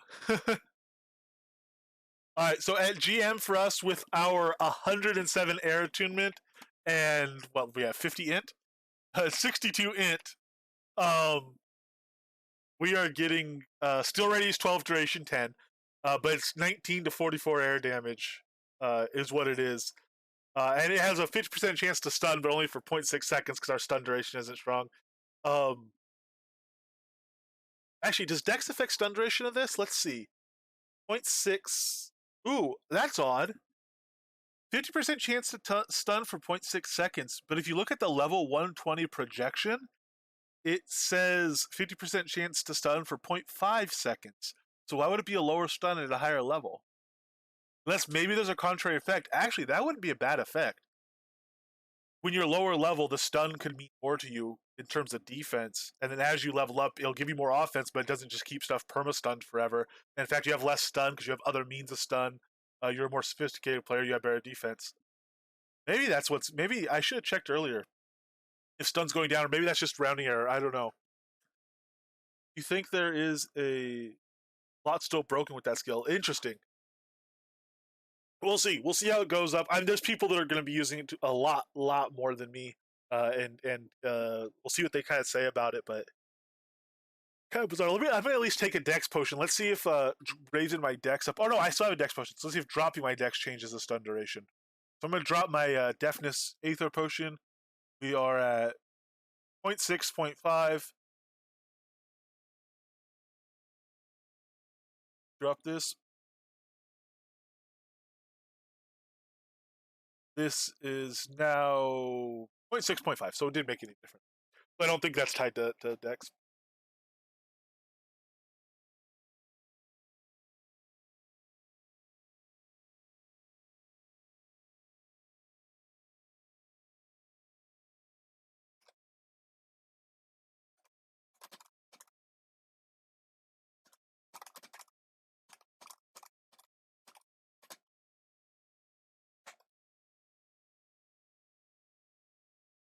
Recall didn't work well. That's very bizarre.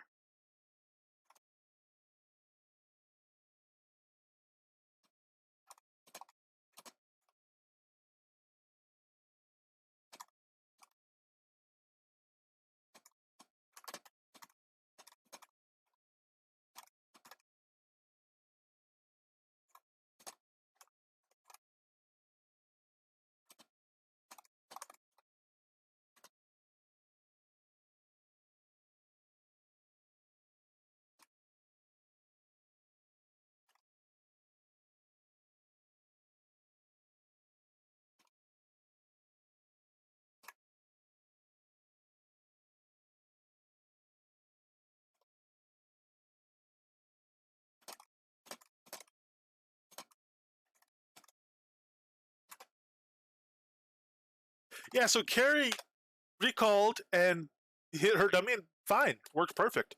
Trained up. So that's really bizarre. I don't know what that's about. Um, very odd. Oh, they're looking at the lava pools on there. Those really are nice. Yeah, those are big. They're not quite as wide, so they'll have room on the side for stuff. Uh,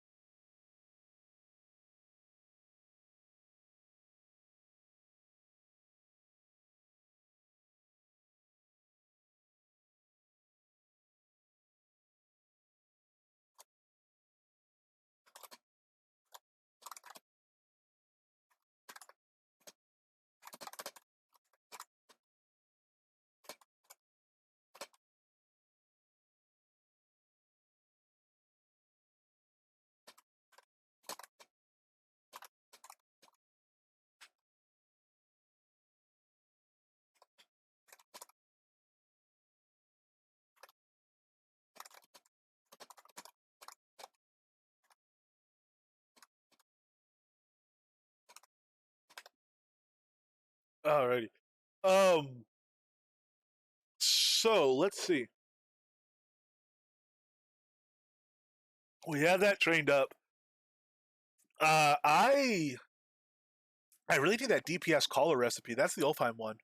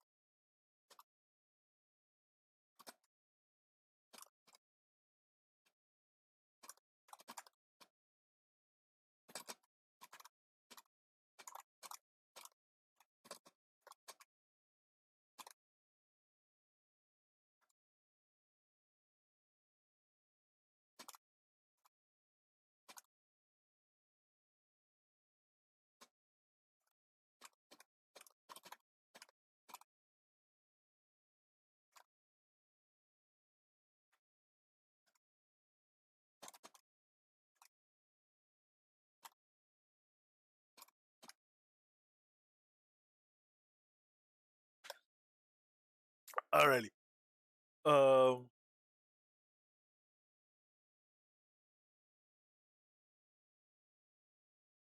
oh, yeah, roll that stuff out. So we got a brutal butcher belt over there in Jotungrund, and 3 ice hammers just off those guys we killed. Did very well in that regard. I will be going back to Jotungrund to try to get that recipe. I think I'm gonna go to the ice cave. I think for the tamer build, that's gonna be a very good place. I'll be able to tank all the damage. Nice cluster, high level barbarians. I don't know what the respawn rate is. It might be more barbarians per hour, but if it's not, we can go there, clear out one strand of the barbarians in the ice cave, pour it out, come back later, go back up, clear the strand, and we'll definitely be getting more barbarians per hour, per minute, whatever you want to call it. Doing it that way, I think, than running around by the tents. The tents are easier for a lot of builds. Certainly for my fire build, they were. I think that ice cave with the tamer build not going to be a problem though. The pet could just tank so much. Even his DPS gear tanks so much. I think we'll chop through them more, and we'll be able to get more atonal down and get more alacrity down more often.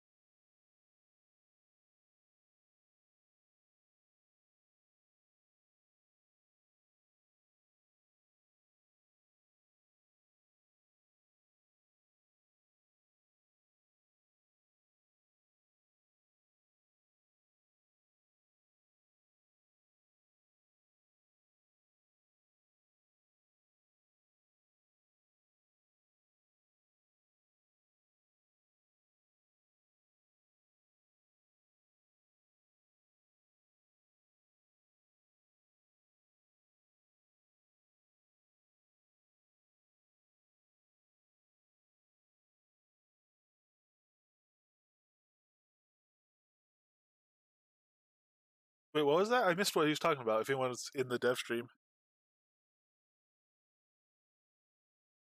I zoned out, zoned back in. I thought he was describing like Git or something, but apparently it's an in-game thing. I don't know. Um, like a persistent guild chat or something.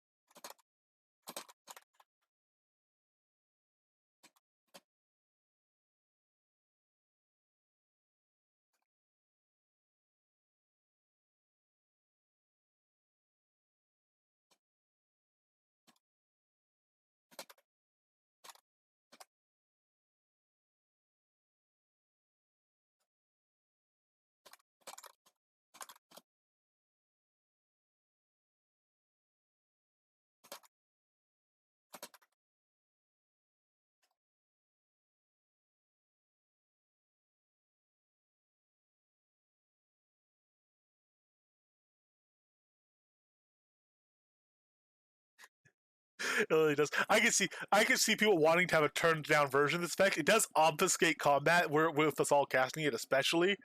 Although I'm zoomed out above the clouds is the problem there. But I mean, I can see people wanting to turn it down. It does. You have to admit, look really completely epic though. Especially this many people casting it is just cheat lightning surrounding us. It's insane. But I'm glad. This is what I was hoping for. I was hoping it would be the giant effect, and we would just get to use it. Um, Rather than being a kind of a more tame version. I do again. When the giant does it, it's a ton of hits really rapidly. It seems like dots half the size but twice as often look really cool in my opinion. I really like that. It'd be kind of cool if we had gotten that, but I think that probably is fairly resource intensive to do it like that. It'd be really fun though. I like a bunch of really small big hits together. I guess maybe that's part of why I like Chaos Dagger so much. I like seeing all the numbers fly off. I've said it a lot of times before, but it also makes a nice you instead of just big chunks, chunk out of your life. You see your life draining. It gives an urgency to the fight, and you don't know when it's going to end and stuff. It can be a fun add a fun element to the fight.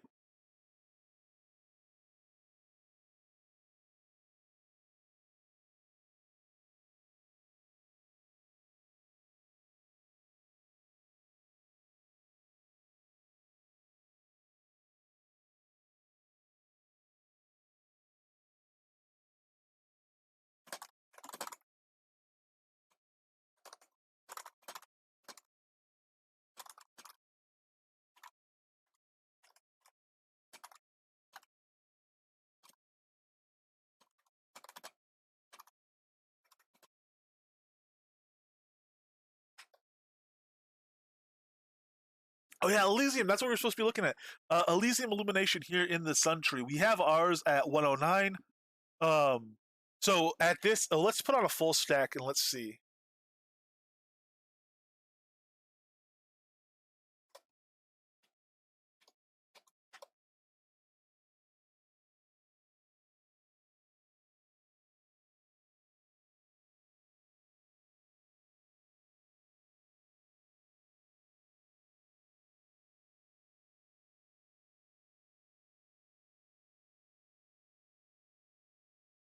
So let's get Elysium up.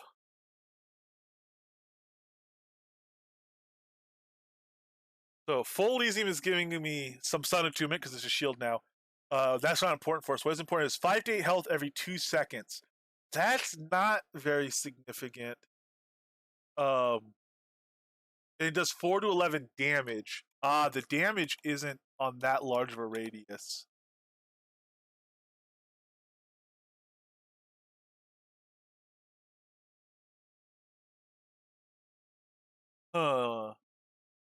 And Spect, I think it does a dazzling raise style thing.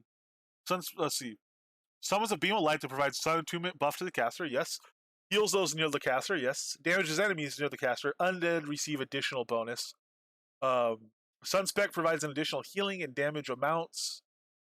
And also extends the duration. This spell is considered a shield spell, and only a single shield spell can be active. So we have 132 Sun Attunement. We have pretty good Sun Attunement. And we're getting 4 to 7 health recovery. Again, when it's fully stacked, we're getting whatever it was. There it is, 5 to 8, and we're getting kind of similar damage on stuff. I think when stacked. I don't know if that's gonna be that big of a deal for as long as it takes to cast it. It lasts a decent period of time. Shield spells do last longer. So even without spec, we're having a decent period on it. But it would require a deck change to recast. While in combat, whereas Strength of Earth lasts long enough that it doesn't require a deck change at all, really. You zone in, cast it, and you're pretty much good till you zone out. At least if you're like me and don't hang around in a zone for hours farming, you're pretty quick in and out. Hop around a lot, do a lot of hyperactive type different stuff. Strength of Earth, I think, is just going to win on the convenience factor, and we'll be able to do, keep press on our combat more. We'll be able to be more constantly in combat as opposed to switching decks, recharging our shields, doing our stuff like that. Maybe if we could get more stuff on that second deck, if we could switch decks every 10, 20 minutes and get not only our Elysium elimination. Yeah, I can only do a 5 stack, but oh, sorry. Serialize objects from a linking to local store, not from the server. Oh, okay, I got you. So it stays on the client machine and can be used by scripts that know. Okay, cool. Yeah, that's okay. I didn't realize that's what they were talking about then.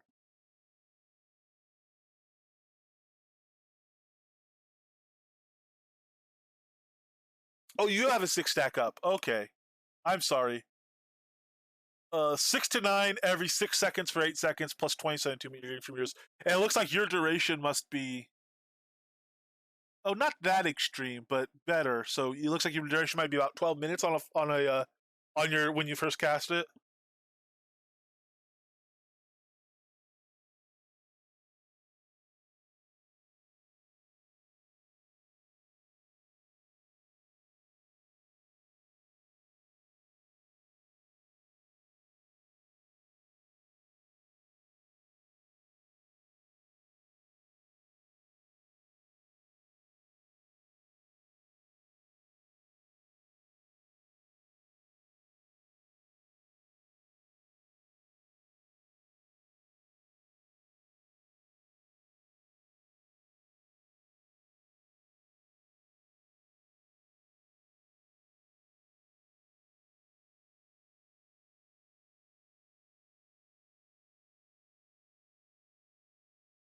Yes, the perks to pots. It makes them powerful. I get the learning speed one is really convenient. As someone who trains skills a lot because they're respecing a lot of stuff, that is actually convenient. I have to say. Um, I am a little more reserved about like the fact you get harvesting stats off of them. I think that might be that's the edge between convenience and uh power. It's not direct power, but um it does start being an economic benefit.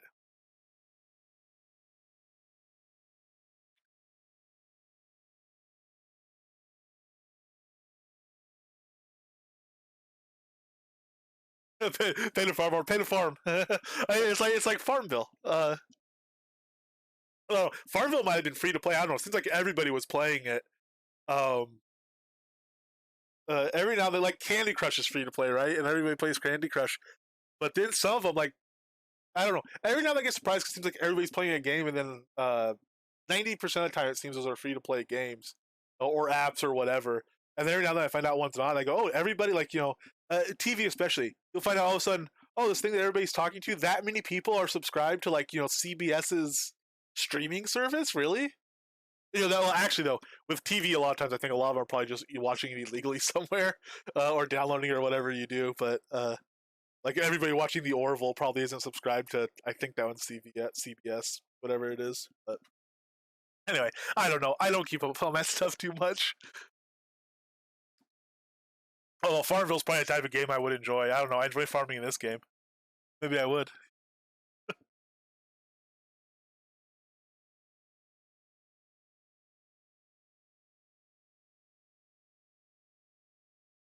Ooh, what kind of that? It sounds like Scarecrow might have unique deco pieces, kind of similar to the Frost Giant, which is really cool.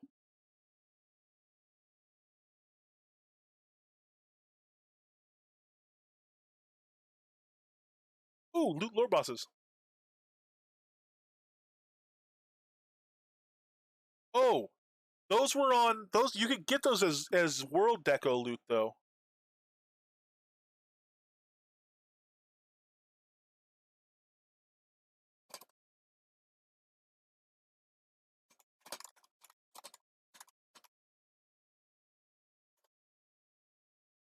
Yano Ford, I think they were.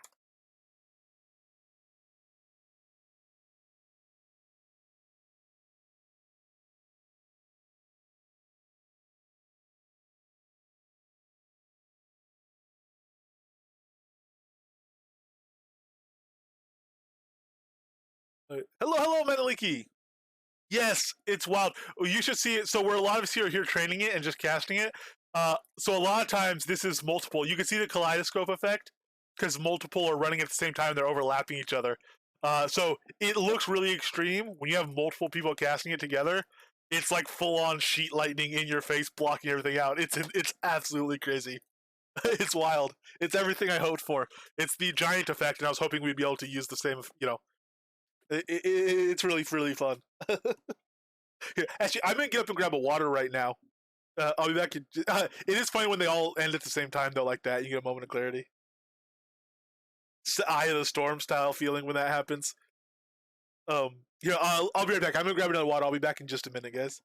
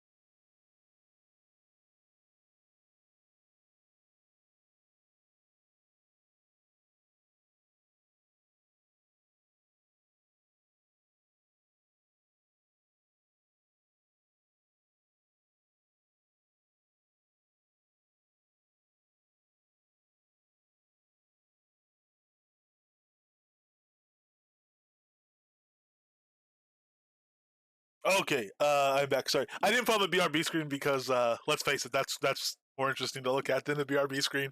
The lighting effects.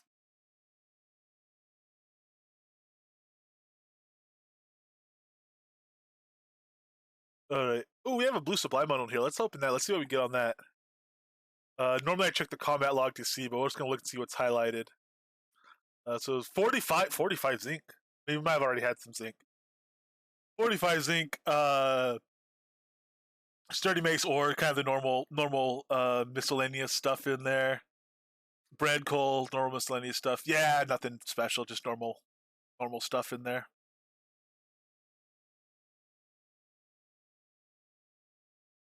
So they come with Langstorm and Earthquake, Thunder Rumble.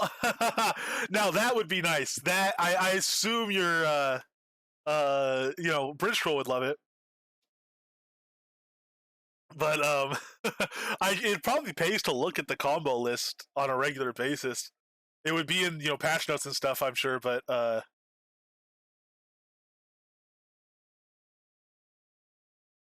I think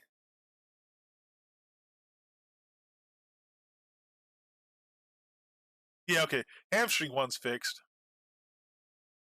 I think these have been pretty tame lately. They've been going back and adding some combos to scale, like Flame Fist combo, Smoldering Shiv should scale based on Flame Fist jewels. They have some in there, and Masterworks. They have some in there like Rend for Hamstring. When Rend and Whirling Blaze modifiers both affect the quality of not Hamstring, Saw Blade Sweep. So all the food, everything like that. Um, Foods, Masterworks, gems, all of that affects the power of Saw Blade Sweep. So they've not added all of those in yet. Like I don't know if Smoldering Shiv is actually in for the Flame Fist jewels helping, but they are working on that. That's not something you have to pretty much test that. You have to put on the gear and see if the damage is different, unless you just remember it. But there's a lot of combos to kind of test out. Fiery Decay also, I didn't use Fiery Decay much. I took Fire Spect 140 partly to use a lot of it, but this is a really powerful combo. I want to be using this again sometime.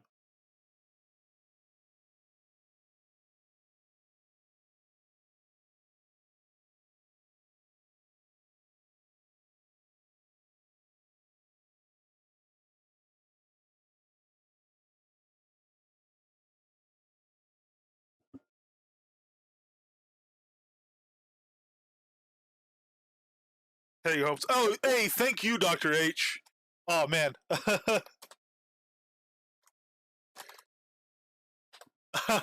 So helpful. Also, just to contribute to the lightning and the effect of it.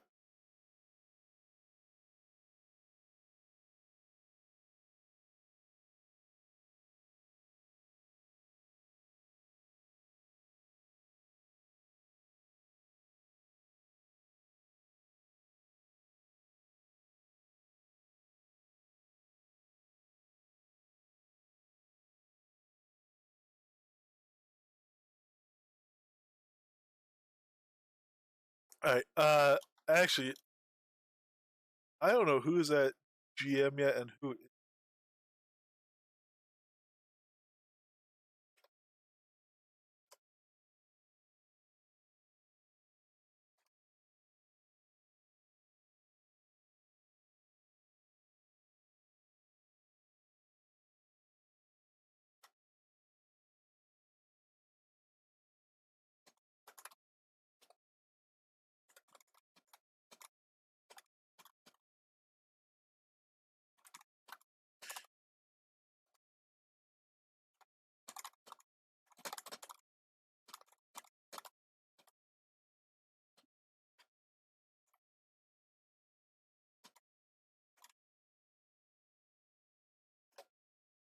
I'm gonna let you all roll for leader. I'm gonna see about getting the recipe I need to finish off the Taming Museum, which is the DPS collar recipe. Thank you everyone for showing up and putting on the lightning storm. show. Uh, hopefully we got pretty good levels in there. I know at least a few of us got to GM on stuff. I wasn't watching everything roll by though. It's by the time I watch that log, it's just too much stuff in the combat thing to even see where people are leveling to. But I am gonna try to pop over to Jotungrund, and we are going to go to the land of this ice effect, this storm effect. Um, oh, maybe it kaleidoscopes when there is only one. Maybe it always kaleidoscopes. Uh, I'm gonna go to that ice cave, and we're gonna see what the barbarians there look like compared to running along the tent strand on the kind of on the coast. But yeah, I think it is on the coast.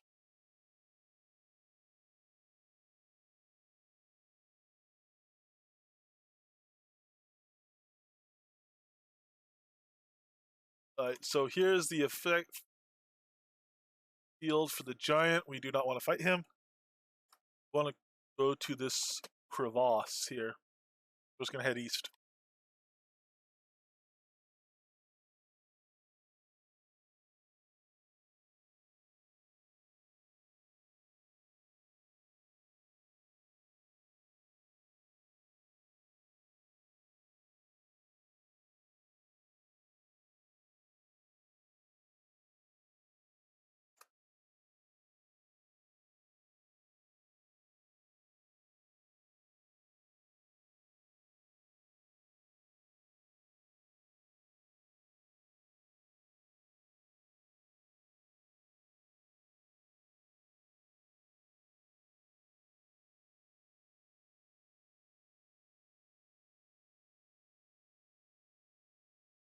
So we have no more wolf speed, unfortunately. I could put on my wolf gear, but that's okay.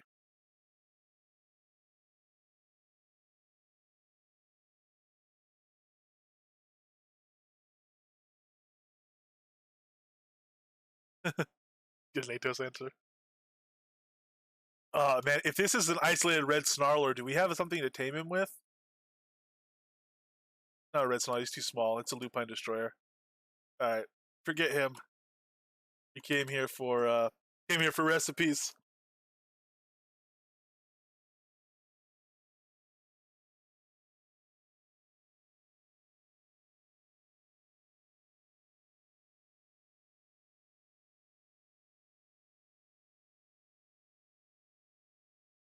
I killed over 100 of the Jotun barbs. Had the level ones, no recipe. Oh man, I'm not that much. I'm probably at like maybe 50, I would say, without the recipe. Alexander was telling me you guys were having trouble in Ulfheim as well. Yesterday I did whatever. I did like 6 dragon waves in Ulfheim on the spawn extra enemies mode, the drum mode, and I didn't get it. And actually, after I left, somebody went there and got one and sent me one, for which I was very thankful because that really helped expand the museum from that one. But yeah, they can be kind of rough. That said, it's a ton of content. There's these. This is 3 different slots, 6 different materials, 9 total recipes. No, 12 total recipes. So the fact that it's like a day or two of solid grinding, so whatever, however many hours, it looks like on average people are getting them in about an hour of grinding per recipe, maybe less even. That as an average doesn't seem bad to me. Um, I think it's nice, especially for a recipe that lasts forever. It's not like it's an artifact we need 128 of to make an epic. I think for something that lasts forever, it is nice having it be, content that's going to last a while. It's a reasonable amount of content. It's giving us a good amount of gameplay.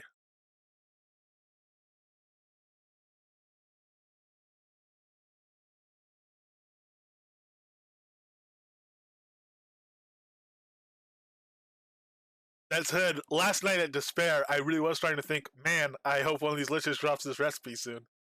Mostly because I was gonna have to log, and I did end up logging it. I spent like 90 minutes in Despair last night, only just going up and down the beach, killing what was convenient on there and waiting for the respawns. But still, I didn't get the drop in. I'll have to go back and get it today or tomorrow whenever I get a chance. Ooh, POT Road Deed is on sale for 1,200 kodos. How much does that make them?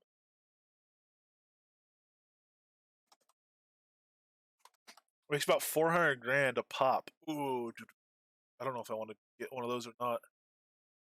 No, I don't need a row right now. Oh man, I don't.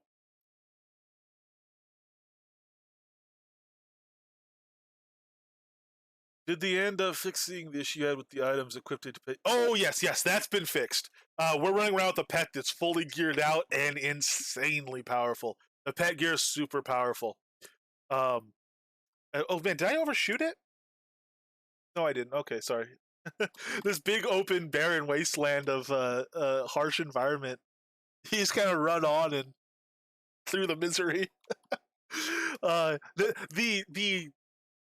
feeling of this scene is so insanely on point. Look how desolate and barren it is, especially look at that sun setting behind the mountains over there. Um, I think it's really on point. We go the crevice.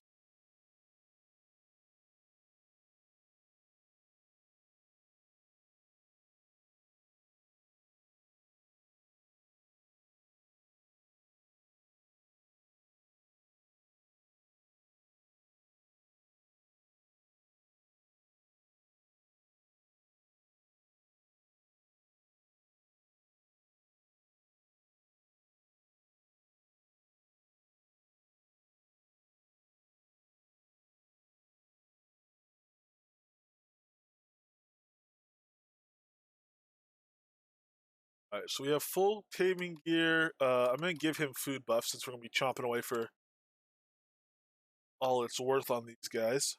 Let's make it worth something a little bit more. Daily carry.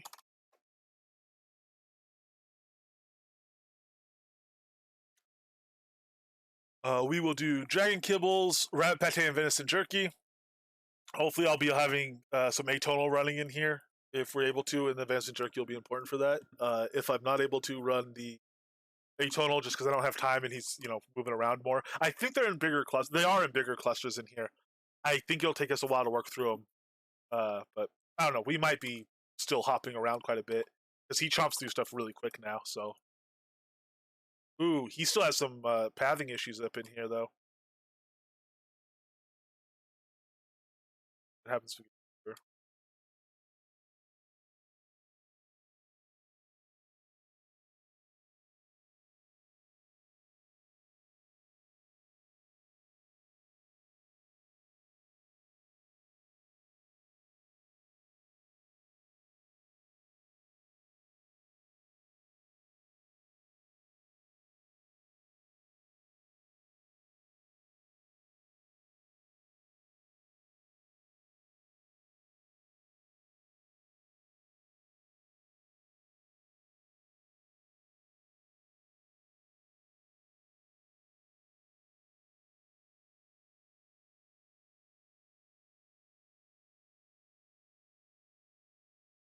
All right, so let's get some.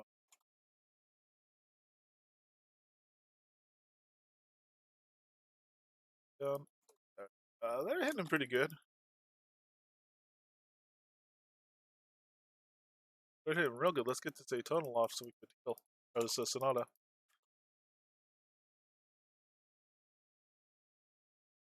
There, put frenzy on. That'll help a great deal.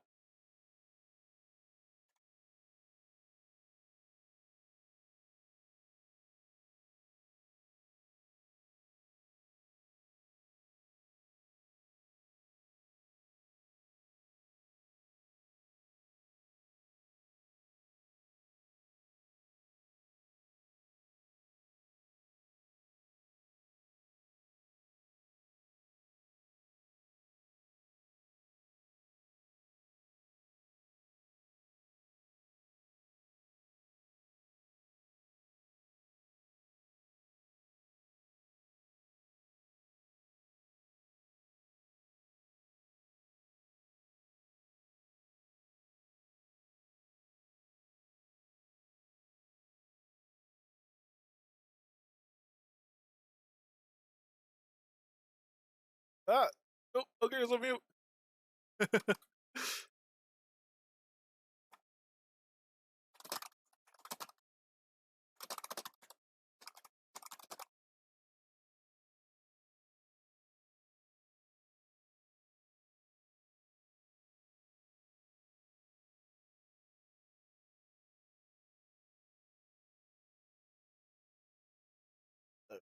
go.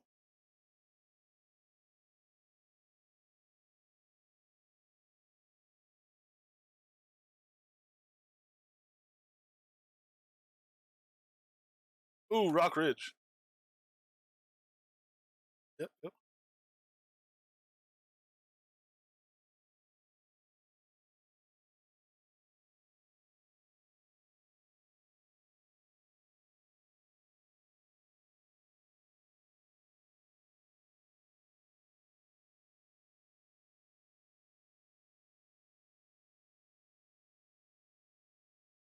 I know, nice.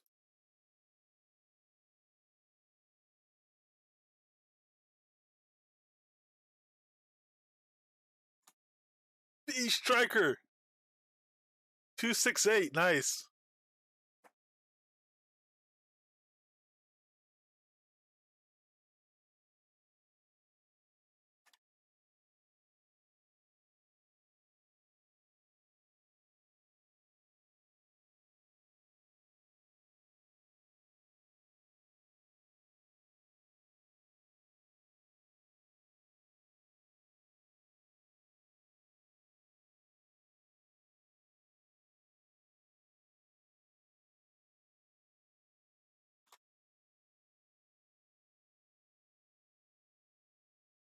Nice, Irish, congratulations.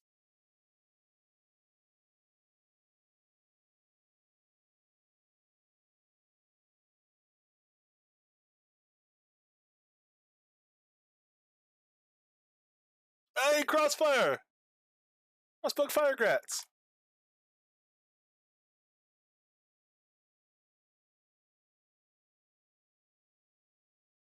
Nice echoing noise in here.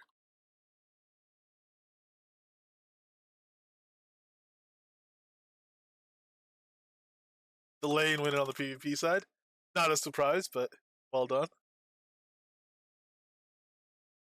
Dr. Herbrand winning in second place over there. Nice.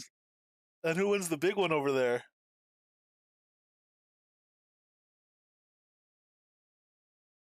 Proudfoot, also not a surprise, but well done. Hey, congrats, Dr. H. Yeah, down here in the ice cave. It is. We're basically in a crevice in a glacier, I think.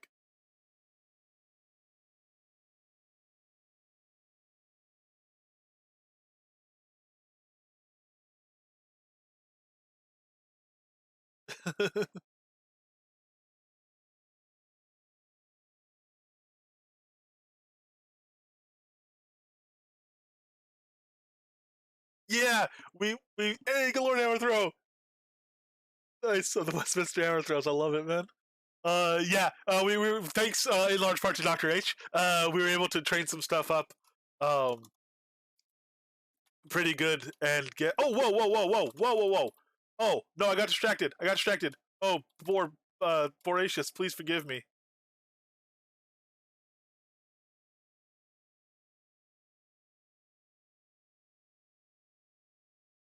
I hope I last long enough to get him up.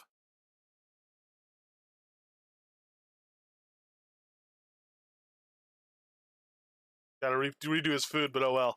Sorry, voracious. No, no, they're still on me though. Oh, I'm a fool. I'm a fool. Oh, I'm dead. Oh wow, 25 health. I thought that last arrow was gonna kill me.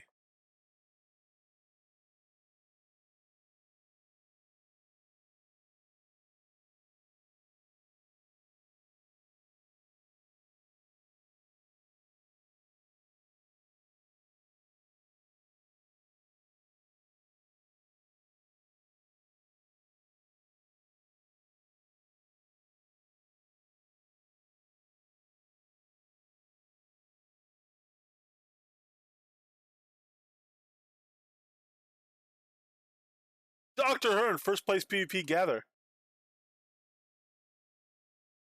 Well done, well done.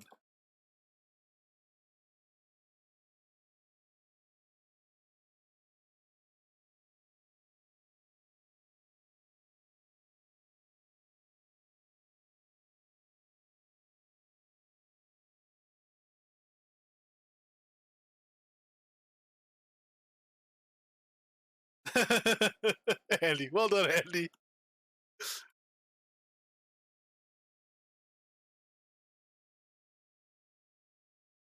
Only one withered, man.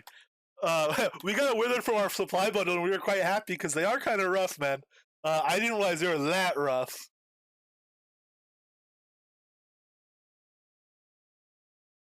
Yeah, that I'm curious about too. I don't know if that's a rounding thing or intention. It does kind of make sense that it would because, like, is it transitions from a less defensive to more purely offensive skill as you level, and as your other air stuns come up, you don't want it to be overly powerful and overly stunny, so it kind of transitions effect. It would make sense as a thing. I don't know if that's the intention. It would make sense as a mechanism that certain aspects. Oh gosh, I gotta pay attention here. These guys are actually hardcore. It would make sense as a mechanism that certain aspects of a skill would diminish and others increase as it levels. Um, nope, I'm not gonna get him down. All right, fair enough. I don't know if that's what's going on or not. Yeah, or it could be a UI bug, or it could be a stat bug. Something that's scaling could be negative instead of positive or whatever. It's broken. Doesn't have a cast time. It's insta cast. Yeah, the cast time one. Uh, the duration thing is a problem with a lot of skills. Any skill that has a persistent duration doesn't scale past its single stack. Immolation doesn't do that. Shield of Earth, rings, crystal, all this stuff, those all fall off after a single cast length. Um, Meteor Shower doesn't. Meteor Shower might be fixed. I guess Ring of Fire doesn't either. A lot of them do. I guess, yeah. It depends on kind of, I think, the class of the effect. Uh, this is already respawn though. We are going to be able to. We're going to pay closer attention. We're going to be able to come down this and then back up this, and we're going to be able to get this recipe and some good loot. We've already gotten more hammers. We've got 4 hammers total, so we get another chance at that gem as well. Uh, we haven't gotten the recipe yet that we're after, but supply bundles also dropped here in decent number. Not gotten any yet, but we got a blue off one of these guys earlier and a bunch of yellows when we were here yesterday. There should be an Ankh right at the mouth of this cave, I think.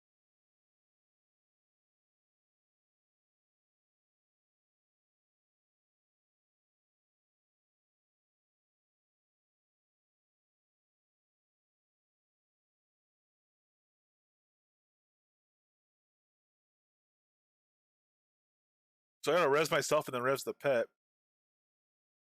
Uh, Ankh is, yeah, we're good. Sorry.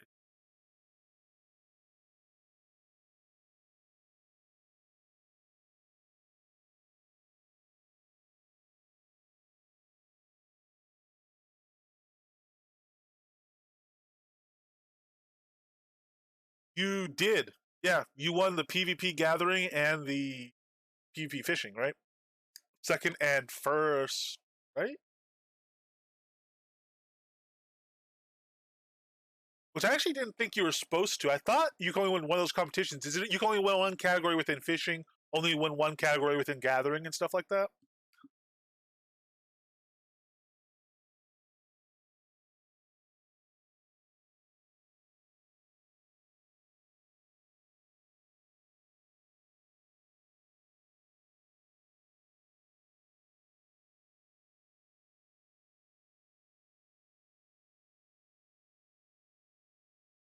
Oh, one per category. Okay. Yeah, discount roadie, man. I kind of want to grab another one, but I don't need it. I actually, maybe I do need it. I uh, I'm gonna replace all my non. I'm gonna put the minimum deed required for what I'm doing. So if I have a place anywhere deed in a POT, I'm gonna pull it up and put a POT deed down instead. So maybe I should grab one or two. 200 because there's not collecting. um, let me get this. Oh, yeah. Anyway, sorry. All right. Voracious is up. We're about to GM this. We'll lock this at GM. Oh, don't go in there yet, man. Chill. Okay.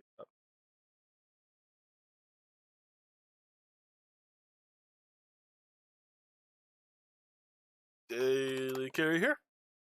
Let's go ahead and get Terabytes, dragon, and rabbit pate, venison jerky. Actually, if he dies and I have to res him again, venison jerky might make more sense than rabbit pate. So we'll do that. Um,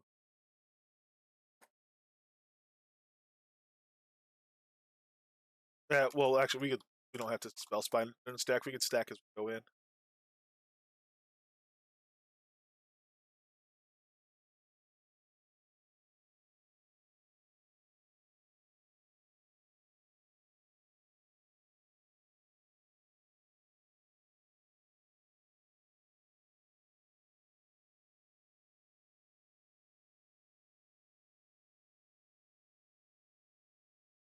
Hey, Treasure Powell won a village deed. Nice.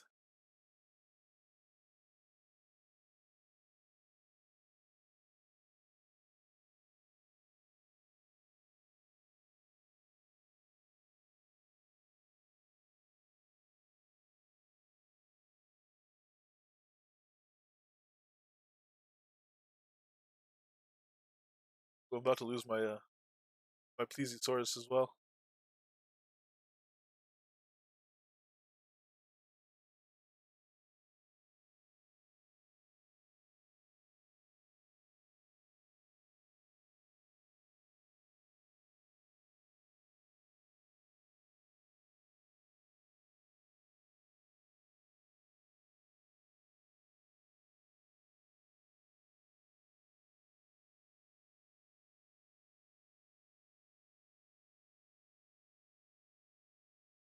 All right.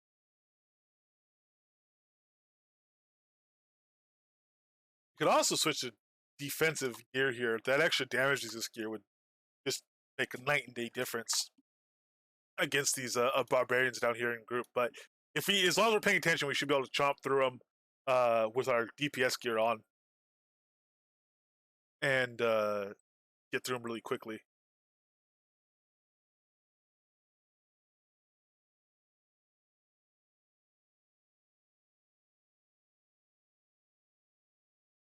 AoE stun.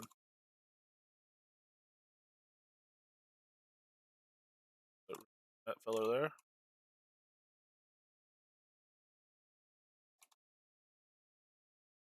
Go here.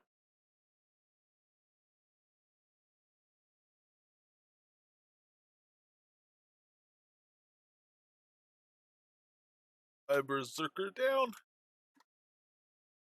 Sweet. All right.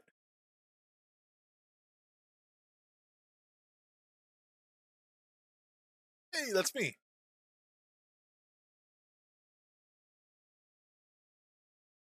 Yes, indeed. Hey, Kevin. Here comes the Kevin. How you doing?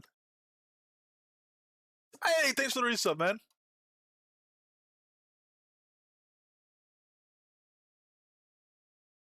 All right, let's get that up.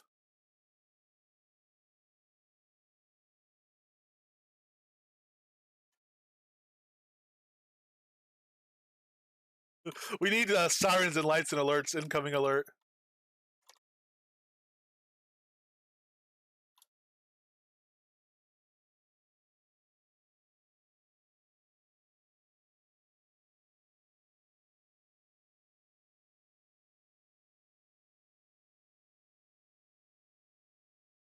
Quick hide the OP build, yes.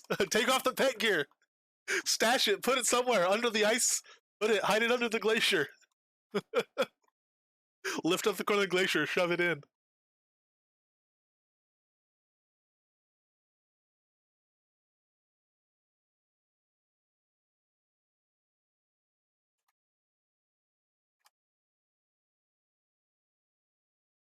Let me get games down there. All right. And all right, we're good. And, hey, hello, people! Thank you very much for the raid. How's everyone doing today? Pooh! What I do, Merrick? This guy here, I've already upset you. Hello, everyone. Versago, thank you very much for the heads up.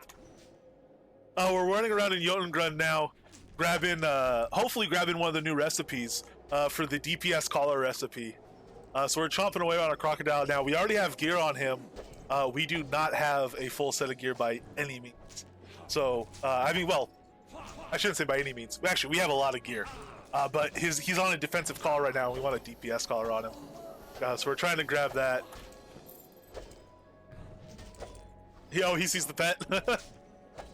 Oh, nice, Sean. Yeah, so I have definitely heard of everybody getting, or I've heard of every recipe dropping for people. And I've seen every recipe, the results that are of, at least. So they're definitely all out there and dropping. We're maybe 75 barbarians in, and we've just not got ours yet. This ice cave here is a really good spot for it, though. A lot of guys that are higher level.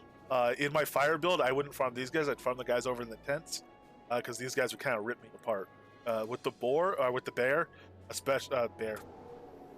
Voracious Appetite, with the crocodile, who I named Voracious Appetite. He's really tanky, really chompy. He goes through them very nicely indeed. As long as I can keep him healed. Hello, Asinonyx! Somehow managed to miss Shroud. I need to assemble a new PC in order to play anything. Oh man, I'm not the best on PC stuff, on actual specs and stuff like that. It doesn't. You don't need you need a decent system to play Shroud. You don't need a crazy system. I started playing. I did not play any games for like 10 years, and then I found Shroud and started playing that. And I started on like a GT 610. You do not want to play on that card. Like I couldn't do Ulfheim because the card literally could not be in the Ulfheim zone. So you need better than that, but you don't need anything insane. More RAM helps more than anything, I think. Yeah, it's not even destroyed. It's a legendary croc, but boy does it chomp, especially with this new gear. The gear is really, really strong. So one of the reasons I want this recipe is I'm putting together, it's still in its early stages, but I'm putting together a Tamer Museum in Arlia. And the first thing I'm working on is getting an example of literally every combination of gear you can make, which is, I think, 54 total combinations of gear over 6 types of gear for 3 different slots. And right now we are 9. This guy's having a little bit of fun on the slope there. Right now we're 9 short of a complete set. So I need to not be holding aggro. There we go, Croc grabbed it. I'm running Venison Jerky on him here, so hopefully he gets the aggro nice and early, because those arrows will absolutely destroy me if I get more than a few into me. I am also about to run out Plesiosaurus Pie. I threw that on for an extra 300 health just to give myself some buffer in my health before I go down. Yes, SSD makes a huge difference as well.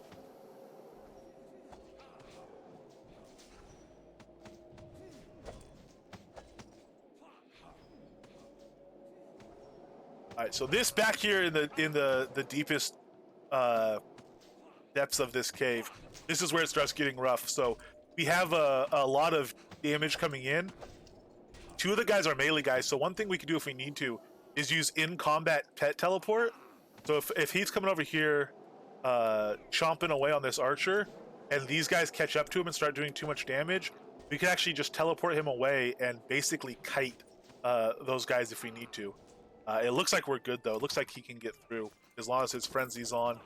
He has a defensive collar on right now, and he has offensive gear on in the rest of the slots. Stacks up a little bit. So we could also just tank up his defenses if we needed to.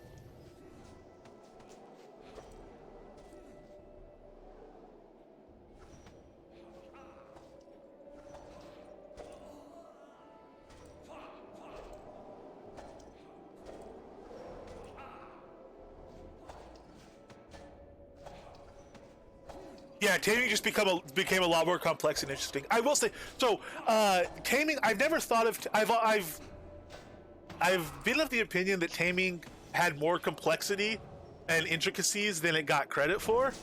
But I have a thing with channel points. If you get enough channel points, you can make me respec into whatever build you want. And somebody did that. They crashed in and said, "Be tamer."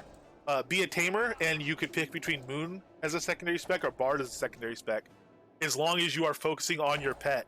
So I'm not just somebody running around with a pet. I am here to support the pet. That's why I have, Alacrity, Savage Sonata, Frenzy, all these things are supporting the pet directly. Fireflies to support his damage. Rend does damage, but it also does healing modifiers, which is protecting the damage he puts into a mob so they don't heal past it. Atonal Aria, once you're spec'd, also has a Fireflies-like effect. So it does direct damage, but it also provides a Fireflies-like effect to protect his damage. And I am trying to get as much DPS in as I can, I suppose, but only as long as doing so takes absolutely nothing away from the pet. If I lose 10 damage, if the pet loses 10 damage so I can gain 20, I won't make that change. I'll keep the 10 DPS on the pet. It's all about the pet. And doing that, actually doing the build and living with it and working through the problems firsthand rather than just kind of thinking about it and seeing what the gear and skills were and watching other people. It's even that complexity that's in it and that sophistication you could do in a tamer build has come through a lot more. It really is an interesting playstyle. As much as people do sometimes think it's a very passive one. It can be passive. If you want to play with a completely locked deck and just kind of not have to, micromanage your buffs and not have to do all this stuff, Taming is a very, very good build for that. It's a wonderful build to play like that, and it lets you play like that. But if you are like me and you like to macromanage stuff, you like to be busy, you like to have your hands constantly moving and stacking stuff and checking buffs, checking health and all that, you can do that with Taming, and doing that will get you more power. It'll get you extra, extra damage and more survivability, all that stuff. So that extra effort does pay off in the build, big time. Hey, Tempest, thank you very much for the sub, and welcome. Asinonyx, thank you very much, or Asinonyx, thank you very much for the follow as well. Welcome.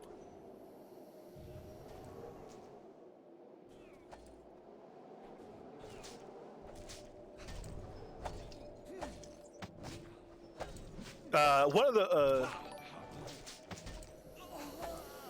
and Vegas BLT, nice. Welcome to you as well. Thank you for the follow.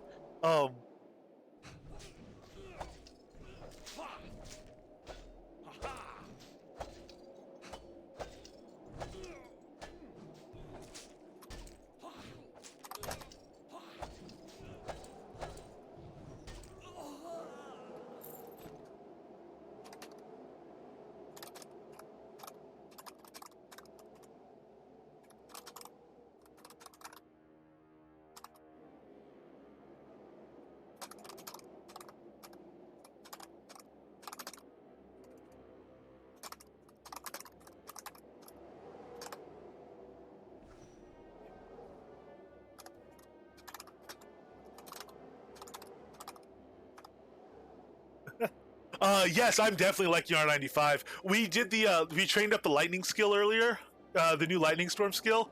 I was hoping we would just get the effect from the frost giant. Like, that effect is really cool. I wanted to be able to do that, and we can, which made me very happy. And we had like 6 or 7 people in the POT together training it, and we were all casting at once, and it was absolutely insane. It was just a massive storm, sheets of lightning and stuff. It was really wild. And a lot of fun.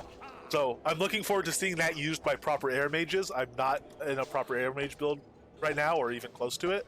I really like that. The pet stuff is really fun. Being spec'd into Taming right now makes it really awesome, but it's really powerful stuff. But we got a dozen new recipes, and so now yesterday and today, and probably tomorrow as well.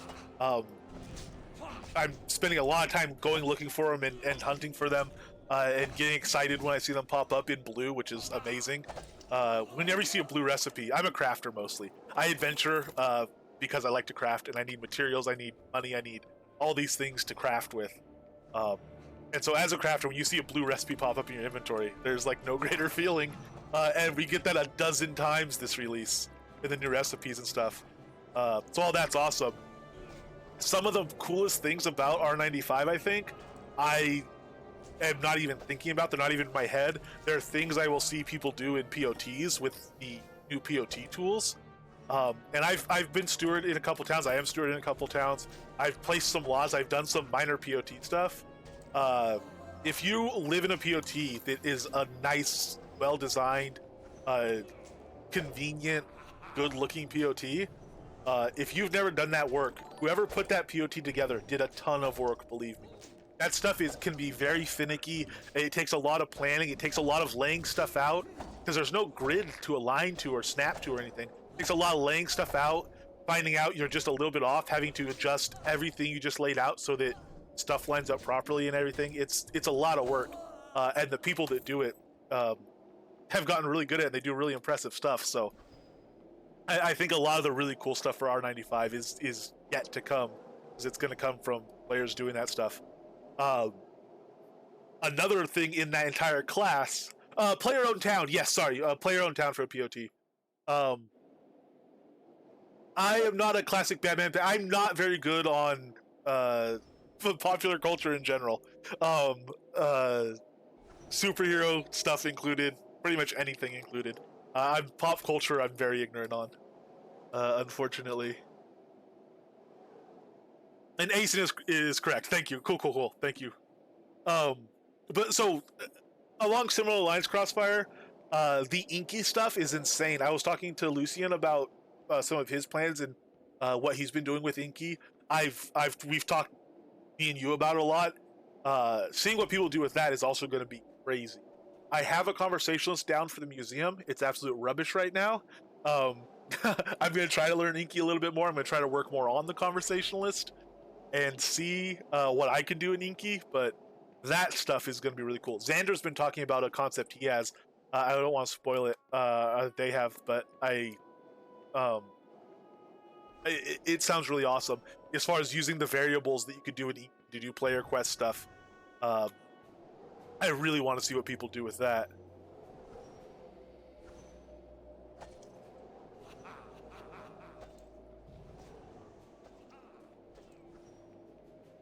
I can't get the unique stuff working. I tried one description. Oh, interesting.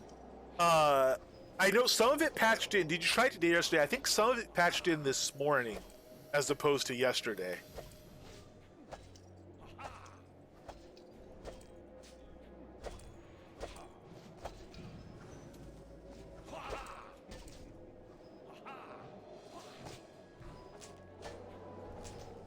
Oh, okay, interesting. I'm definitely not one that can help you troubleshoot with that stuff. I don't know. I've made some very basic Inky stuff.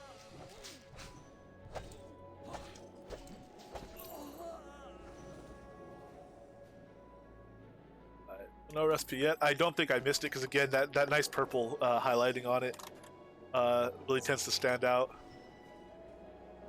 But I'll sort my inventory to recipe just in case.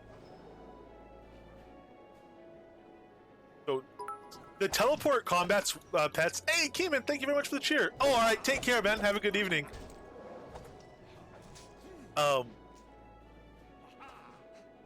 Z, sweet.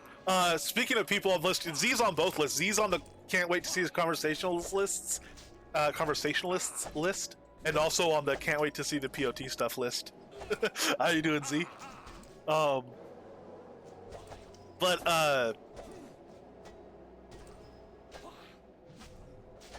Oh man, I was gonna say something about something.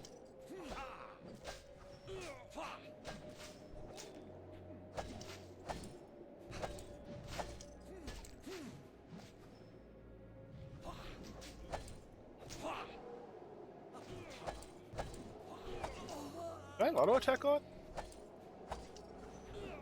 Oh, I didn't have auto attack on. That's not good.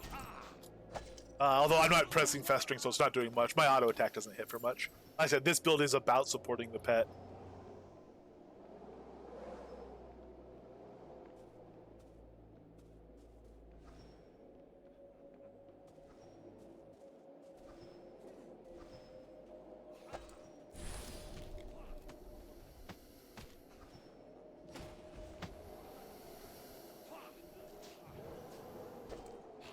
Ooh, no, grab aggro, grab aggro.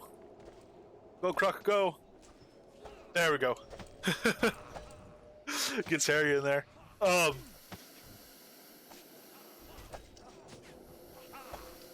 Sorry, I missed the context. What am I trying to run away from?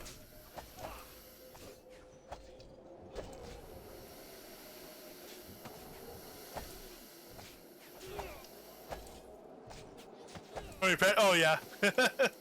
Oh, that's what I'll say. Teleport in combat was a recently added thing that I could see why it's something that Tamers really wanted, and we're so excited to finally get in, because it does change the dynamics of a fight a lot. Being able to teleport your pet around while in combat, because they can lag behind. I would be, if that wasn't in, I would be using a spider here instead of the croc. Um, Croc's a little bit better for this area, I think. He's going through them a little bit faster, but the spider moves faster. So if I had to wait for him, I'd pull out the croc. So I am falling into a rhythm, Dr. H, on not sending the pet in. If I know that he's going to be able to grab aggro, I will come in and teleport him next to me. And if I take a hit or two at the beginning, that's okay. I'm all right with that. It's as long as I can stay up. I'll be willing to do that.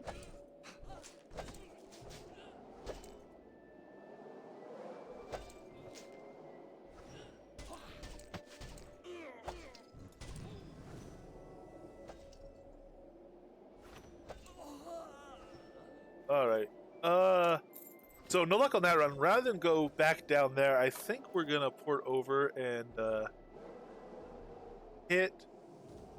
Let's go to the breach. So Yongrun is really cool because wherever you port out from is where you land when you port back in. So when we come back, we'll be able to port in right here in front of some mobs, far enough away so they don't aggro to us is the hope. We go buff our pet, run over, and go up and down there again, and try again for another shot at the recipe. That said, the guys in the back are respawned. I could stay here all day farming for this recipe if I wanted to. I tend to be a little hyperactive and jump around a little bit. Which, if you are a tamer, is kind of rough because you have to rebuff your pet food every time. But I'm also, like I said, mostly a crafter, so I have a lot of pet food. I've made a lot of pet food. It's good XP. You gotta do something with your carcasses, right? So I have nice piles of pet food. I'm quite lucky to be able to extravagantly hand out treats to my crocs and my spiders and my whatnots.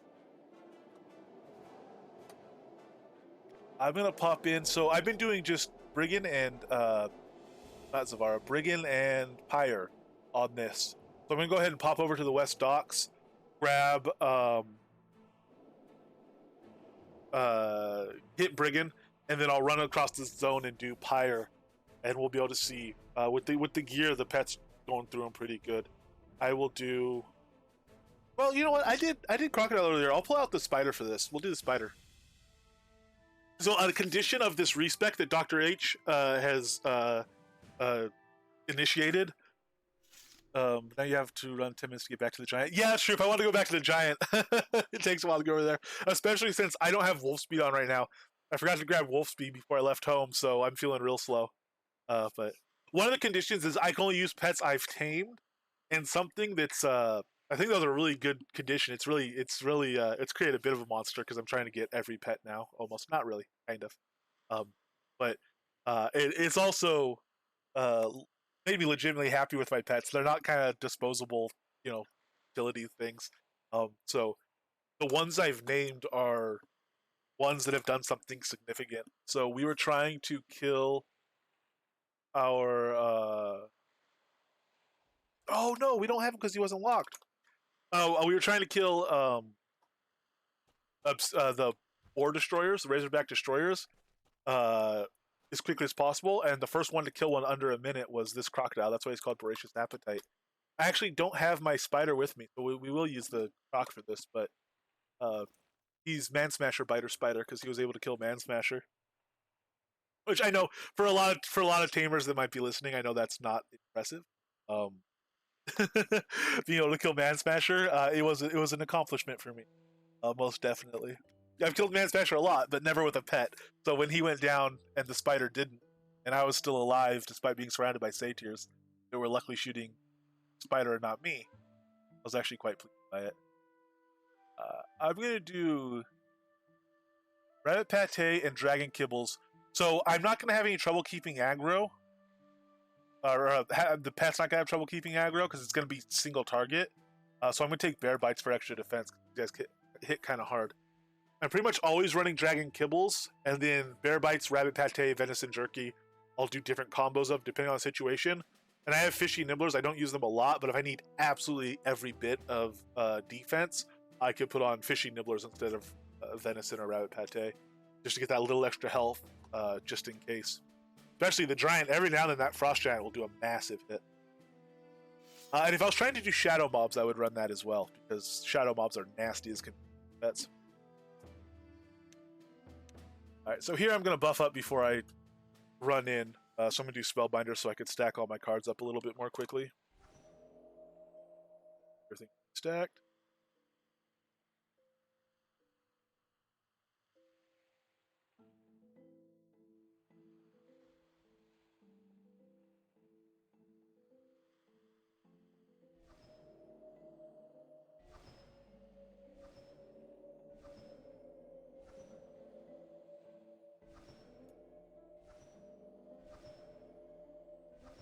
Alright, so we're good there. I will put on Frenzy. He's set to stay, so he's not following me anyway, but... Hey, 37.9, nice, Summer Mike. Full stack of decks on leggings.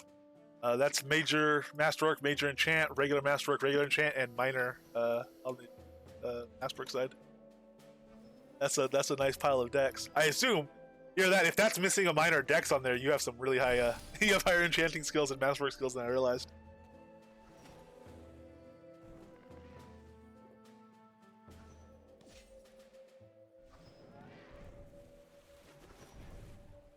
Alright, so we'll drop Sonata here.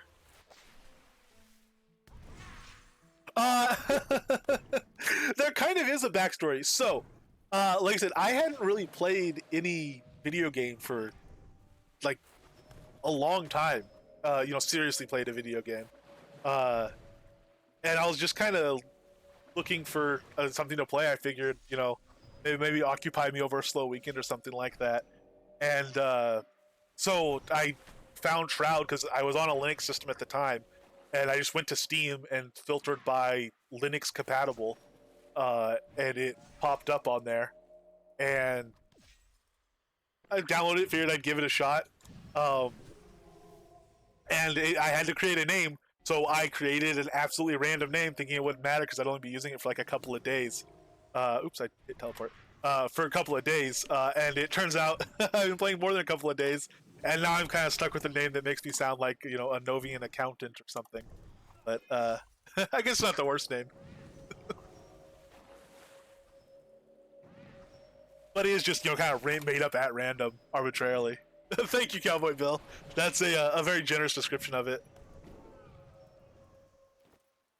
Much to him. Ah, man. I'm trying to get a full set. He drops the, Brigand, whoever, drops the recipe for, or not the recipe, drops the boots for move speed boots, supple riding boots or whatever they're called, and I'm trying to get those to Epic.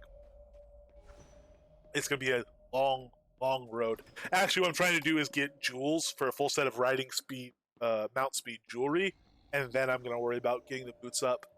So. Very long-term goal, but it's always nice when they drop. Unfortunately, not that time. Shot one of these following me. I am going to just drag everything over. I don't particularly care because once the pet grabs the aggro on it, I should be able to heal past it pretty good. And there we go. We just have him. After Pile, get out of the Ring of Fire, drop my Spellbinders.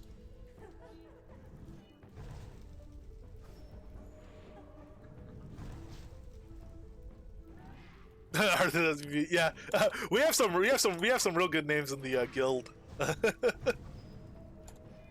guild roster is getting more fun by the day. Actually, getting longer and longer by the day too. We've recently had a lot of people join.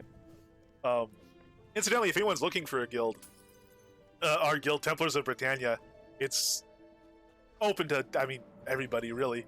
So if you want to join, let us know. We do group stuff sometimes. A lot of times we just kind of help each other do whatever each other are trying to do, and mostly we just kind of hang out and talk in guild chat in the Discord and stuff, but it's definitely a fun group. There are a lot of guild dungeons too. Incidentally, if you're not in the guild, all our guild dungeons are open for anyone to use anyway and stuff. We have some Lich Farm circuits, Elf Farm circuits, high level rooms that are kind of like challenge dungeons and stuff like that. So.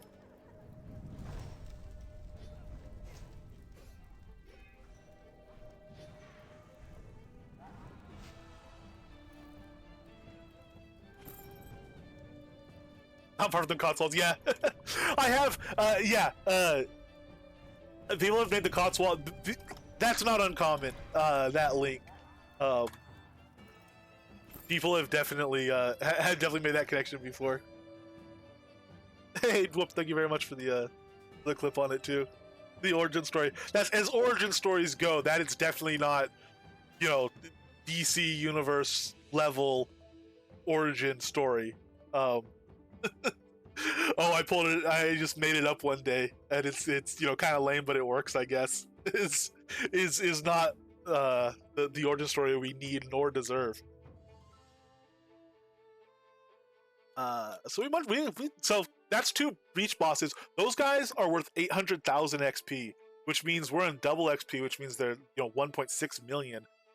Plus, if you do them in open, you get a 10% bonus, so they're 880,000 in open. And if you're PvP flagged, you get another 10% bonus, so they're actually 960,000 XP each. Or in double XP, that'd be what 17,000 200 1.72 million for the pair of them if you did that in open and PvP flagged. So worth a lot of XP. Really good stuff. All right, one thing I am curious about. So we have shadow. We have spider essences in now. We could make the totems. We don't have the room in quite yet. The spawnable version of the spider encounter, but it's coming, and I'm very excited for it. I want to see what that dungeon room is like. I have to admit, part of me hoped we would get actually a big part of me hoped we would get to make a shadow totem out of East Entrance Spectral. I don't know, shadow essences, and that room might spawn shadow spiders, but time will tell if we get shadow spawns. In the meantime, we get spider spawns, and maybe it does spawn shadow spiders, at least at some levels. No idea yet. But as soon as we can find out, I want to find out, which means I need the essences. So I'm going to go to Spectral Peaks, Zen Cave. I'm going to try to get some essences. We're about halfway to a totem already. I think we're like 52 essences or something. But this also can give me an opportunity to test the defensive pet gear out. We've been in our DPS set as much as we have. I don't have a DPS collar recipe. That's what we were in Jotun for. But I'm going to put on the pure defense build gear, and we're going to see how the pet stands up here. Kind of sneak past these satyrs as they're interfering with the wildlife over there.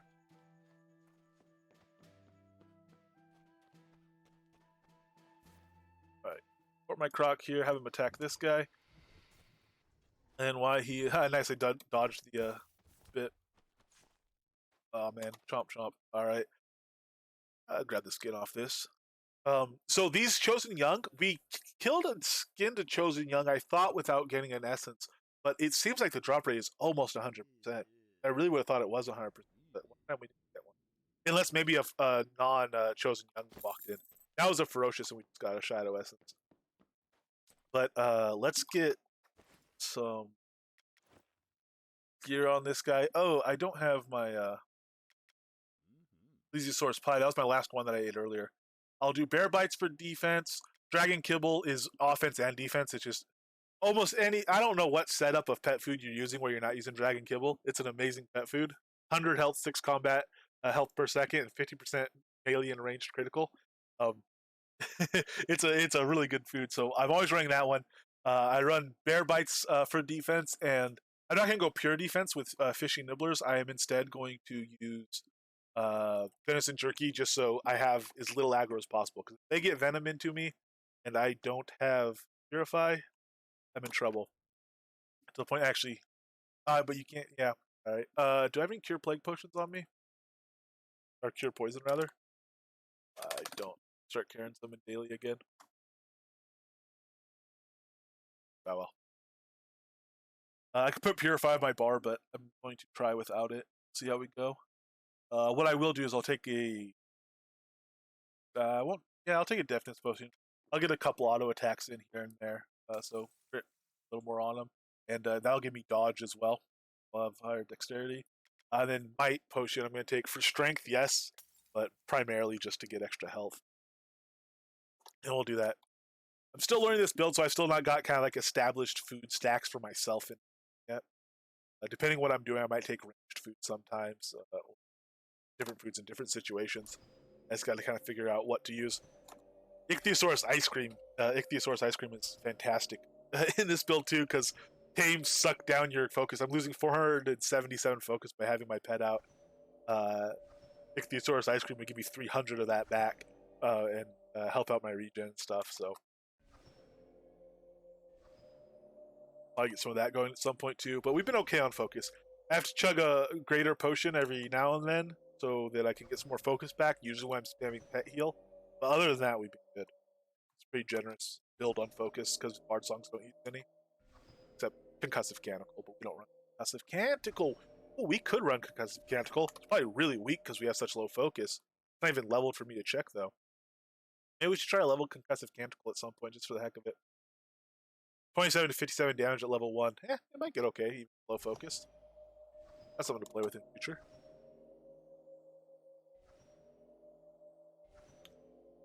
Alright, pet is buffed. We are stacked. We're stacked. You know what, though? We didn't switch our pet gear. And we can't do it just like you can't put gear on yourself when you're in combat. You can't put gear on the pet when you're in combat, but get my DPS bag out. Let me get my defense bag out. Okay, all right, we're gonna have to drop combat. I'm gonna put the DPS gear away, and again, we only have a defense harness, so keep that on. I'm gonna put the defense gear out. So I'm using iron and gems for this gear. That's the combo I've liked the most.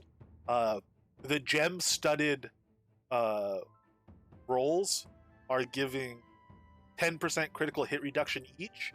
That's kind of like an anti-fireflies almost. So 3 of those inside this harness is going to give us 30% critical hit reduction, and the iron studded strip is 19.5 damage bonus. So the way the pet gear is set up, it's they said it's on the main stream, I think, on the dev stream, I think. But a release stream? I don't know. There's different types of dev stream now. I'm not sure what to call them. But on the stream we all just watched, you get 3 defensive components and 1 offensive component for the defensive gear, and then for the offensive gear, you get 3 offensive components and 1 defensive component. So we do have offense in here with our damage bonus, which is going to be handy. We're defensive focused. And it's the same thing on this ball. Gem studded for 30% critical hit reduction, and iron studded for some extra damage. Collar is the same thing. Now, this is the interesting part. The actual item effects. This collar is 50 plus 50 magic resistance. That doesn't matter much here because nothing's casting magic on us. The dodge is going to be helpful, and the physical resistance is going to be really helpful. When we're attacking having a bunch of spiders attack together, it's a bunch of small, or in this case, a bunch of medium-sized attacks. So the fact that our physical resistance is at 108, that's going to be a huge DPS decrease to the attacks coming in, because it's a bunch of tiny attacks. If it was the same amount of base damage coming from a single attack every now and then, having increased damage resistance wouldn't do nearly as much for us. That situation is going to happen. We're going to transition to a bunch of small attacks to actually a bunch of small attacks plus some occasional massive attacks when Zen herself spawns here. So far, I've not been able to tank her. I've only tried with a locked heal. Maybe a dynamic healing deck to get some extra healing in there would be enough to do it. Or maybe this defensive gear is going to be enough to do it. So, especially with this 90% critical hit reduction, I'm hoping this defensive gear lets us tank Zen. I don't know. We're mostly here for the essences from the Chosen Young up until we get to Zen. But when we get to her, if we can tank her, we're going to be really happy because we've not been able to do that yet. So let me stack this stuff up again. We'll run in and we'll see how this defensive gear does.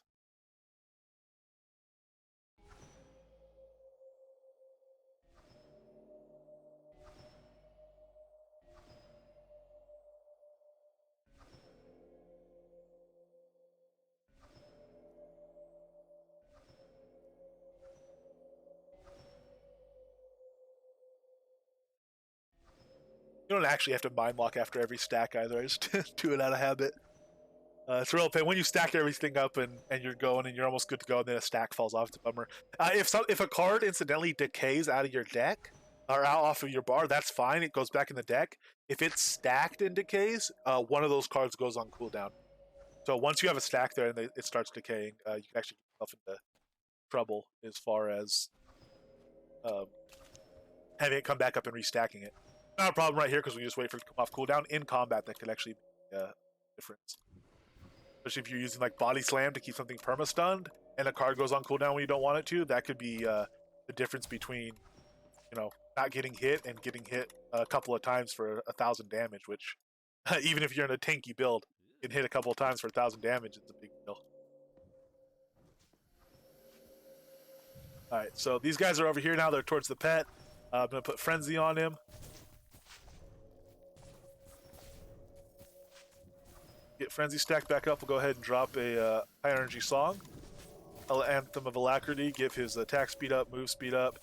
Oh man, he's just tanky as can be in this gear. The healing we're having to doing is just, we're doing practically nothing compared to what we did earlier. So we're fairly, able to cast Sonata here without worrying about him dying during our cast. Good to go. Look at that. I'm not going to drop Atonal here. That should be Purify in that slot instead of Atonal. Because I don't want to risk, even though I have the aggro food on, I don't want to risk him losing aggro and all these spiders attacking me. In fact, with that, I caught Venom and didn't realize it. I almost died just because one little bite of Venom got into me. Back up a little bit. Let past that.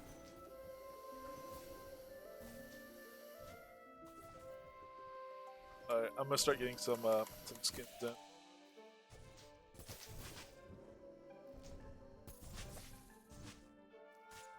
So one thing I want to do is get a higher level of Tamer Ring, because those have taunt on them. That'll help so I can run Atonal more freely without worrying about it. But another thing I want to do is just get him tanky and defensive enough that I could do these waves reasonably safely and relaxed without my tamer rings on at all, because I could put skinning speed rings on and skin these guys much more quickly, which will be very nice. Hopefully we don't miss skins. Hopefully we can get back in here, add everything's aggro to him, and grab these skins. What I should do is set him after he's killed a group of them and I need to stand there skinning it.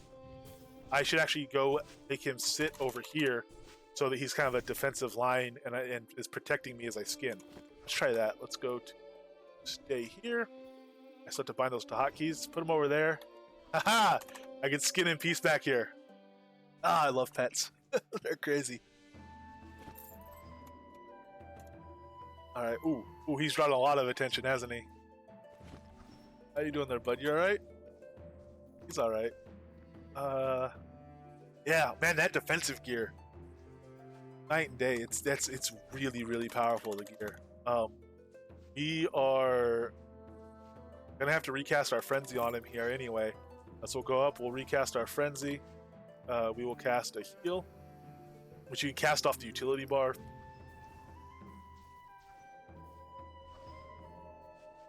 You bind your utility bar to hotkeys as well, which is incredibly helpful. Oh, and you can do twice as many decks now if you're a subscriber, and you can bind hotkeys to all your decks. Speaking of stuff I love about R95. Sorry, Crossfire, I missed that one earlier. That for me is a big deal, being able to bind more decks. I love just making a deck and not having to worry about whether or not I want to delete one, or am I going to use this build again? Do I need this? I just copy a deck and modify 2 cards in it and make a new deck rather than have to worry about if I really want to change the deck I'm used to and all this stuff. So having all those extra ones like that is really and being able to hotkey them all so I can actually switch to them in combat without having to reorder everything. Okay, I'm gonna be kind of in the middle of it here when stuff spawns. Hopefully I don't get eaten.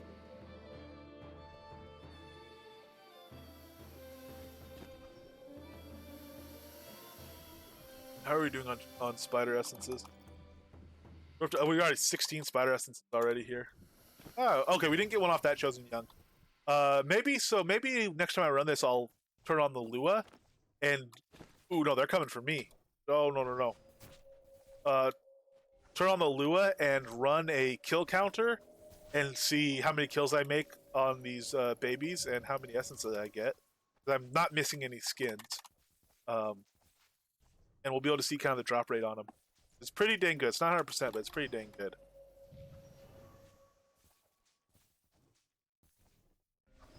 Yeah, man, yeah. Let's see. Hey, just chomping away on him. So there's a little hint before Zen spawns. The wave before her is kind of split. Some babies spawn, and then some more babies spawn, as opposed to them all spawning, then dying in the next wave. Hey, Frozen Monkey, did I say thank you for the follow, by the way? Thank you very much for the follow, Frozen Monkey. I might have been rambling and not said that. And what reminded me is, hello, Night Ray, man. It's going well. Good to see you. Welcome. How are you doing? It's going really well. This is actually, we've been having a lot of fun ever since we spec'd into this build. Again, this is a channel points build. Somebody cashed in their channel points to cause me to respec into basically the build of their choice, and this was it. It's been an absolute blast.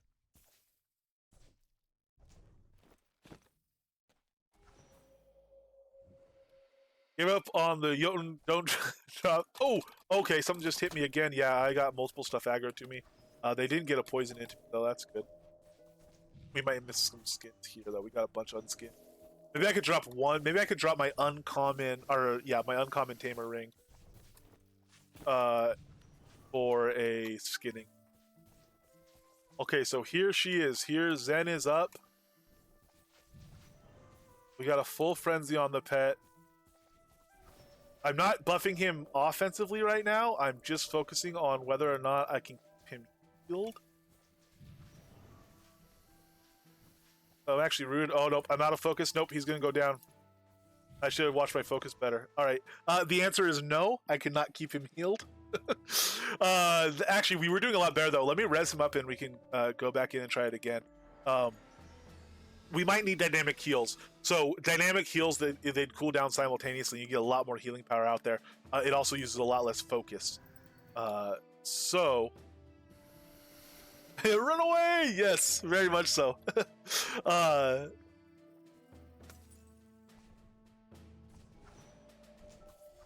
So yeah, we could switch. We'll try again like this. Because this deck's already stacked up and ready to go. Oh, don't go in there yet.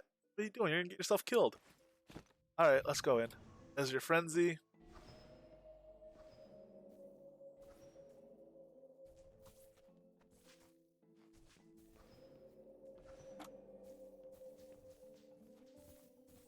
But we can also use that kiting technique when we need to. So like by doing this, we're pulling him out and giving ourselves extra time to heal him. We'd pretty much be stalemated there though. If we do that, oh, hello. How you guys doing? You guys met my croc yet? It's over there. You want to talk to him? Away from me. By the time we're doing that, we're just stalemating them. There's no real point for that. If we were doing that as a method to tank for somebody, like we had a archer here that was doing the DPS into the queen, gonna kill her, and we just had to basically keep the queen busy in the meantime, that might work as a strategy, as long as the archer didn't full aggro off the pet. But doing that solo, there's no real sense to it. But it's something we can do. Like if we really get into it and we're waiting on cooldown on this heal. Or on our focus pot. So like right here, we're stacking up heat. It's getting expensive. We're having trouble, so I could port the pet over here, do a focus pot. And it's kind of a cheesy thing. And he'll still take hits and still take damage from poison. But it bought us a little bit of time for cooldowns and stuff. And we get him back to healed all the way up. That said, in this configuration, he's not making very quick progress. Although he's fighting the queen. Once he takes the queen down, we know he can take the rest.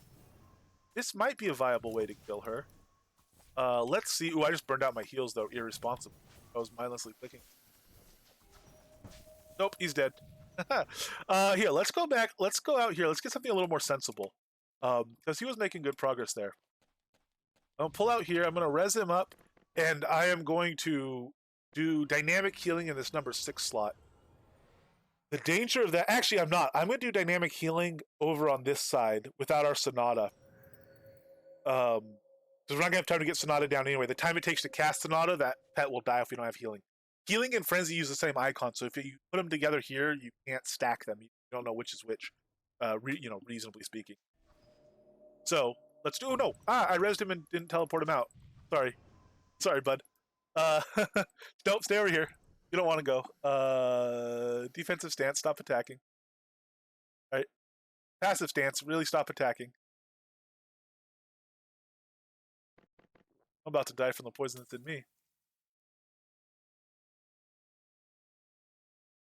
Hey, you're on passive and stay. You need to learn to listen, Crocodile, or I'm going to let you go in there and get yourself killed. I have plenty of Mandrake. I can res you all day if you want to go get yourself killed again. There we go. Actually, I don't think he would have gone in. They do this thing. Oh, now he's going to go hide. Sorry. Guess I was being a jerk. They do that thing where they'll start running in and then stop and turn around. I think is actually probably what he was doing. Or was it? Nope. Now he's going to go try to go in. He should be able to get that far, though. There's a max distance they'll give.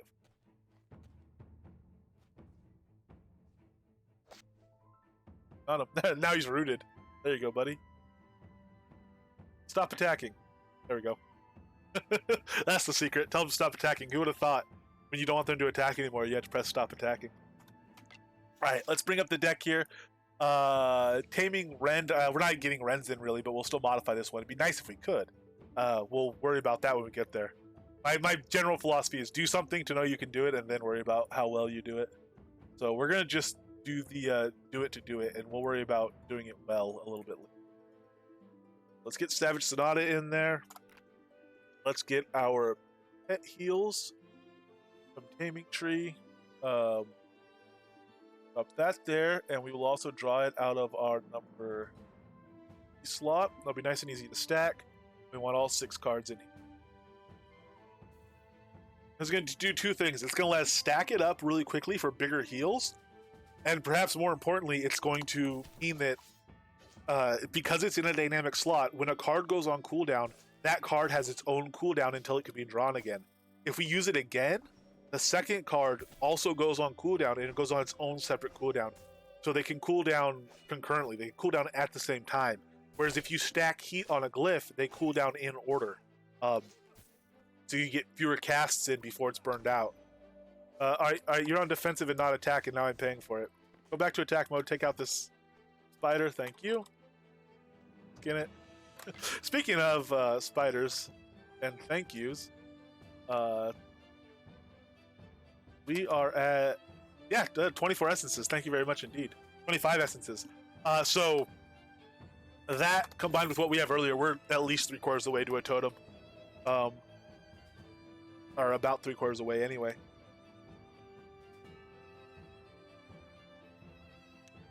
And another thing we could do is, if we are in a safe position when Zen is up, which we might have to re-prompt her again, she might have disappeared by now, we can do Spellbinder stance there, and that'll help us cast faster and also draw faster so we can stack up faster. And that would increase our ability to heal as well. And if we're taking a hands-off approach, maybe we should auto-attack with a bow and get poison in on her, but again, we'll change stuff at a time. I am a bit of a slow adapter and stuff, so I like to do one small change at a time and kind of work my way up. There we go. We accidentally burned out that frenzy card just now, so there'll be a moment before another one pops up, but another one will pop up like that. We will change this pet defensive instead of aggressive, so it holds on the single target a little bit better. And send it in over there. Now it looks like Zen has depopulated. Oh lord, we have a Venom on us now.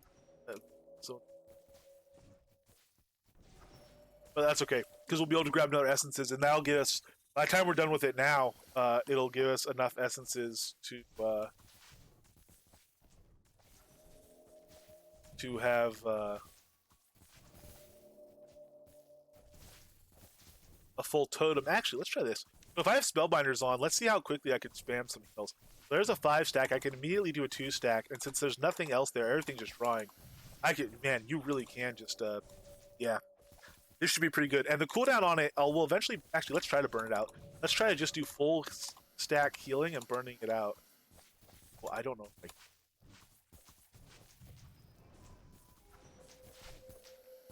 by the time I stack it, it's pretty much. Oh, I'm about to die. I'm about to die. I'm about to die. Ooh, 8 health. Nice one. All right, that poison dot. Yeah. Okay. So this dynamic healing is gonna be very strong. Um, and that was without frenzy, by the way. The pet didn't have frenzy there. Frenzy gives massive healing as well. So what 6 stack of frenzy is what 31.4 combat health a second.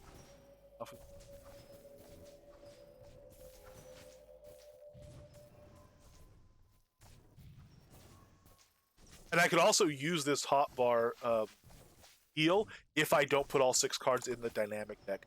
If I put just 5 cards in the dynamic deck, there's a free one to be available on my utility bar. Not the case right now because I did put all 6 in here.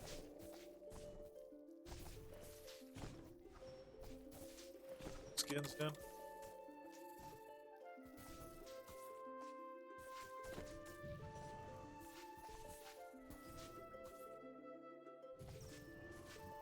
Heal on him. Look at that.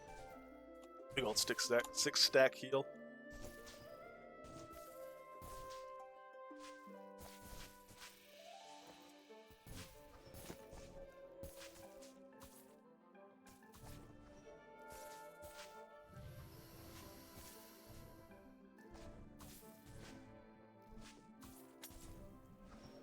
Myself up a little in case they hit me again.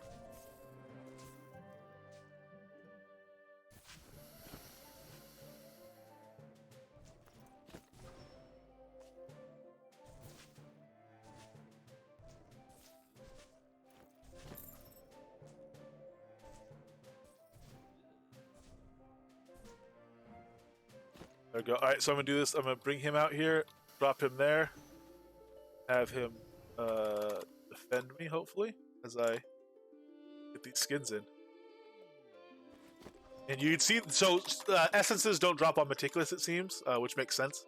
I wouldn't think they would. So being able to get this Meticulous is nice for the crafting XP on it. I would rather make sure I get all the first times in and be a little more able to react to the pet. But again, getting it to where I could take off my uncommon Tamer ring, Ring of the Ringmaster, and instead drop a skinning jewel ring in that slot, a Ring of the Expedient Skinner. That'd be a 25% speed increase to this. It doesn't affect your meticulous skin speed, but on the first ones, we'd be able to move from. If you get a full set of that gear on, incidentally, which we can't wear a full set because we don't have the next slot available to, because it's used by a pet. But if you put on an epic Melt of the Brutal Butcher, both skinning rings and a next slot if you can, when you crit skin something, if you have like GM or 120 skinning speed, when you crit on a skin, it's like opening loot on a corpse. It's instant. Just you're instantly having it there. It's really wild to see. And even when you don't crit, if you have that full stack of gear, and now with the extra 40% skinning speed you'll get from having a Obsidian Potion on while you have a active subscription, you can skin stuff insanely fast with that gear. That's really, really fun gear. It's what let me do Well of Wyverns. When that gear came in, we were finally able to do Well of Wyverns solo without missing any skins. And it's all because of that gear.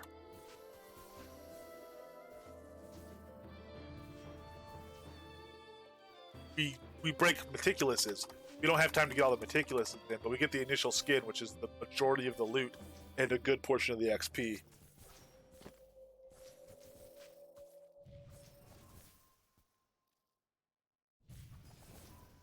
So I'm gonna go ahead and cast some songs to speed him up here fighting. Cast the Alacrity on him.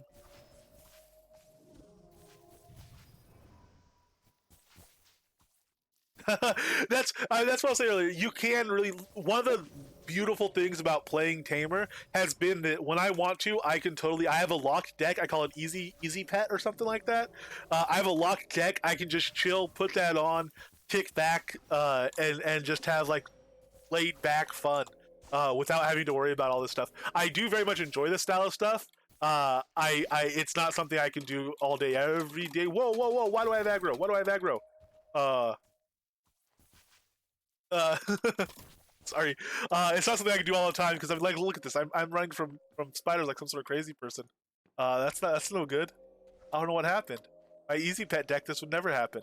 I'm gonna die. I can't get purify off cooldown fast enough not to die. I don't think. Let me get purify on the deck. I'll just drop it there and spam it. But it's no. I'm gonna get purified. Yep. Man, I guess that alacrity was enough to pull aggro. That's wild. I don't know how I got aggro there all of a sudden. It shouldn't have. I guess it was alacrity. Wow. I'll have to be careful with that. He had venison jerky on him too. It's not happened before when we were fighting. Oh, you know what might be? He might have been because I wasn't buffing him with stuff for so long. He might not have generated as much aggro. So he might not have started with as high of aggro because of that. I wonder. That's interesting. We can resummon him. We'll have to rebuff him on food. I do want to get through and try this healing deck though on Zen. So what I'm going to do is I'm going to summon him, run him in here, and we won't lose our progress in where we are in the waves if we get in quickly enough, which we should be able to do by sending right in. Get at least a single stack of frenzy on him. Oh, nope, they're targeting me again. Oh, well, we have Purify now. Instead of Fireflies, incidentally, which is good. That should be instead of Spellbinder. So what I'll do is I'll come down here, grab Fireflies, put that back on my deck, swap it out for that. There we go. Now we're doing the same thing of actually running Purify in this room, which should have been a full time. Can I get heals to pop up? There's a heal. Now we'll kind of restack.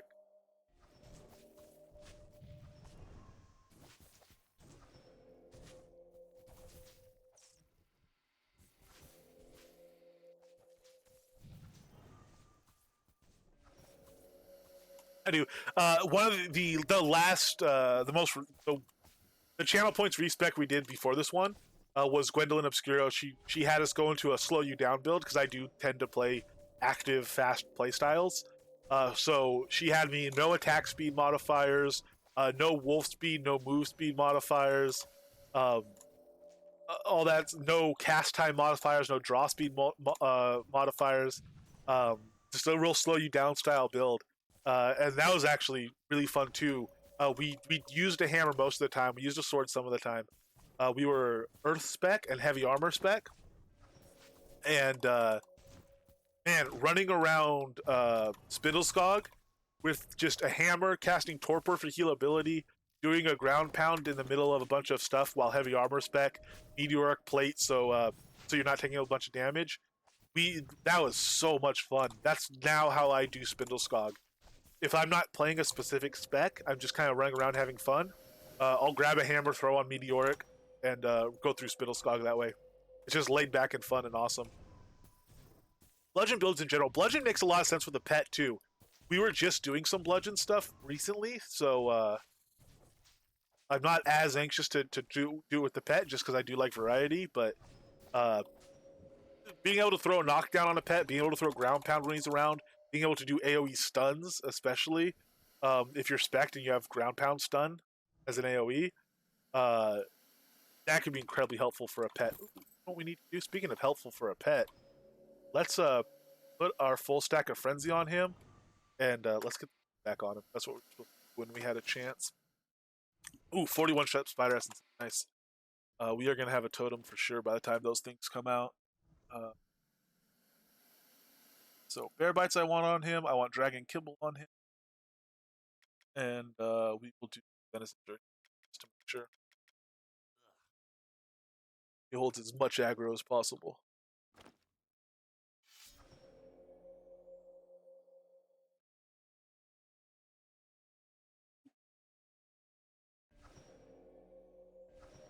Ah, there's still some pets, some guys over here. All right, you kill these guys while I skin. Does that work?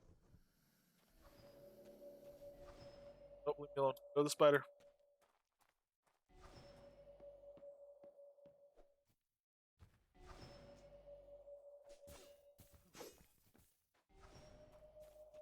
Now if they poison me, it's no big deal because I can just purify. I should have Purify Burst, so it's also purifying the pet, but Purify is what I dragged over. Purify is what I'm keeping.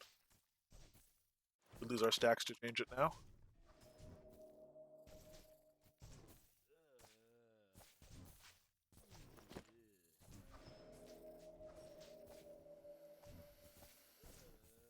Alright, this should be the Zen wave, so it'll be split. It'll spawn these guys first, and I think Zen should spawn.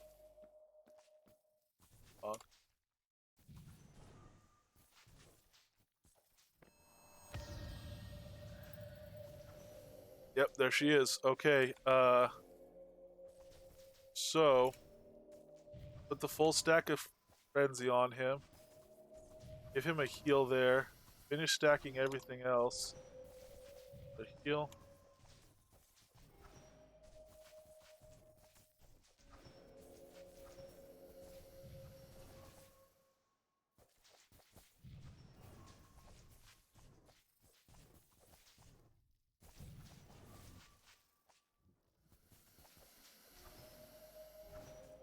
Alright, everything's stacked now. Just in time. Ah, man, I really do wish I had Spellbinder still. So, I don't know if I should let him... Try to have him take down Zen as quickly as possible. Ooh, I don't know if I want to be auto-attacking that spider, even. Or if I should... Oh, man. Let him just kind of... go to town on some of the younger ones and take out some of that damage sooner.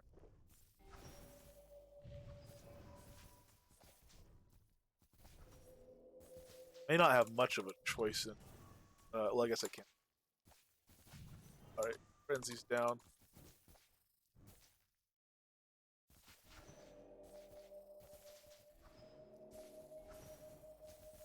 Nope, he's down.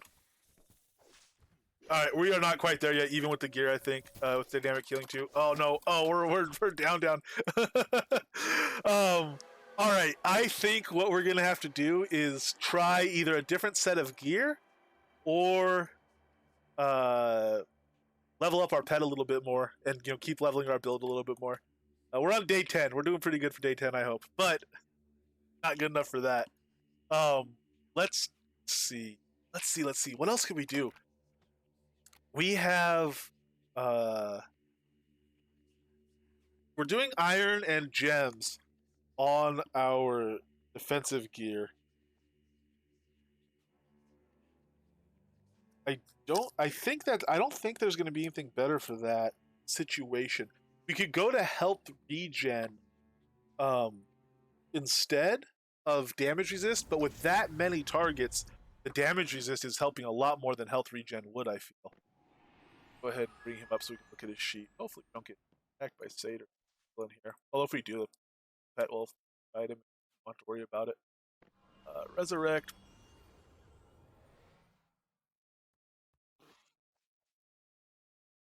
Oh, this was a bad day to come over, Fawn.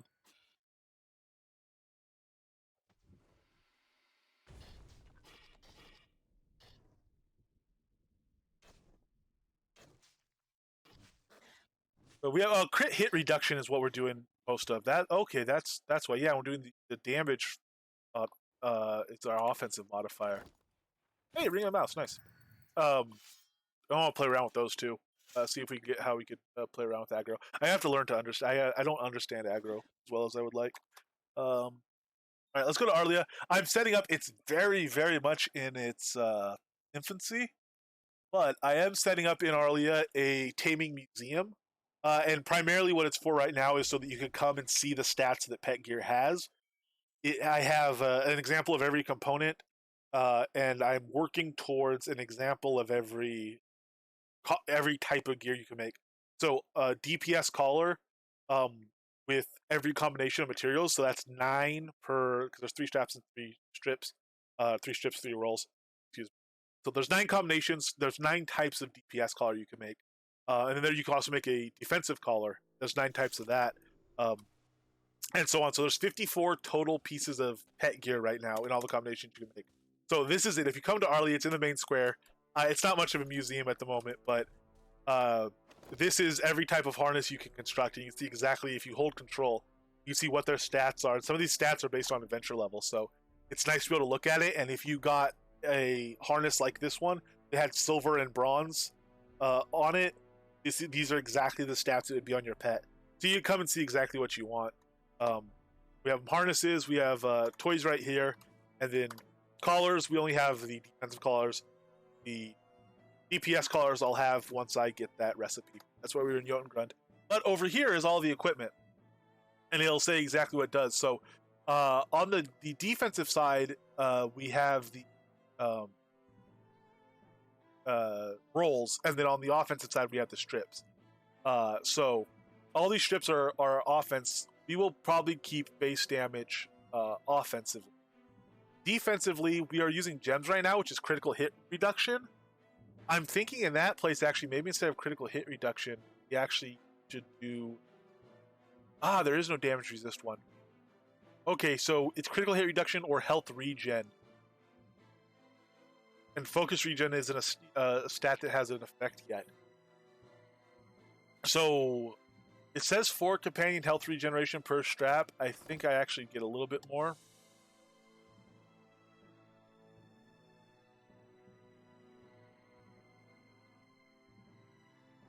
Yeah, I get 14.5 over 3 straps.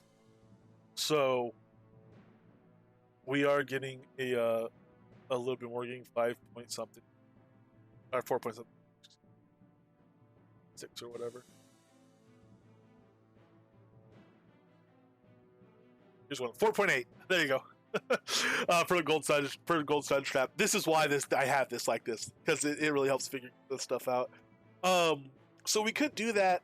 It wouldn't be that much health. It would be a lot of, actually, it'd be like 2 stacks of frenzy. Maybe that make up for the critical hit reduction. The critical hit reduction really seems like the way to go. We'll have to try some. That is with health. We'll see about making that right now. Also, if you come here, there's bags here with books. Anyone can take these. They're public remove.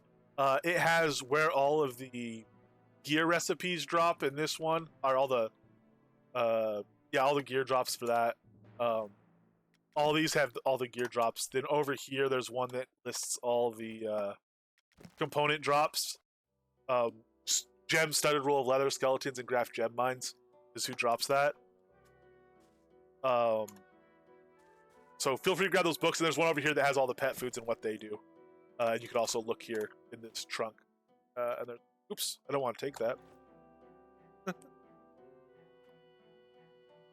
There's an example of all the pet food there as well. So still in its infancy, but hopefully this will eventually become a taming museum. All right, let's go. He's waiting patiently at the signpost. Let's go over to the crafting pavilion here, and let's see what we can do.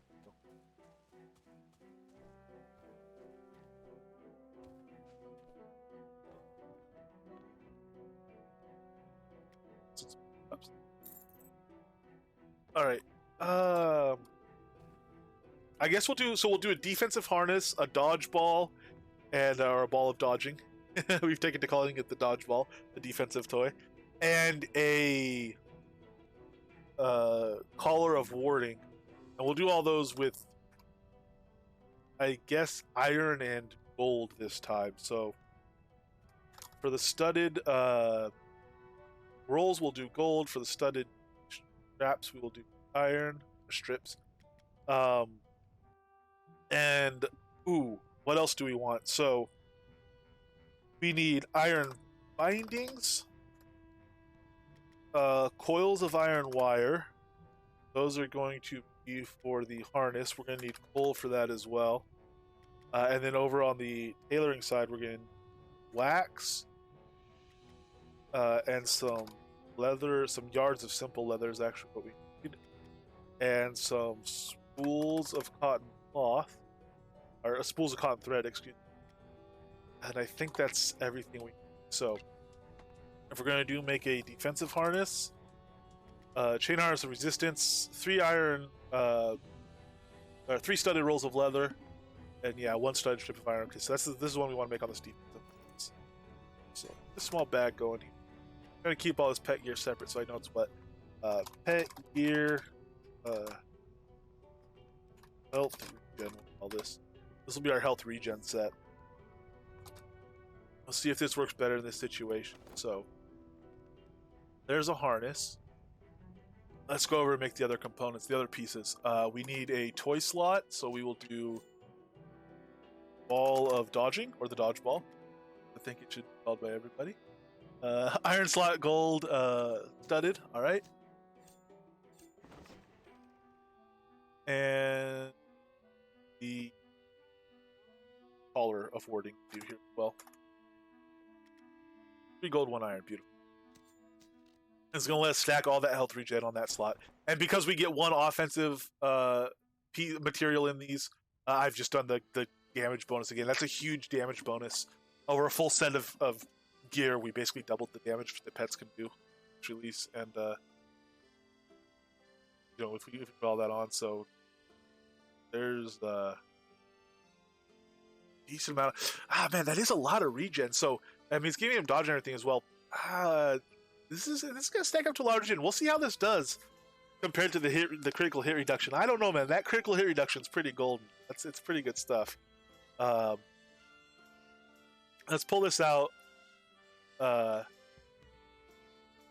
will take off. This is the old defense gear. I just named this one defense because I wanted defense set at the time. We'll put this all in here. And this is actually crit hit reduction defense.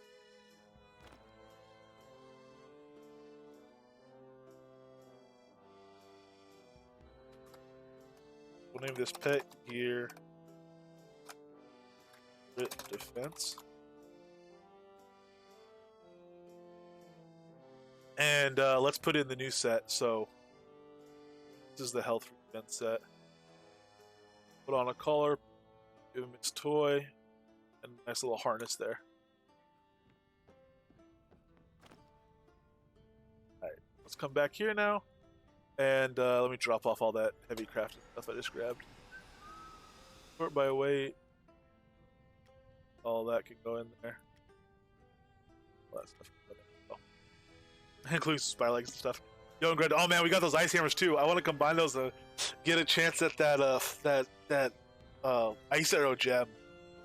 Man, 2 of those ice arrow gems in a water staff with the ice arrow enchant on it, and with the attunement that you could put on it. Because now when you socket something with a imbued gem or jewel that's associated with a magic school, you get the enchantments associated with that magic school when you go to enchant it. So you don't get the 50 attunement on an ice arrow gemmed staff that you would get from imbued attunement gems, but you could still put on the 35 extra attunement from the enchant. So it won't be at like 85 attunement, but it'll still be at 35 attunement instead of 0. And these ice arrow staffs, I've seen someone use one of these ice arrow staffs that was spec'd into Ice Mage and was doing a good Ice Mage build, and your ice arrows get absolutely insane. It's really, really fun. So I'll need to get more hammers, but we will get more hammers because we'll be doing Jotunground. But that's something I'm definitely excited to give a shot.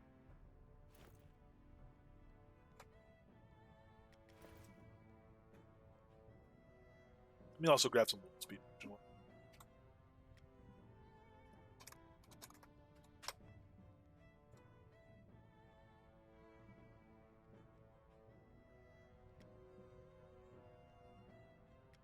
East into the spectral peaks. All right, let's see how the health regen gear does.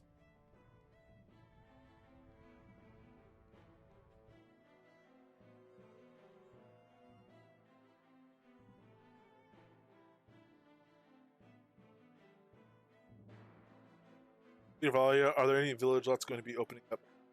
Yeah, I think there's some village lots open in Arlia right now. If not, they could probably be made open. I'm not sure.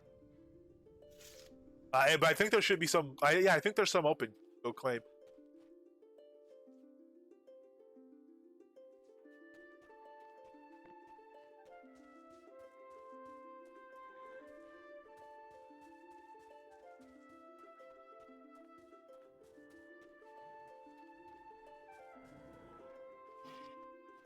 Oh, in fact, I know there's at least one because I moved that.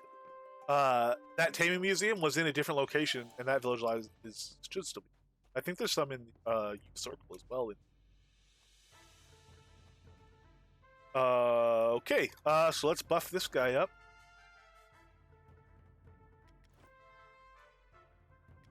Same defense stuff. Bear bites for that regen. Dragon kibbles, very nice. Venison jerky.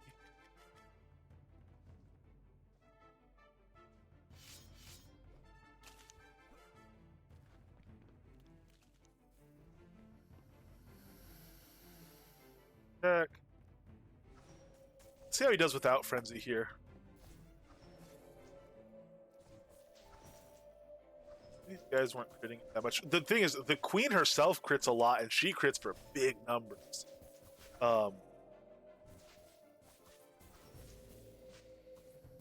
He's doing all right for someone who doesn't have frenzy on.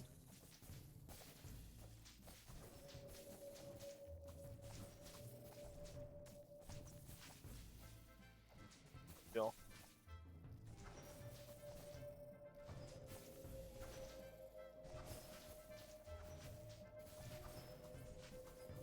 I'm not 100% on the situation.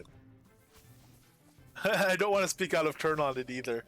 I need to do some asking, but the situation has evolved. All right, so let's get frenzy on him now. It's not. I mean, it's not like it's crazy. It seems like the crit defense, was doing more for him.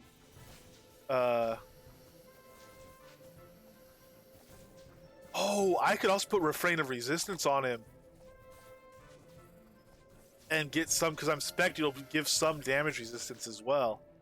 Not a crazy amount, but these aren't big numbers. Most of these numbers are hits. Actually, Purifying Burst rotating through would probably make a good difference here as well.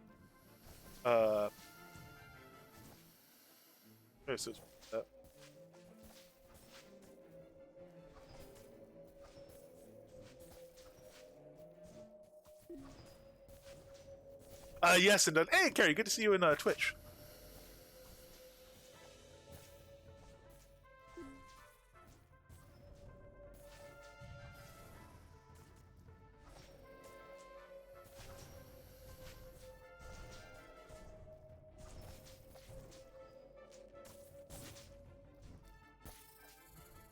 Alright, so let's out a little bit. Just getting on some of this.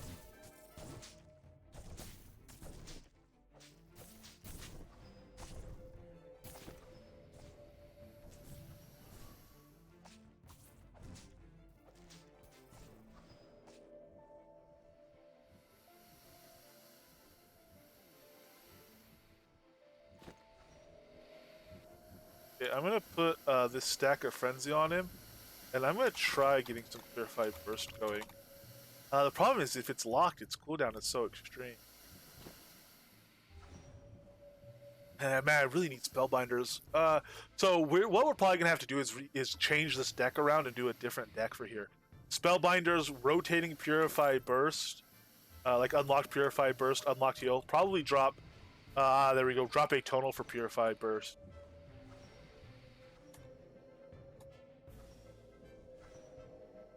Maybe drop Anthem of Alacrity for Refrain of Resistance.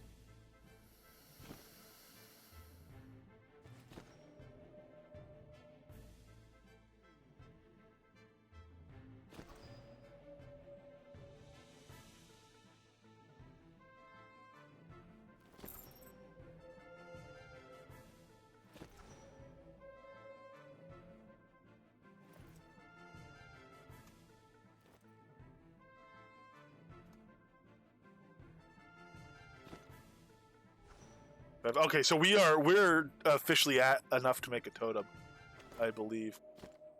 So we'll be able to make a spider totem, and just be waiting on that. It'd be nice to have it at multiple levels. Obviously, eventually, we're probably gonna want something higher than a level 1 totem. Oh, still got over here. No wonder we had so long. Higher than a level 1 totem, and we'll probably want like a bunch of level 2s or something like that. Might be the sweet spot. But to find the sweet spot, we have to see lots of levels. And I don't know how many people have them out and available and ready for us to look at, but maybe we'll be the people that have them out and available so people can look at them, and we can all get an idea of kind of what's a good level. So I'm willing to upgrade them. Not necessarily, I'm not going to, the first 25,600 essences I have are not going to go into a level 6 totem. Uh, I would want to have a level 6 totem and some other stuff. Um, but so I'm not just gonna raise it. I'm not gonna, if I have just enough to make a level 3, I'm not gonna make the level 3. I'm gonna have multiple level 1s and level 2s, I'm sure. But once we have a level 1, a level 2, and enough to make a level 3, we'll make the level 3. Or I will. I can't speak for other people in the guild. And a lot of this is I'm gonna make the totems and give to them to place in their dungeons, um, because they're kind of you know uh, that way they have some rooms and they need the essences. They don't have enough essences to fill their rooms because nobody does yet. Essences just came in, so I might as well give them the ones we have.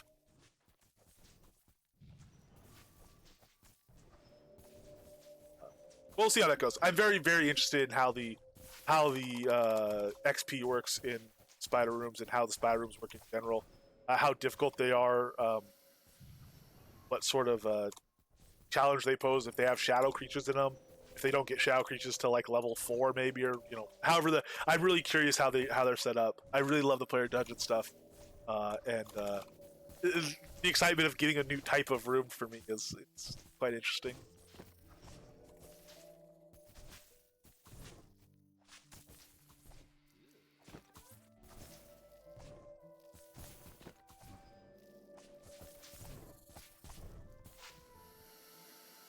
I'm curious how many essences, if any, the dungeon versions of these creatures drop.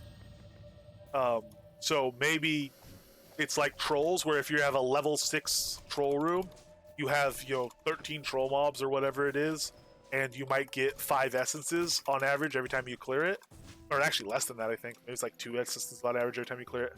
Or is it like a lich room where you can have a level 1 lich room that has 14 spawns, and you get on average like 8 essences every time you clear it, even though it's level 1. um, I'm not sure. Certain rooms can kind of proliferate on their own. They generate enough essences for you to expand the dungeon. Other things like trolls, you can't build a troll dungeon by farming a troll dungeon. You have to go farm in the wild and get essences and totems off of Man Smasher. You get totems out of level 6 rooms on rare occasion, um, but it's not enough to actually really expand the dungeon at farming in the wild. So very curious about that as well. How the balance is set up on that.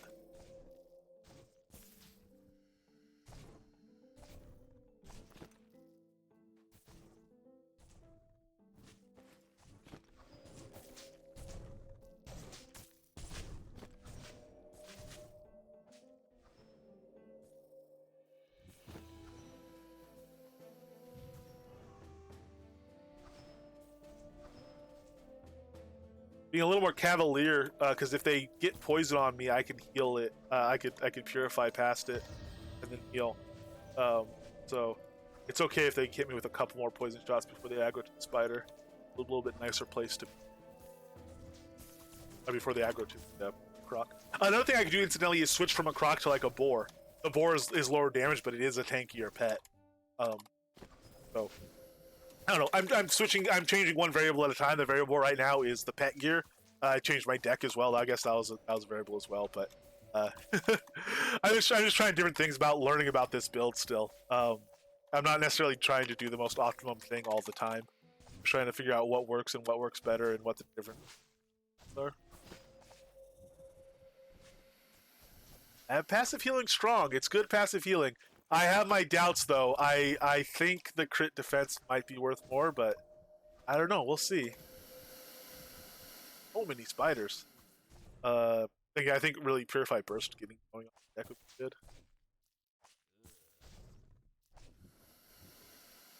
This is becoming one of the things I like to do in a build though. So anytime I play a bunch of different builds, anytime in a different build, like I like to do Well of Wyverns. That's a really interesting place to go and see in different builds. I like to do. Oh lord. Oh, I don't want that many aggroing to me. I like to. Oh, this is already then wave. Uh-oh. I like to do destroyers and see how quickly I can kill like a polar destroyer, or any destroyer really. I use these kind of benchmarks for builds, and this is quickly becoming one of the places I like to go to see how a build is. Alright, so are they all aggro to the spider yet? I mean, the stock.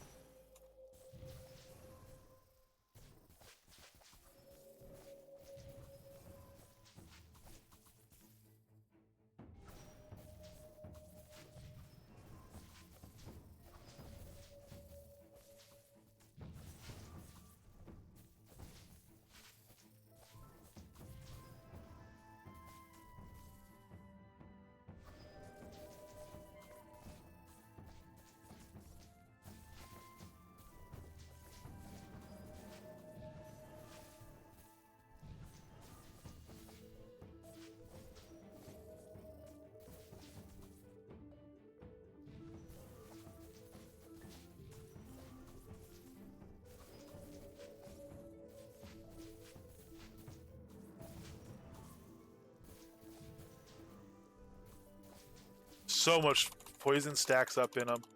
Maybe spamming with the dynamic deck is better than a lot of stacking and waiting because it clears so many more poisons. But I do gotta worry about focus here too. Focus, so Ichthyosaurus Ice Cream and Focus Regen might be good for this.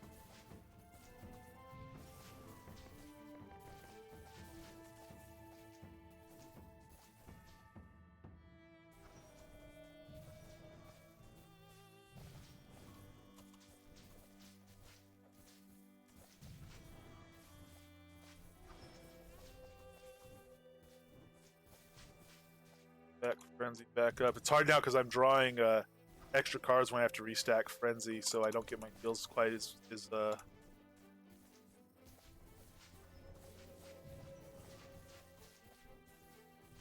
full stack Frenzy. We have we only have 6 focus pots left. We have a chance to take one, so we'll take one. One nice thing about having 425 focus on a build is I don't have to waste money on imbued focus pots.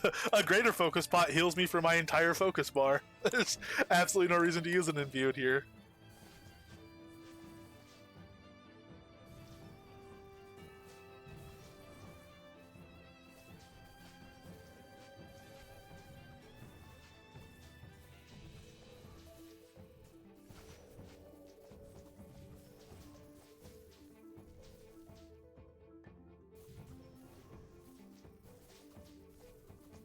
Coup de grace would be nice, but I'm cool like this.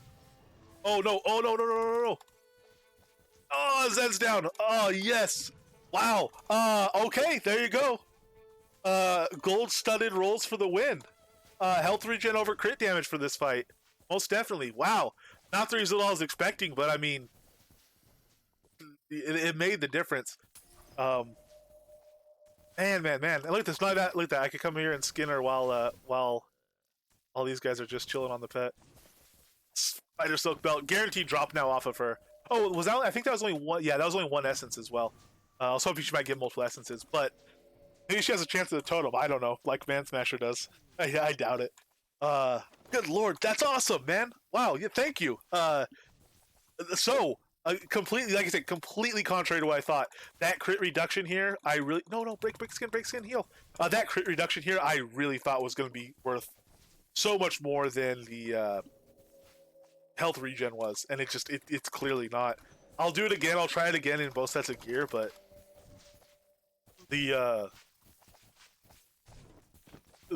pressure we had to heal the first time in the other defensive gear, in the crit reduction gear, was so much more intense, and we weren't able to keep up with it. Here, not only were we able to keep up with it, we came a little close a couple times, but we weren't under nearly the pressure in keeping up with it. So, yeah, I think that is an absolutely huge,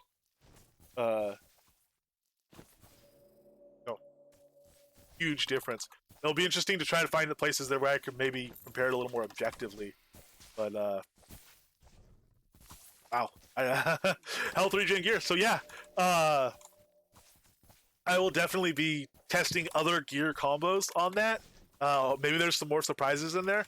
Maybe the base weapon damage isn't as good as say the crit damage, though I think it probably is the better choice. Maybe the base, maybe the crit chance is better than the crit damage. I think that is the case as well. Oops, no, don't die. You don't deserve to die now. There we go. but should be incredibly interesting to go through all that stuff and see what the difference is on a dummy and in the real world, because they're different things. And there's fights where I don't buff Sonata, so maybe there the base damage is better, but in places where I buff Sonata, the crit damage is better because I'm critting more because I have Sonata. I don't know. We'll have to see. It's going to be a very interesting ride.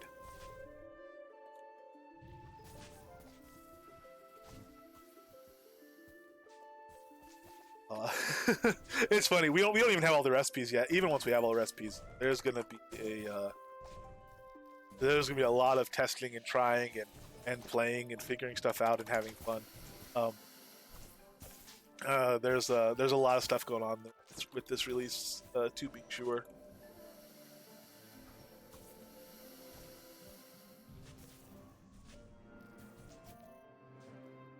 All right, we're trying to respawn. That was the end of the first wave, and this is the start of another one. So we're not going to go through it again. I did want to get as many of those skins as I can because I think we have enough for a... Bring this guy out, drop him off, head out. We have 88 just there. We could definitely do a totem. We can stone chisel on us.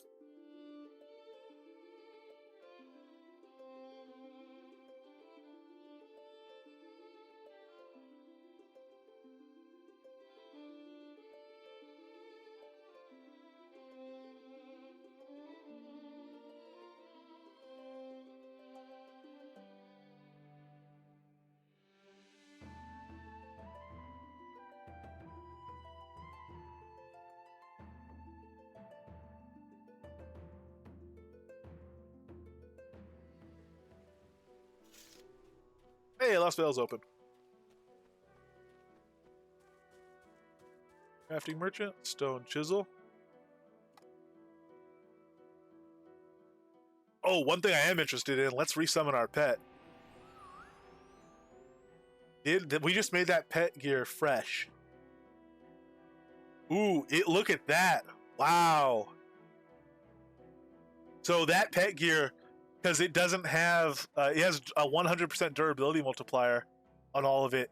We lost 5 durability off of the chain harness, 7 off of the toy, 6 off of the warding. So these pieces of gear, they're not that expensive to make. Given how much stat they give, they're super cheap. They give an insane amount of stat, but they do get chewed up. They get used up.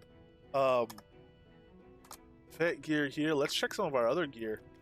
DPS 88, 89. That's not bad on the DPS gear. The defense gear here, yeah, spiders tear gear up, and pet gear is no different. They're putting a hurt on the pet gear. Oh, nice, Elwin. Yeah. Oh, hello. A giant doorway into the nether realms. How do you do? That's pretty funny. 56 spider essences there. Plus the 88 we just got equals a totem and a half. Well, not a totem and a half, I guess, but more than a totem. That's a gross quantity of spider essences, though, I'll tell you that. That's people that like number jokes there. For some reason, that feels like an Elwin joke to me. Let's go ahead and make the totem. Aha, level 1 spider totem. Absolutely love it. And apparently they're going to look like a spider soon. All the dungeon totems look the same. Apparently they're going to start looking like a spider soon.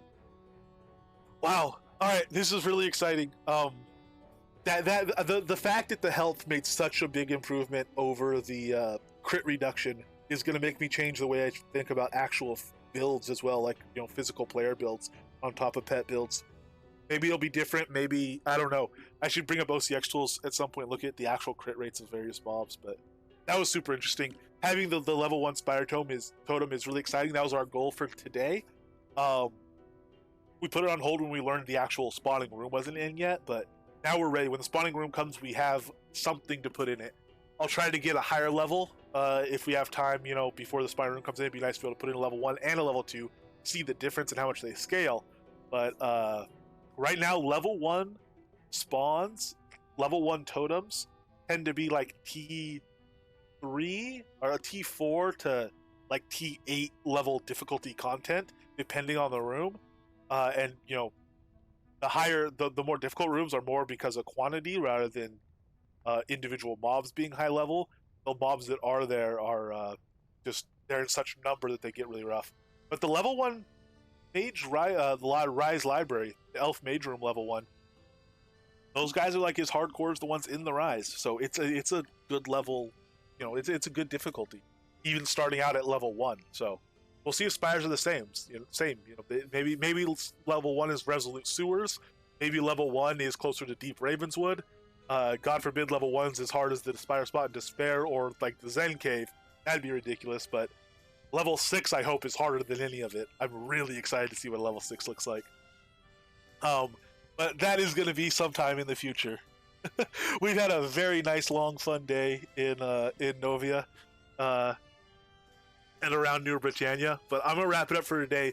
I should be able to stream for tomorrow. I hope there is an event going on tomorrow in Mole Island, a concert starting, I believe, 4 p.m.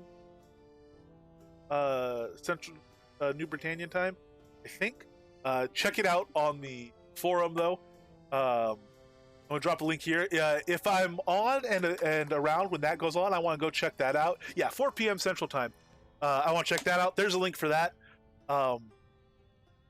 And we'll see if we can catch it. If we can stream it, we'll stream it.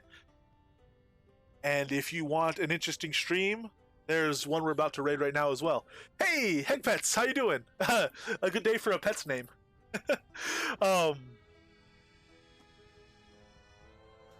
So yes, thank you everyone. We're gonna raid on over. Silver Tree, it looks like, is on. I haven't had a chance to hang out on Silver Tree and stream in a while. Pop didn't say hi, but I haven't had a chance to hang out. I think a lot of you probably know him. Shroud player. I wonder what his take on the Inky changes are too. He's done conversationalist. He does good role play, good RP, good lore buildings and stories and shops and everything like that. So really excited to see what him and people like him do with the stuff. So let's check out that stream and catch you guys all next time. Take care and have a good day.